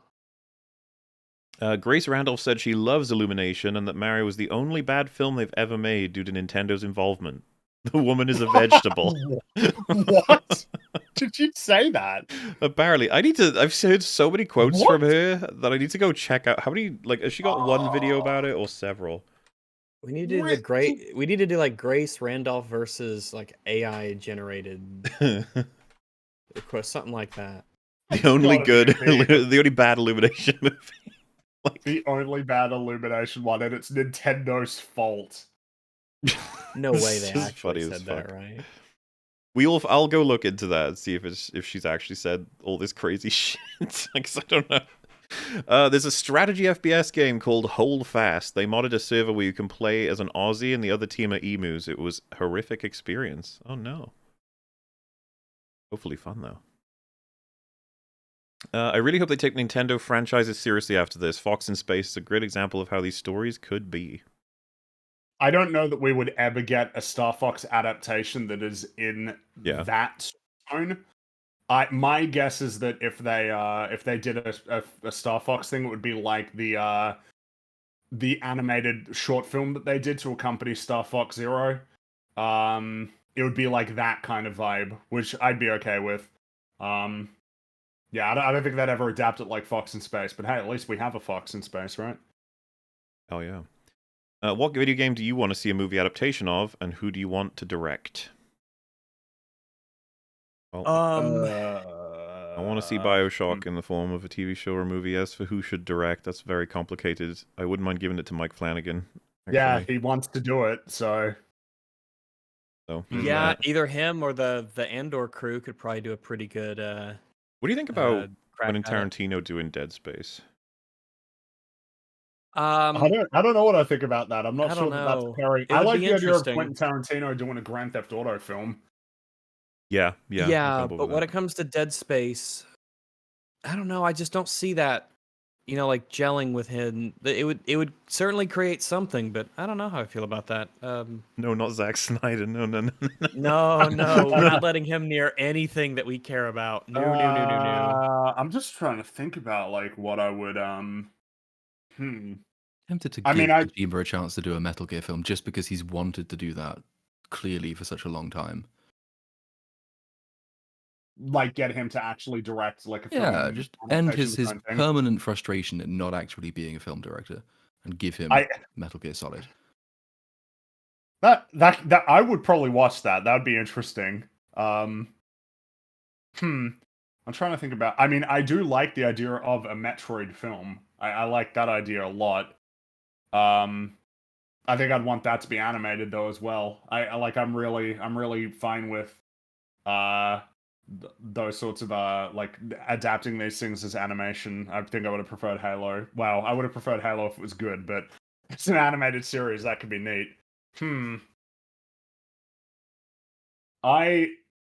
Actually, I like the idea of an Infamous film. That could be neat. I don't know who I'd want to direct it though. Did you like Planet of the Apes, but with Pikmin? Yeah. I don't know who would direct That's an that. idea. Yeah, Olimar lands on Maniac. She blew it up with like I don't know what would be a figure of his culture. I don't know that much about Pikmin. I feel like a Pikmin film could be really interesting and experimental. The potential's limitless for them, but we'll have to see just how Damn, limited imagine it becomes. Pikmin by Aardman, like an Aardman adaptation That would be of cool, Pikmin. yeah. That could be cool. That's the one thing of the few things I'm interested in Star Wars is their Visions short that they're doing for with Aardman. That could be cool. Well, yeah, good selection, I think. Yo, Makes sense. love the coverage. What do y'all think of the Back to the Future trilogy? Well, I wouldn't. I remember liking it, but I haven't seen it in a long time, so I would need to see it again before I make really any statements. That's pretty much where I'm at, actually. It's been a long time since I rewatched that, but always remember loving it. It's been a while since I watched 2 and 3. I'm pretty sure I watched the first one more recently, but that's still years ago, so that'd be worth rewatching. They're I think gonna I was too remake it at young some when point. I first watched it. I don't. It never really stuck in my mind in the way that it does seem to for so many people. I've watched all of them. I think they never really did anything for me. But I don't think I was probably like 6 when I watched them, so I need to re-see them. Listening to EFAP whilst running has increased my long powers. Used to be wiped running 5k in 30 minutes. Now I can comfortably do 6k in 25. Cheers, lads. Well, that's all you, I'd say. But hey, Good job, sir. Glad we Yeah. can be of company while you're doing it. Rey is back. Ahsoka is back. Jedi boredom, I mean Order is back. Star Wars is back, baby. I'm very proud to be a Star Wars fan. Also, Fringy, COD 4 versus Remake. oh, I like guess, Call yeah. of Duty 4 over Modern Warfare. I like Call of Duty 4 more than Modern Warfare, but I was surprised by how much I enjoyed the reboot. But yeah, I prefer Call of Duty 4. As for them all being back and Star Wars is saved, yeah, have fun. Uh, We'll keep an eye on it. Don't you worry. Question for all: if you were to encounter an adult who'd never played a video game before, but came to you wanting to play one, what would you recommend? Tetris, Super Might Mario be, yeah. World, or Super Mario 64 maybe to introduce into like 3D games. Because the idea, you kind of think something simple and introduces them to the idea. Maybe if you only had one, something that could achieve that, and then the more complicated side, maybe Minecraft. Minecraft is a really good one to introduce them to. I'm thinking about like would it be worthwhile to introduce Metroid Prime is a really good choice to introduce somebody to video games. One of the Of, things, like- though, that I think that should be kept in mind is someone who's never played a video game. I think they might have a lot of the first time you ever play a first person shooter where you're moving with one like essentially hand and you're looking around with the other and operating in a 3-dimensional space. That might, because it's odd. It's like I'm trying to imagine myself as a completely different person, but that might be really difficult for someone to do as their first experience.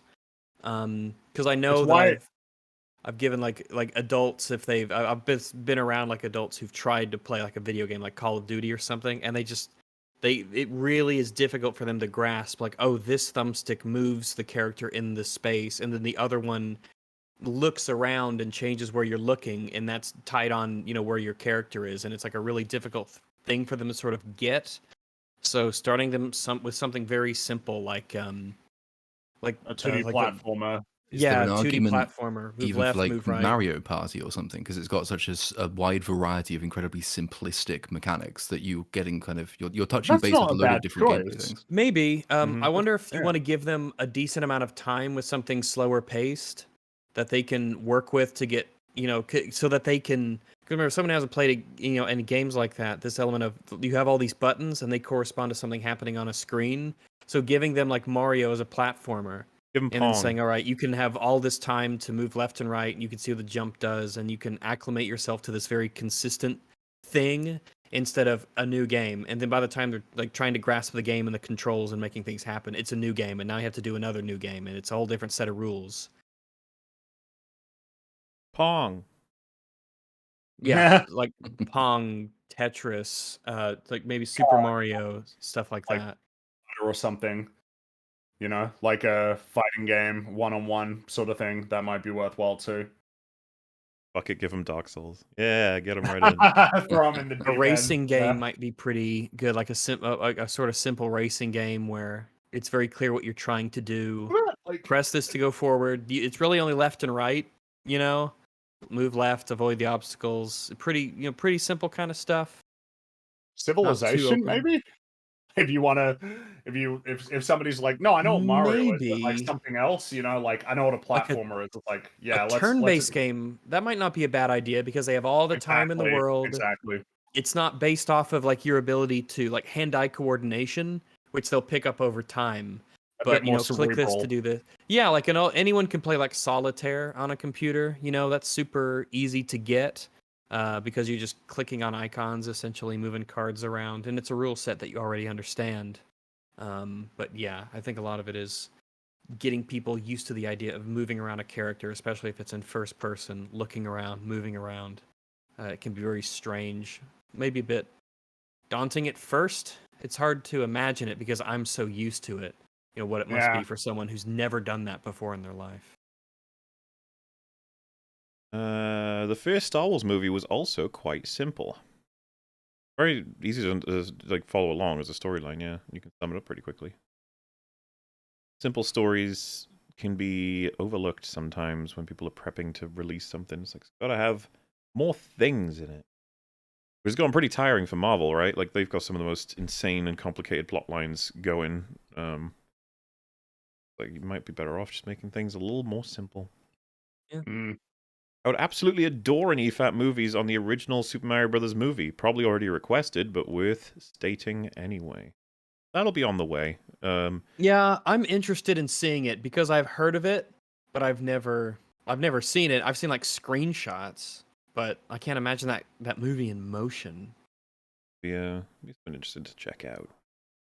Little Platoon's omnipresence continues to impress.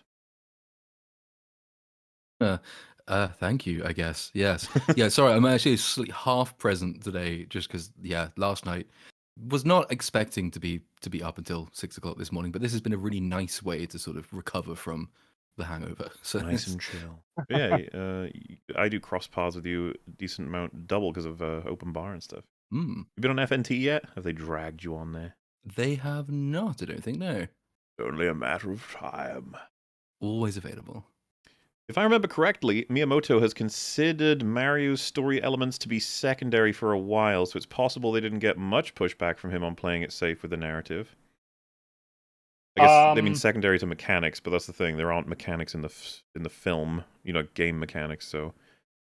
I would imagine that Miyamoto might have been talking to them about trying to capture almost an amount of game feel through the animation. I could see that for sure, like in terms of timing and framing, pacing, animations. I did hear quite a lot of people were saying that the story's sort of very, very simplistic structure it could well be because of him. Apparently Miyamoto has a reputation for not liking or for discouraging extensive plot in video games. I don't know enough about him to know whether that's true. I don't know if any of you guys know more. I think Miyamoto, as I understand it, Miyamoto was his like perspective on what should be like in Mario and stuff can like differ depending on what it is. I believe because like I said, I think Paper Mario Thousand Year Door is one of the games that gets highlighted of like, wow, there's like actually a pretty good story in this game. And then for whatever reason, when Paper Mario kept going, story started to just get pushed to the side more in favor of like leaning into it being a Paper Mario thing of like what like stickers and coloring in and like cardboard cutouts and stuff like that gimmick. And I believe it was because of like Miyamoto's perspectives and stuff on like narrative in Mario. Or that maybe like the Mario and Luigi games kind of like lean into narrative and comedy, so like it shouldn't be in as much for the mainline games. I'm not sure. The impression I get with the mainline Marios is they need to be like really approachable, and that in his view, approachable means like the story is really easy to grasp very quickly, but not particularly like involved and detailed. It's just a hook to get you to start playing the game. But I'm not sure. I don't know. I'm not sure what he would have thought in a lot of ways on this film. I really like Peach in this movie. Not like the game, but she gets yeeted into the stairs and loses her power-up same as the boys. She's valid. Also, hi, doggy. Hello. Yeah, I don't know. I thought she was like the weakest one. Out of all the characters. Yeah, definitely the weakest. Or was that one about Peach? Yeah, they said they liked that she lost her powers the same way as everyone else does in terms of like mechanics. She's like, yeah, I mean... I think like Peach is an active participant in the story. I like that everybody works together and that everybody has contributions to make in like the battle. Yeah. Like, like they don't succeed without Peach, they don't succeed without Donkey Kong, they don't succeed without Mario or Luigi. Like everybody's active and working together and part of it. I just think that even for as I guess not super developed and fleshed out as all the characters are, I felt like she had the least going for her in terms of an arc. She's pretty static, which isn't a problem. But yeah, what we had wasn't very interesting. It wasn't. Yeah, it's just Mario was determined, so was Peach. It's like, but Mario was also some other things too. It's like, yeah, I feel like we just need a little bit more for Peach. I don't know how much this is true, but what if it's like a safe proof of concept thing to see if it works and then they expand on it with more movies or something? Also, hi Rex. Hello. Suppose we'll have to see. It could be that this was like, they get this done and then they're like, all right, now we can expand. And Yeah, this could be the sickest movie we see. I'll have to wait and find out. Not an ounce of her cute bubbliness, just another generic female character. I'm inclined to agree that she's generic. There are aspects of it, like I like that they have she uses her dress to like glide down after she beats the level. That's like a very quintessentially like Peach move. Mm-hmm. But yeah, I think I would have preferred it if they played up more of that aspect of her character. Yeah. There was a missed opportunity to frame Peach as a sheltered, pampered princess who has no confidence or experience with warfare. It would have made her turning to Mario and the Kongs make more sense.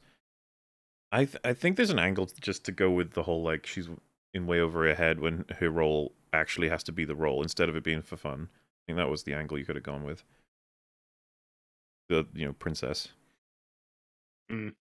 Just telling a basic story. I mean, I was kind of critical of Dungeons and Dragons when it came out for being very safe, but it did some things quite well, and it gave a sort of a mini 3-act structure to each one of its individual sort of core cast of characters. So it wasn't just you have the main character who has the 3-act arc and everyone else sort of helps him along with that. Every single one of them had sort of set up, set down, payoff at the end. And it's simple stuff, but it improved the film, I think, from what could otherwise have been an incredibly generic fantasy blockbuster.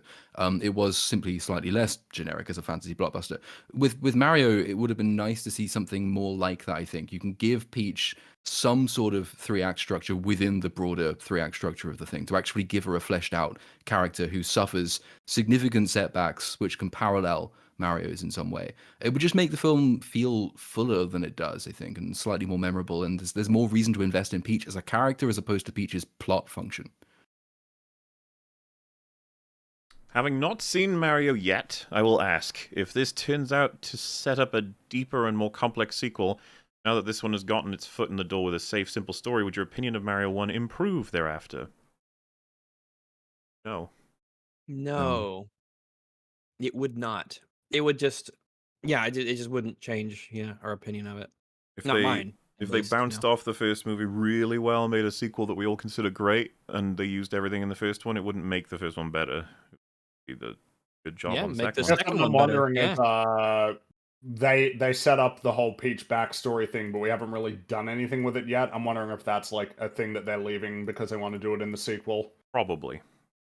That'd be my guess. Yeah, but I get the impression that she actually won't be from Earth. It'll be like somewhere else. Because that seems like the obvious choice. Maybe it'll have something to do with like, I don't know, some other realm or land. She does I have mean, that they're line, gonna- doesn't she, about there being loads of like a vast multiplex of Yeah, galaxies. lots and of all the rest of it. galaxies. That's where it's like, are we gonna try and tie that into like Super Mario Galaxy? Because I could see them having Rosalina show up in the next one. I don't know if they're gonna have Daisy show up. I actually think they'd just go to Rosalina. Yeah, maybe. Maybe because it almost feels like Peach is kind of encroaching a little bit on Daisy's sort of territory. The in EFAP terms of her panel. attitude. Yeah. EFAP panel is wrong on this one. The story's focused on the Mario Bros. Weird that you would start with that we're wrong on something and then repeat something we've said. Yeah, in fact, that was like one of the big things that we complimented.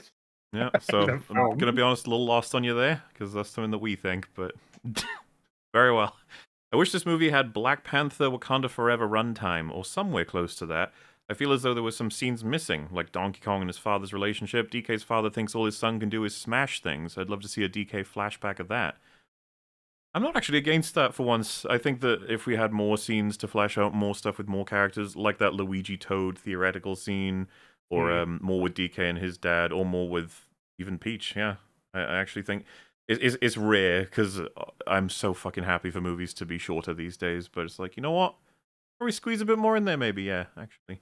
I think a lot of animated films, like family-oriented animated films, end up being about 90 minutes.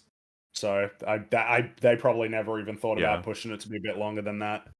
There's some simple little connective stuff you could add without really boosting the film's runtime like significantly. I think one of the things that I noted was that, so Bowser is always given sort of very convenient plot relevant information at precisely the moment the film needs him to do the next thing, but it's never really established how Bowser's getting all of this information about Peach's plans, about where they're going. Like a simple little connecting thing with a little, what's the little guy who dangles the camera from his cloud in Mario 64? who follows you around? Lakitu. Lakitu acting as some kind of spy, and then it's just like one connecting scene. He's watching them go down the Rainbow Road. He reports back to Bowser, and you know exactly what's happened just then. But it's a little thing, but it might have been nice to see a reference that's actually useful as opposed to just a reference existing for the sake of referencing. But Lakitu is a lad, though. So He can be a lad and a spy.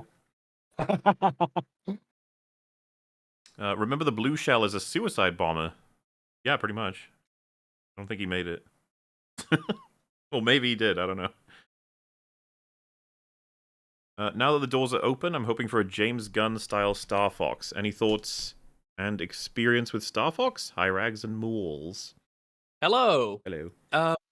My experience with Star Fox is Star Fox 64, Star Fox Assault, and that's it.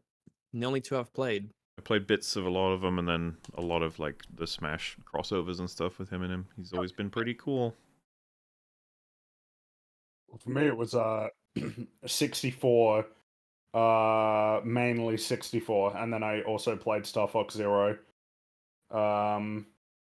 And I like Star Fox. I would like for more Star Fox stuff in general. I would like for new games, and I think that that's like it's probably one of Nintendo's better things to translate to film. Yeah, I really like Star Fox conceptually. Alrighty. And yeah, James Gunn doing a Star Fox film, I think that could work. Why not? I'd be down for that. Could be fun. Mario hating mushrooms is kind of meta funny too, since the Sonic movies make fun of mushrooms. Kingdom Hearts cinematic universe. Let's go to the Olympics. Why don't we make that movie? Special Olympics.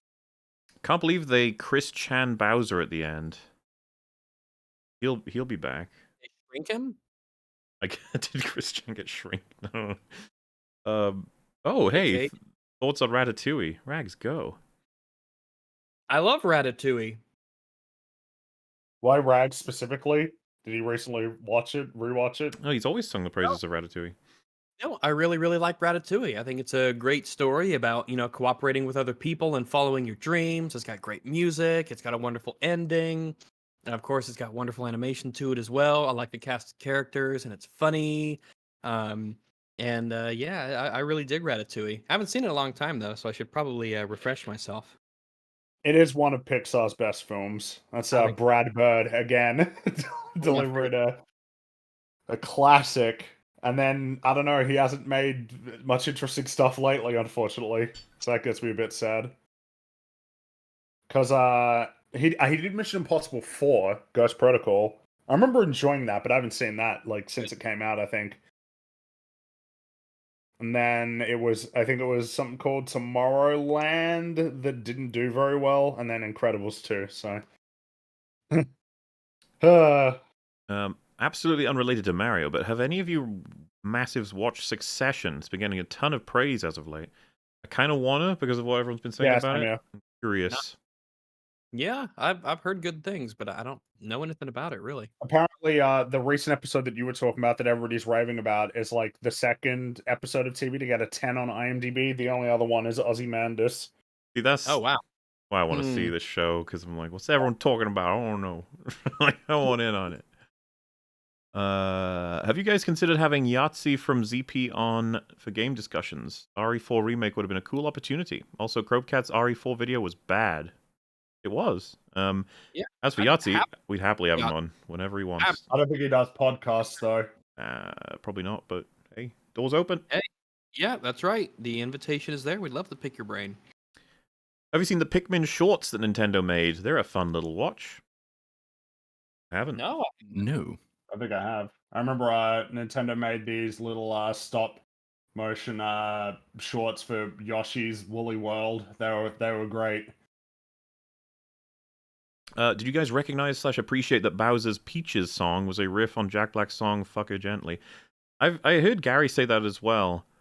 I don't know. As someone who's heard a shit ton of Jack Black songs, it just sounds like it fits in with a lot of them rather than being a riff on specifically "Fuck Her Gently." But if it is, like, because I don't feel them matching more so than a lot of different songs that he's sung, then that's hilarious. But in any case, like, I just enjoyed hearing him sing because he's fun. He's a fun dude. Tenacious D is underrated.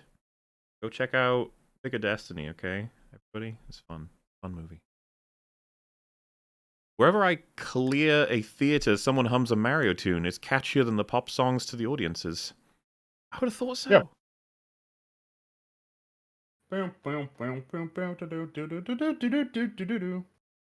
You now remember Pokemon Detective Pikachu the movie. Well, I don't remember it. I haven't seen it, so. I haven't seen it either. Ryan Reynolds is Detective Pikachu. Yeah. That's an all. I'm pretty sure that Detective Pikachu has like more of a gruff kind of grizzly voice, but they're like, "Hey, Ryan Reynolds, can you be Ryan Reynolds but Pikachu?" That's my guess as to the general tone of that film. How did that one do that one? Because it completely passed me by. I remember seeing it when it was. Well, I remember seeing the adverts for it when it came out and thinking, yeah, if I have time, I'll get around to it, and just never did.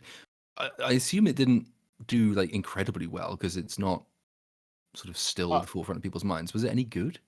It had a budget of 150 million, so on cheap, and it made 433 million. Second highest grossing video game adaptation behind Warcraft. But I don't know. Like, I don't think I've seen anybody talk about that film. I don't think it made much of an impression. People getting upset and triggered about 4 grown men doing a detailed critical breakdown of a kids movie are entirely missing out on the fact that 4 grown men doing a detailed critical breakdown of a kids movie is hilarious. Comedy gold. Keep it up. Oh, alrighty then. Why not? If you can get anything out of it, enjoy it. I just happen to find storytelling interesting on all forms. I suppose it would probably get a bit weird if we were to review like Teletubby stories, but I'm sure there's some fun to be garnered from that too. I'd imagine. I mean, some of the best films with the best stories are not specifically kids' films, but they are family films. There's a reason we remember all of these. There's a reason that they are memorable and a whole host of other kids' films are not. And that's because there's a qualitative difference between something like Up or something like Incredibles and something like I don't know, any given generic kids film that's left absolutely no impression on anyone ever. And it's interesting to find out what the difference is and why one is remembered and one is not.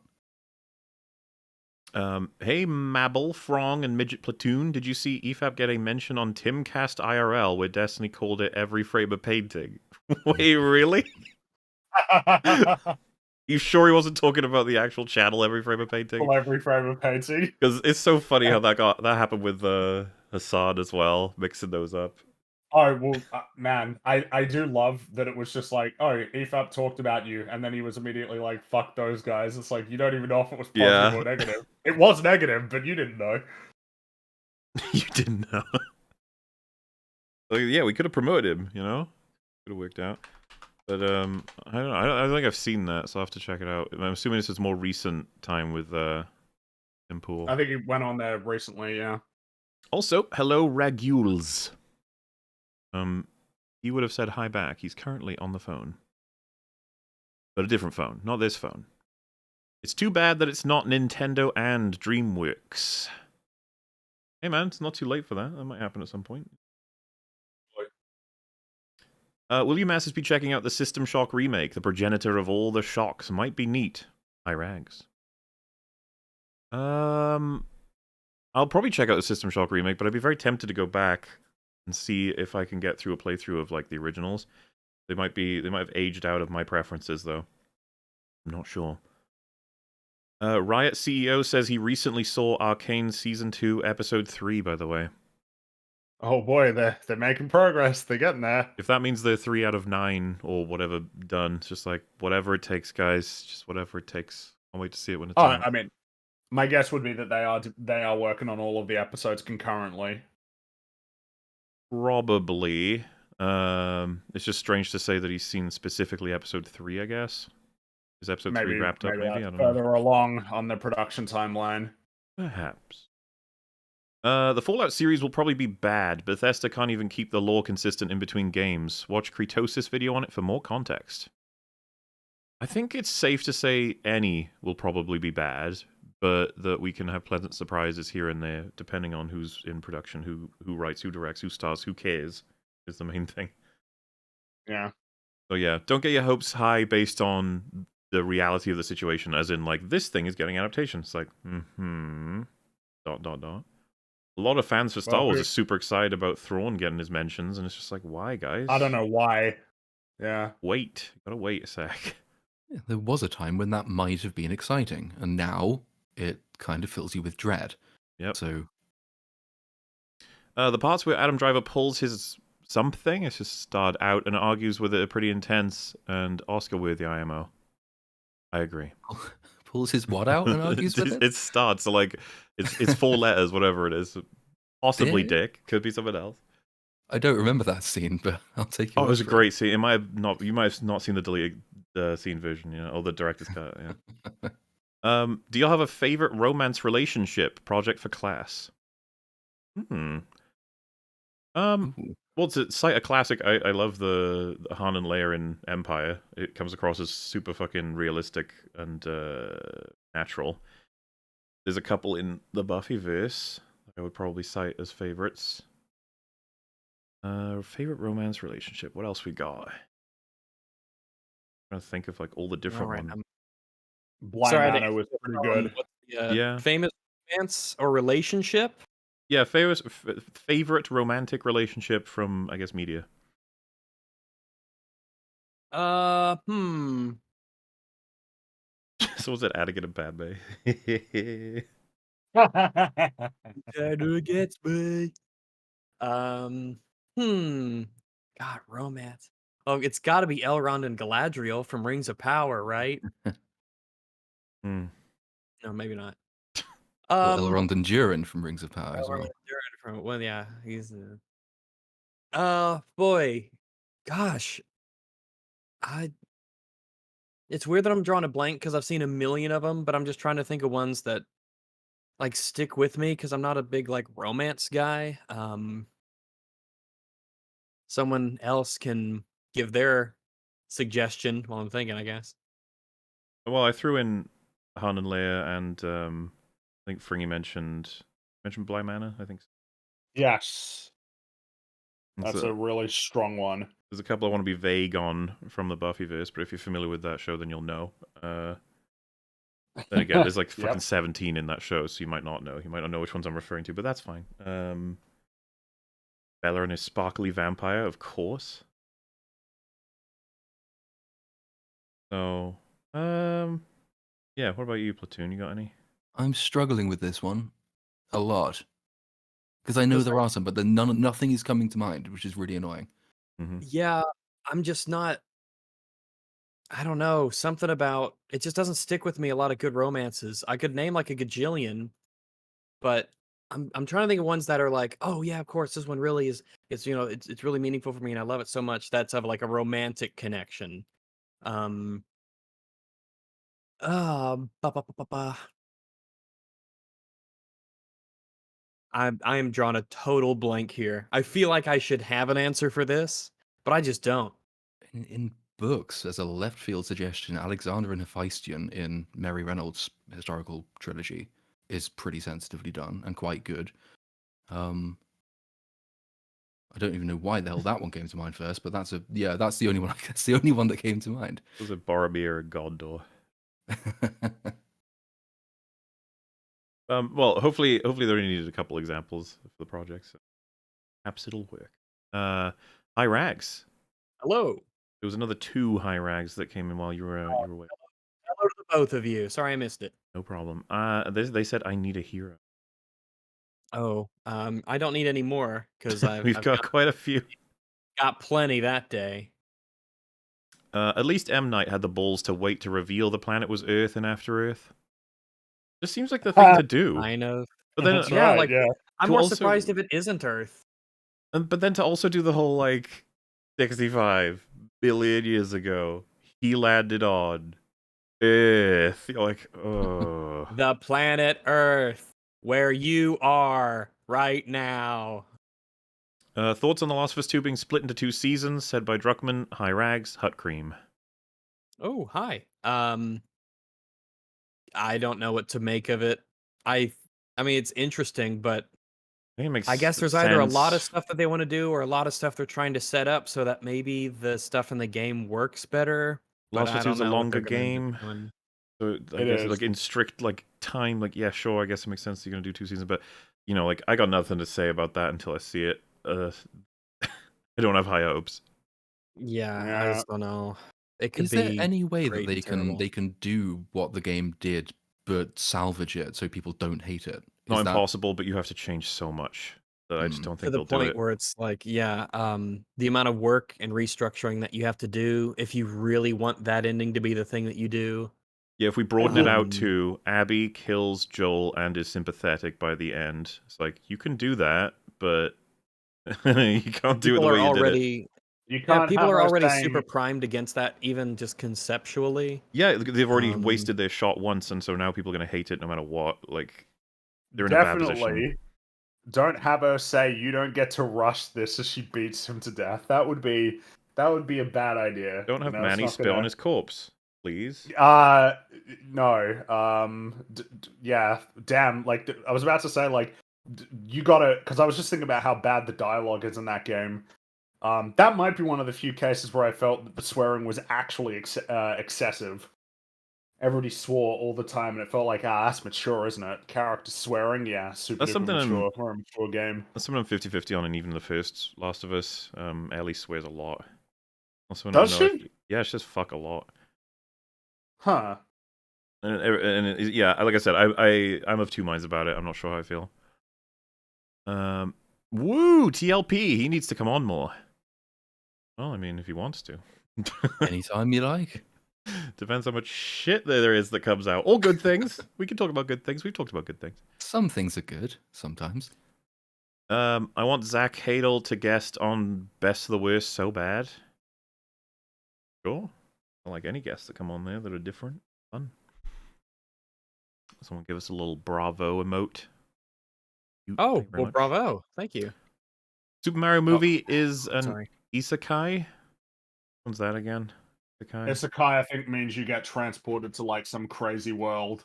Ah. Like that's what it is. Well, I don't know. It's a bit of that. Assassin's Creed show each season a different ancestor. I mean, that would be cool, but I don't know if they're even going to try with Assassin's Creed, because they did that film, right, with Michael Fassbender that nobody watched. I did watch it and then promptly forgot everything about it. I was going to say, I saw it and forgot it as well. I haven't seen it. I never got around to it. I think that was I think that film came out when I was like hyper apathetic towards Assassin's Creed. Like it had just totally diminished to the point where I'm like, I don't care anymore. But I wonder if they'll give it a try, because Ubisoft certainly, that's like one of their few remaining like franchises that they can reliably make money off of right now. Mm-hmm. When's the last Ubisoft game that any of you guys played? Oh, Frangy, you can't be asking us these incredibly difficult questions. Yeah, legitimately, right? I don't know. A list. It might unironically be Assassin's Creed Origins. List of Ubisoft games. I think the last one I played was Odyssey. Same, I think. It might have been a Rayman game for me. Oh, that Rayman Legends came out in 2012, so that might be it. That's what I'm saying. What, you didn't play Far Cry 3? Nope. Oh, the Far Cry games. Those are Ubisoft, aren't they? Yeah, Far but Cry the last one I played New was Dawn. 5. That's 2019, I think. So I think so. I'm looking through because I didn't play 6. Oh, I didn't play Valhalla. Rayman. Mario and Rabbids, Mola. That would have been the last one. Ah, there you go. That's the recent one. Tom Clancy's The Division Resurgence. Yeah, a lot of these are just Trackmania, Skull and Bones, Rocksmith 2, Mighty Quest 2, Avatar: Frontiers of Pandora. That's not out yet. That's upcoming. Valiant Hearts. Yeah, I think it's Far Cry New Dawn. Yeah, see, I feel like a lot of people are in the same boat where it's like, what's the last Ubisoft game you played? It's like, oh, except for Rainbow Six. A lot of people still play that, but like otherwise, yeah, I don't know. They play Siege. I think Siege is pretty popular, but yeah, I think what they're trying to do is trying to get that for all it's worth, because they might not have, I'm pretty sure Ubisoft is legit in financial trouble. I think so, yeah. They've been, that popped up in the news a while back. They might legitimately have some I think it was something that they got in trouble for, because they sent like an open letter to employees about how they needed to like step up or something because Ubisoft was in a difficult position. I mean, it makes sense, right? I feel like you don't hear about Ubisoft games much lately. I don't know when the last time you did. I mean, whenever I hear about Ubisoft in the news, it's never anything good. It's not because they're doing great or they made an amazing game. NFTs, right? Have you guys heard of NFTs? It just reeks of it's just digging your own grave, isn't it? Butters working at Ubisoft. Someone at Ubisoft thought, you know what, this will save us if we make an NFT thing game or whatever. This will be the thing. This will get us in the black. Oh yeah. Super off topic, but Avatar 2 shows that adopted orphans truly cannot be loved as much as biological kids, lol. Yeah, it does. That's a message in that one. Also, bizarre that Nateri was going to kill him, apparently. And yeah, maybe that's the message. Natiri's just fucking nuts. Ship, he has to swim his way back. Mm-hmm. And they're just like, oh, you're here. All right, yeah, okay. It is one of those films where I'd have been really happy to see all of them die and not just the orphan. Yeah, I'm fine with nuking the whole thing. Nuke the franchise. Also, play DDLC, Dumbos. Perhaps one day. Who knows? When and what movie is y'all's next EFAP movies? Because they're hilarious. That's a great question. More information on that will present itself eventually. For now, EFAP TV shall be the new releases. But don't you worry. EFAP Movies is on like a hiatus, but it'll come back and in full force. I look forward to explaining just what I mean by that when I get around to it. Ever thought about having Sheev Talks or any of the Ecom hosts on? We're pretty much in a position where like fucking anybody could come on depending on different situations. The one thing about like messages I get in terms of like how do I've had plenty of people say like how do I apply? How do I get to the point? It's just like never gonna be a thing that works that way. It's all very strange. The best way I can find to be fair and consistent, I guess. But to be honest with you, we haven't had a lot of new people on as of late, and I'd like to try and get that going. Like Robert Meyer Burnett we had on. That was fun. Yeah, that was fun. Jurassic that was very Park, fun. I like it. Legendary film. So yeah, you never know who is and who isn't going to turn up at what times, but hopefully we can keep things spicy different way. Hey guys, have you considered revisiting the old X-Men movies to see how they hold up? Yes. Yeah. Well, yes. I like how Rise is like, no, it's like definitely I'm interested. Okay, in... I'm not speaking for anyone else. Like, I hadn't considered that. The actually was if I believe him. I believe Rags has not considered that. No. I had never I considered believe that you've watching. not considered it, but No, it's I just would. kind of funny. It's like, I would totally do have. it. I would. I If you also guys, have. if you messaged me tomorrow and said, "Rags, clear your schedule tomorrow. We're doing an We're X-Men going marathon. X-Men mode. We're gonna watch all the X-Men movies." I'd be like, "Yeah, sure. I'm totally fine with that." But I just never considered it. I'm actually like super interested in revisiting those films because like I like a lot of those X-Men films. I'm curious about how good they are. And I'm curious about the things that I'm specifically going to be excited and interested about. It's the second one that's generally considered to be the best of the three, right? Yes. The first X-Men one is 2 okay. This one's okay, 2's like, great, 3's 3 bad. didn't That's what like. people... Yeah. 3 is bad. And then Origins Wolverine. Very bad. Then the Wolverine, some people try to defend it, say it's okay. First Class, which I remember liking a lot. I remember actually quite liking First Class. There's that too, yeah. There's First Class, Days they're of Future honestly... Past. It would be kind of cool to do like a big old thing through them all and rank them all. Yeah, because I wonder how people might find some placements interesting. Would be my guess. They would. That's what happened with our DC EU rankings, and that blew me away. That surprised even us. That surprised me. And because I was going into a lot of those movies for the first time, but based off of what I'd heard, I was surprised by how it kind of ended up being. And if we ever do, like, I don't know if we like a strong MCU complete watch through retrospective, whatever. But I bet those will continue to surprise people for quite a while. What we've said so far stands good, stands well. What I think I'm most interested in with the X-Men films is how much of it is elevated by like incredible casting decisions. You know, like getting Patrick Stewart and Ian McKellen, you know, like as Charles and Eric respectively. It's like, damn man, that's like perfect. And then they kind of did it again with like James McAvoy and Eric Fassbender?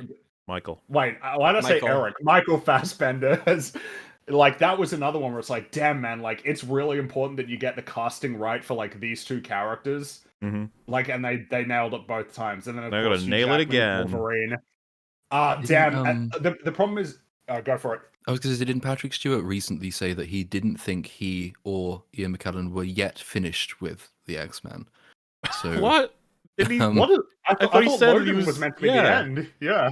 I could have sworn I read an interview where he said that he thought they might go back. I might have just made that dude, up. I'll take a billion hours of Ian McKellen's Magneto. I don't care. He can be literally in a wheelchair being like... I love that man as Magneto. I just hope he doesn't get like injured on the Picard sets, and we don't get any more like. I deliberately did not say I want more Patrick Stewart because I'm fucking tired of seeing him get killed and be weary. Yeah, I'm just like, leave him alone. Yeah. Maybe I'll feel that way about Ian McKellen too if I saw more of it. But I love the power behind Ian McKellen's performances. I feel like whoever gets cast for those two characters, it's like, damn, man, like, the fact that you nailed it twice makes me think that you're not going to nail it a third time. Yeah. Like, you gotta make a grievous error, but who knows? Maybe, I feel like they recognize how important it is to get the casting right for those two characters. And of course, I feel a great swell of pity for the poor fool who has to play Wolverine after Hugh Jackman. It's like, damn, man, that's those are big shoes to fill. We'll give them a fair shake here on EFAP, but again, big shoes to fill. Mm-hmm. Though I think I've said that the problem, I don't want to build up any expectations for like the MCU X-Men, because I was about to be like, it'd be interesting if focus more on like Scott and stuff or like Rogue and the like. And it's like, why do I bother? Like it's gonna be bad, whatever they end up doing. Surprised there was no chain chomp scene. Yeah, you think you'd see a chain chomp. There's so many things they haven't done yet.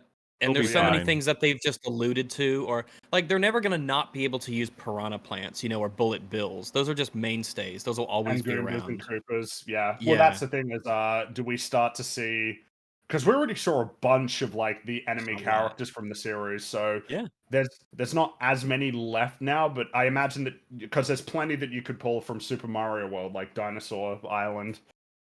I We haven't think, gone yeah, there yet. people forget, and I'm not like a big Mario guy. I'm not in general a big Nintendo guy. I haven't really played a lot of Nintendo stuff of late.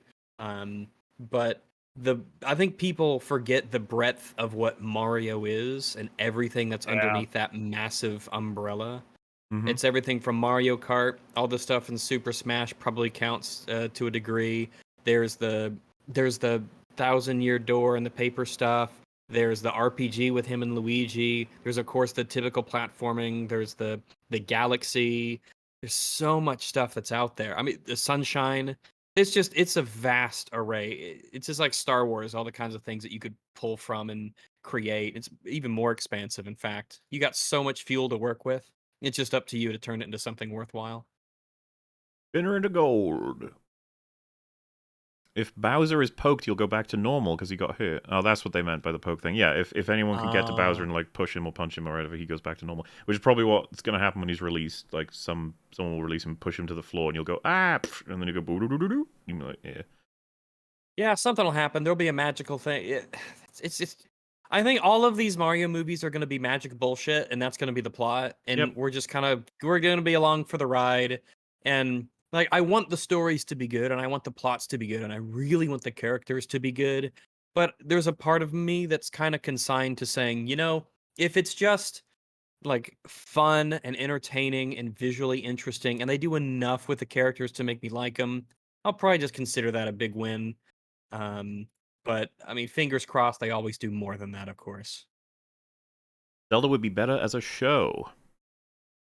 Possibly. Yeah, maybe. I think so. A really long adventure that allows them to explore so many different places and ideas and things. Well, I because think it'd work well. dedicating like one episode, like special episodes to each of like the big cultures of that world, like the different Cultures or like that could be dungeons, worthwhile. yeah. Well, yeah, because I could. I think I agree. That might be better suited for a TV show, but I'm not sure if they do a show or a film. I'm not sure. I think I would be surprised if they didn't do a show, because shows are getting, they're a big deal. That's true. So, I mean, Star Fox, we've been talking about that. I mean, that game is basically segmented like episodes. Different planets, different scenarios for combat, different encounters. It would be really cool to get a Star Fox show and see all the cool things that they could do. You get our water, you get the submarine, and then you get the tank, and then you get flying, and then you get the flying. But there's a dust storm, or oh no, there's a monster, or we're on foot this time, or maybe we get it like a semi-spooky episode in the dark. All sorts of stuff you could do. My imagination's the limit. Oi, Morley. I've returned from training in the mountains and opened my third eye, and I finally understand the genius behind Iron Man 3. Morley prays? The way that he says, when someone says third eye and Iron Man 3 in the same sentence, I can't not think of someone's butthole. It's just like, man, that movie.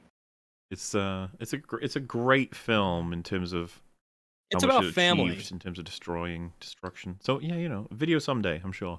Well, hey, Mahler, we watched a video, a half-hour video the other day that spoke very positively of Iron Man 3. So you better watch it. There's Iron Man 3 fans out there. They probably couldn't tell you much about it. Oh, if I put out a video shitting on Iron Man 3, I will piss off a lot of people, I think.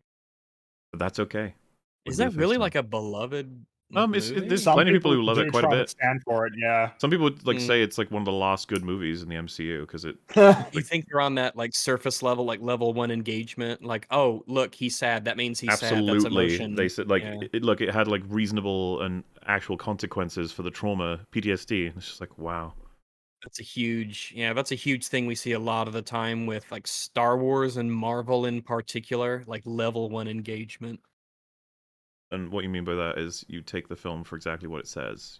Yes, it's like I recognize what I'm being told and I am accepting it. There's no like critical thought going on. It's just recognizing, essentially. Shovel Knight is a 9.5 out of 10. Fight me. No, I like Shovel Knight. I mean, I wouldn't. I've heard a lot of good things about Shovel Knight. Shovel Knight is really great. Fringy's cousin is in Shovel Knight. Oh, There that's was cool. a plague. I'm pretty sure they got their own like little DLC story, the Plague Knight. That's cool. Yeah. Let me. Fringy, you will be thrilled to know that this season 3, the current season of Deep Rock Galactic, the final reward for the season pass is a Plague Doctor mask. Yeah, I It's always the like. ultimate level 100. This is the last item, a Well. cosmetic you unlock for the season. It's Oh, all boy. leading to that. Oh, look at he's even green. Yeah. Wow. I think it's mainly the greenness from like the lighting. No, it is green, but like it's often hyper emphasized green because, of course, green lighting and a lot of it very dramatic. Yeah. Do you have a bird staff? Do you have a staff with a bird's head on it I that you don't use have to a command the staff. birds? No, I don't have a staff. Do you hold it up? Flock to me, birds! And then they I don't. come. Caw-caw! No, not really. No. Worth asking, though. That'd be Dude, fun. I love Plague Doctors. Plague Doctors are so cool. I love the aesthetic. Caw-caw. Mullen Rags, what's your favorite guilty pleasure game? We got a question for Fringy as well, but we'll do that one first. So, Guilty pleasure game. So I assume this means a game that we know isn't good, but we play it as to just enjoy ourselves. Oh, wow. That's actually a tough question because a lot of the times, if a game is bad, it's not like it's not like a movie like Batman and Robin, right? That's like the ultimate guilty pleasure movie. It's terrible, but I love watching it. It's so corny and just magical. But when a game is really bad, you kind of feel it in what you have to play. Yeah, and it makes me think of a game that I returned to as well, not just like enjoyed when I played it and then. Guilty. Oof, someone said Bloodborne, and it's so funny because it's like. Oh, don't say that. So much wrong with Bloodborne, but I absolutely adore it. Wow, that is legitimately a good question. Yeah, because you don't often have guilty pleasure games. If the game's bad and you have to play through the bad game, then it kind of makes it, to where you don't want to play the bad game.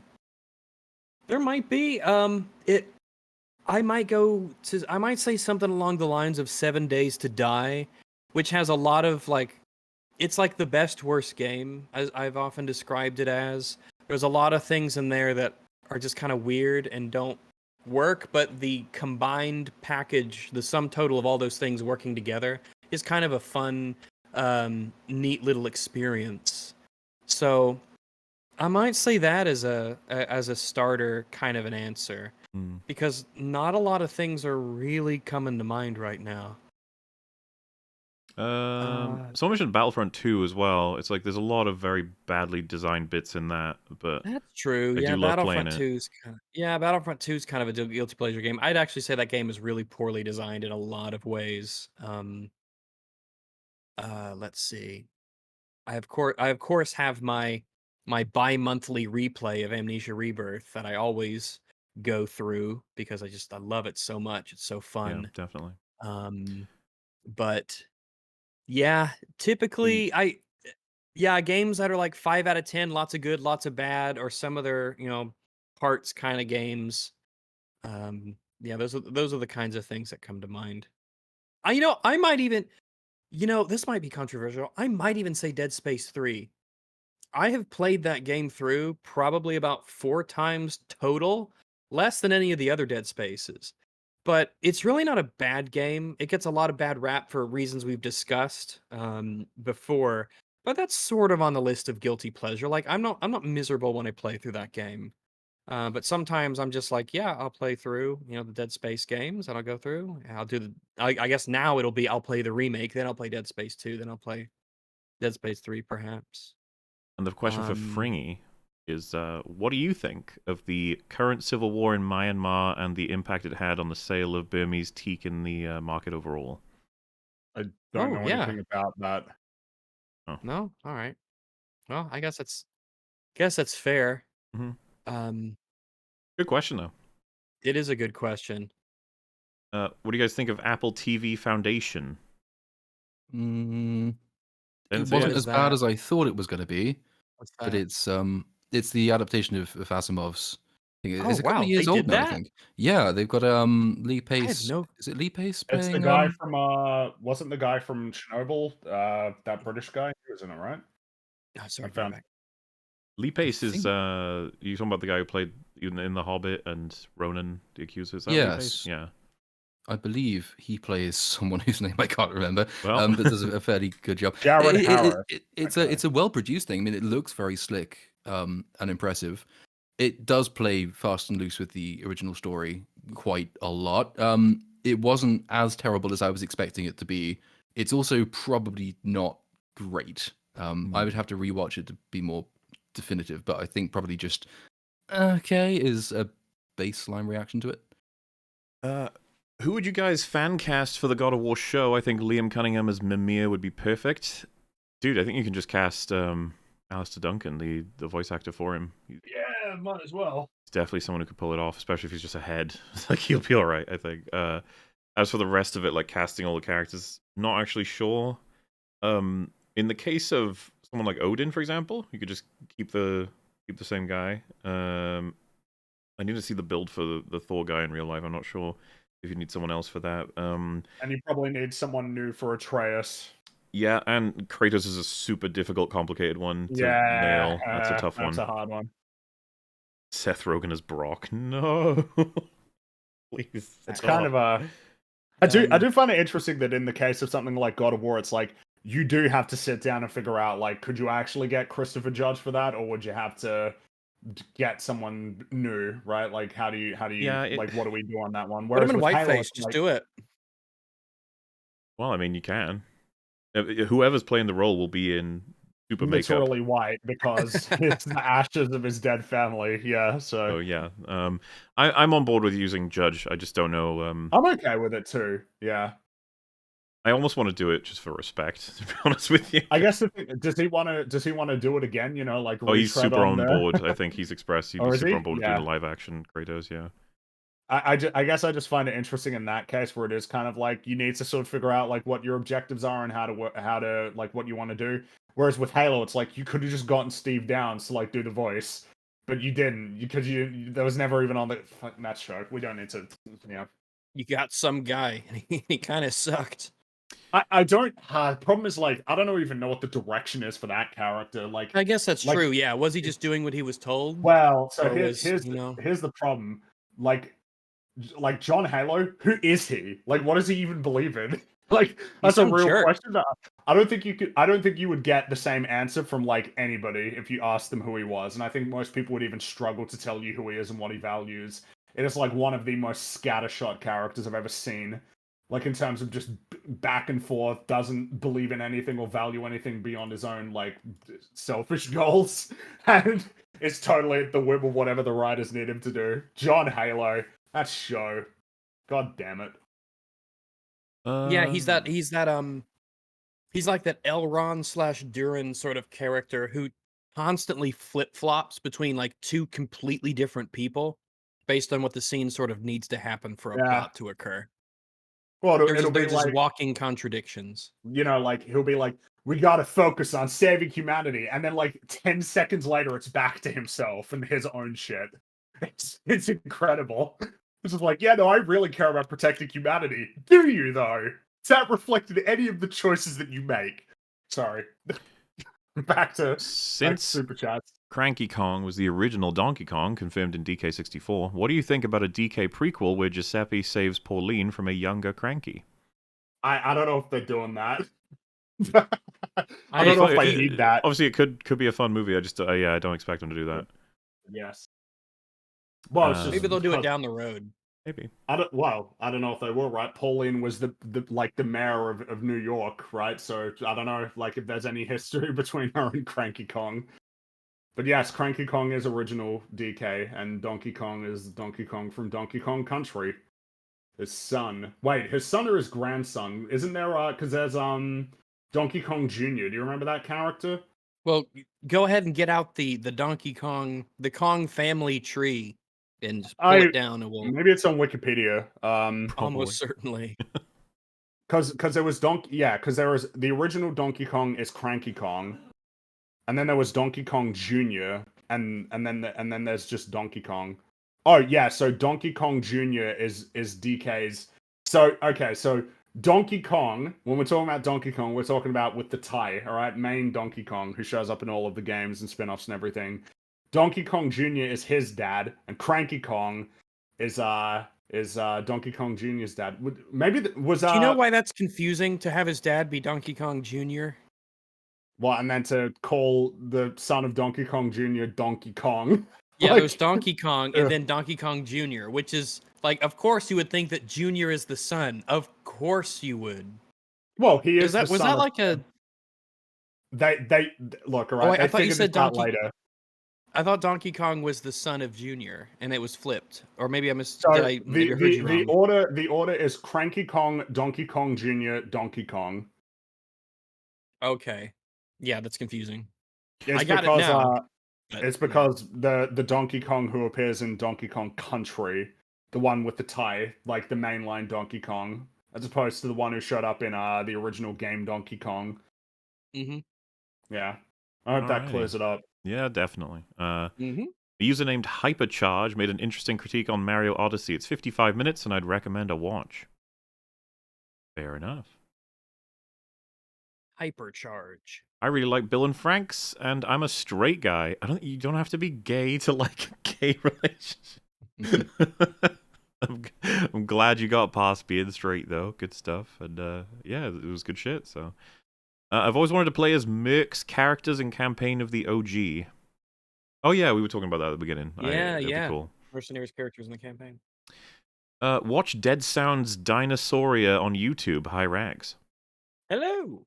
I'm not sure what that is, but very well. Thoughts on No Country for Old Men? Love Excellent. it. Amazing movie. I haven't seen it. We gotta. That is a top tier movie. Very good. Is indeed. Watch Rodrigo Souza's Playground on YouTube now. Maybe at some point. Fair enough. Try to get around to it. Please do a deep dive review of Blue's Big City Adventure 2022. Like Blue, of Blue's dog? Clues fame. Yeah. Don't know. I don't recognize that one. Or is it okay. Bluey? Bluey. Oh, that's true. Bluey. Australian doggo. Boom, boom, boom. What happens to a fringy when he gets hit by lightning? Same thing that happens to everything else. Oh, that's Storm. One of the worst fucking quotes. That's okay. That's okay. It's not that bad. Nah, I think it's shit. It's absolute shit. I don't know. Doesn't even make sense, Rags. Not everything I don't actually like- does react that way when hit by lightning. Yeah, but maybe like they're setting up this like idea that it's gonna be a particular answer, but it's like, nah, just lightning stuff. I don't know. Fireflower That's not Peach. good. It's not good. I'm not defending. I don't think it's good. Cave. Yeah. Fireflower Peach has no ponytail. 0 out of 10. You know, that's fair. Is that? I actually don't remember what is that. Does she normally have the ponytail with the? Oh yeah, she does, doesn't she? Oh yeah. I don't. That does negatively affect the entire movie. I agree. Sort of apparated like a ponytail, like a. Hell yeah. When my 6-year-old nephew said Mario, he said he liked it, or saw it, sorry, but I didn't get why Mario got small and got big again, but when Bowser got small, he didn't get big again. I said, that's what we call a plot hole. No, you have to... You gotta get a mushroom. You gotta get hit out of being small. Get out of, exactly. And like, Bowser's put in a cage, he doesn't get hit out of it. He will be hit out of it when he's released. Don't worry, it'll happen. Yeah. They should put him in a padded cell. He's Yeah, constantly trying to hit himself. Like punch himself Yeah. to get big again. I don't think Krobcat was saying RE4 Remake was bad. He was saying it's lacking unique details. A good example is original Total Recall versus Remake. Hi, puppy. That's still wrong. Hey. Yeah. It's very clever of the comparison to show all of the details it didn't carry over and then not show any of its own unique details, isn't it?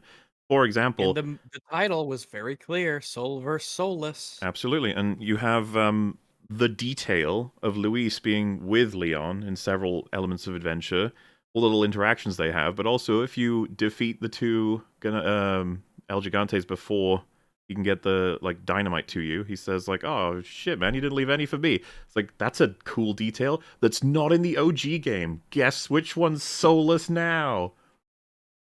I'm I saying mean, it's a just his very death unfair scene is so comparison. good. Yeah, How do you look at Luis's death scene and be like, "Yeah, this is soulless"?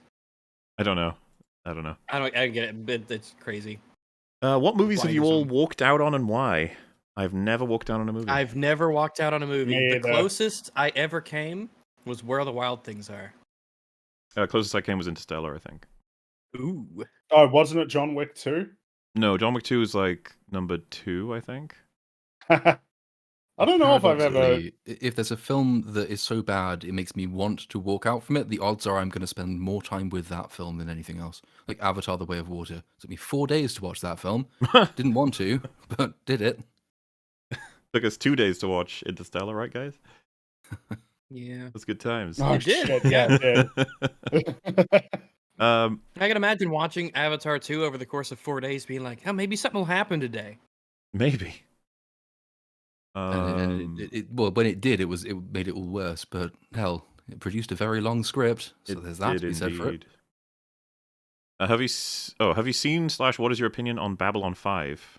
I assume I'm the only one who's seen that here. I haven't seen it.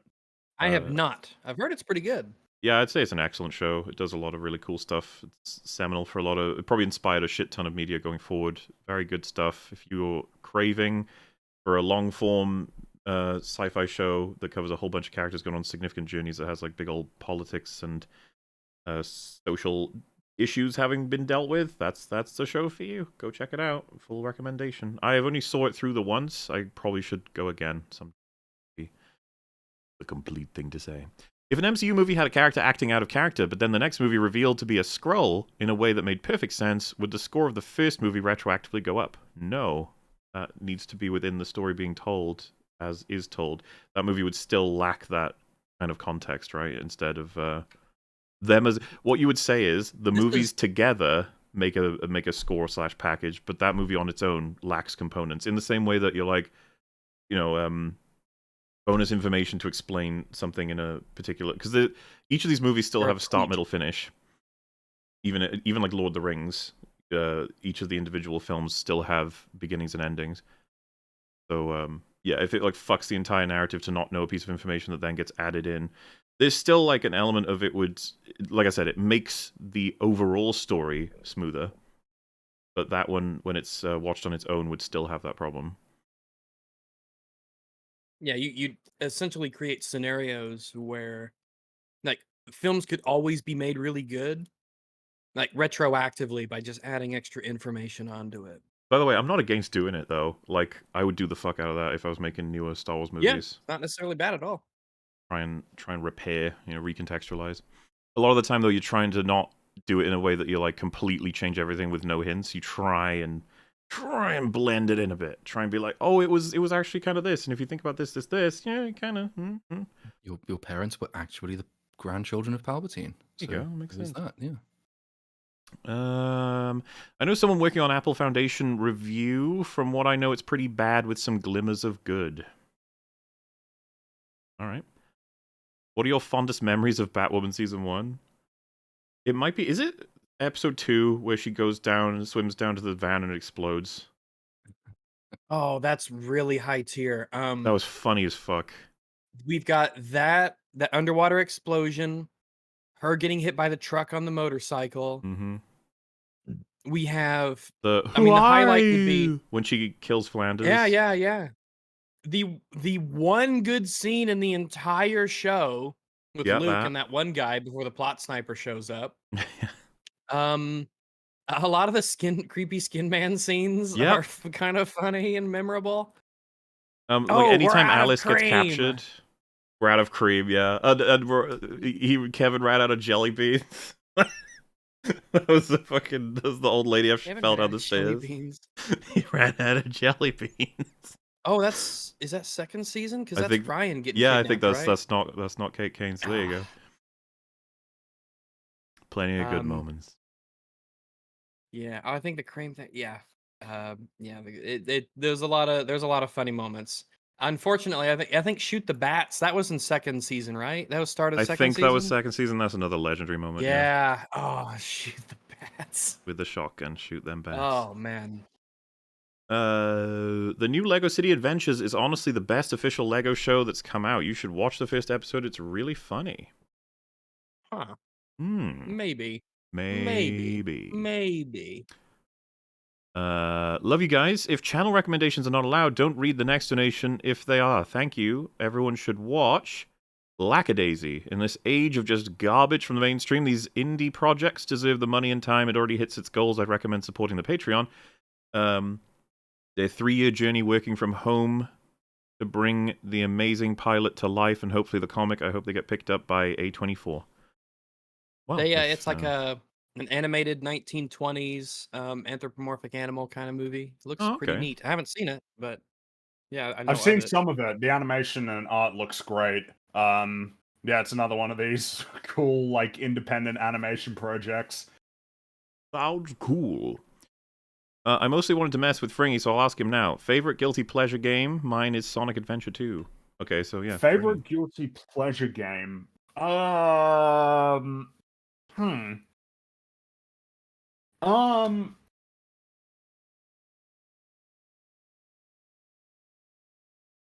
just thinking.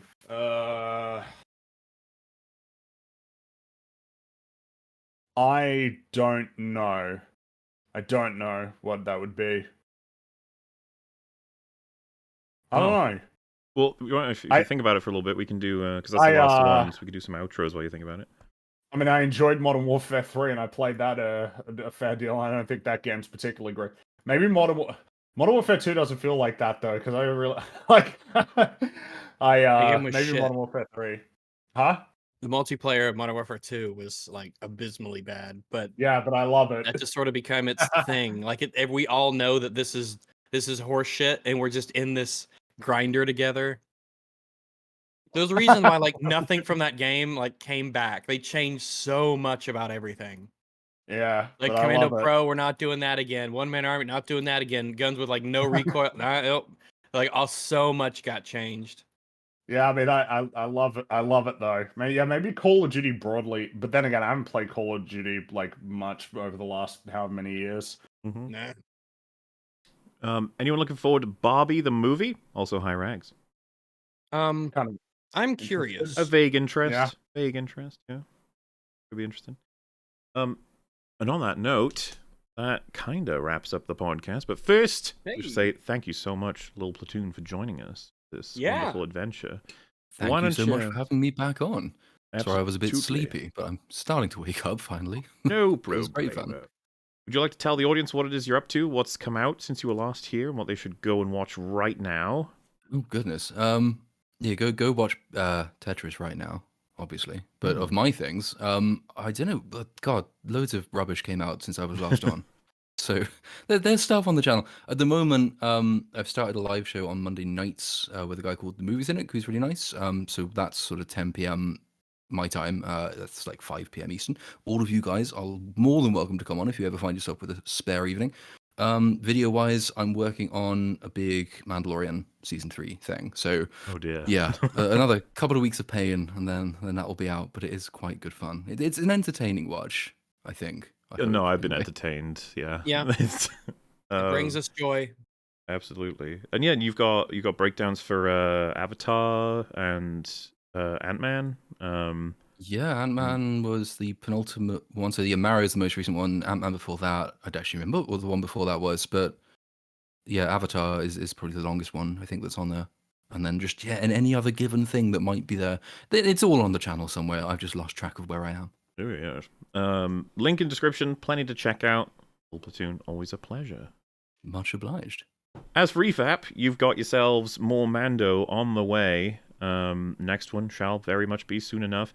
We've decided to halt Gotham Knights until Mando's done, and then that'll come out after that, and then after that, and so on. More updates as time goes on, but yeah, we don't want everyone to get confused with the two complex plot lines of Mandalorian and Gotham Knights running side by side. You gotta take one show at a time, or you'll get lost. It's very intricate and complex. I mean, the real truth is we just give them some more time for editors to get work done, you know? Because I was going to say, meanwhile, all that's happening, work is being done for videos. Lots of things on the way. Can't wait to tell you all about them. I'm tired. But other than that, I suppose that's about that. Last one says a coin for Super Mario. Thank you very much. So yeah, hope you guys enjoyed the little chat we had about 3 of these movies. Go check out one of them. Maybe check out one of them, and do not check out one of them. A fun trifecta. Thank you so much for keeping us company. Thank you for the kind donations and the messages. As for now, though, we shall bid you good night and see you next time. Why? Goodbye, everybody. Why? Toodaloo. Woohoo! Yahoo.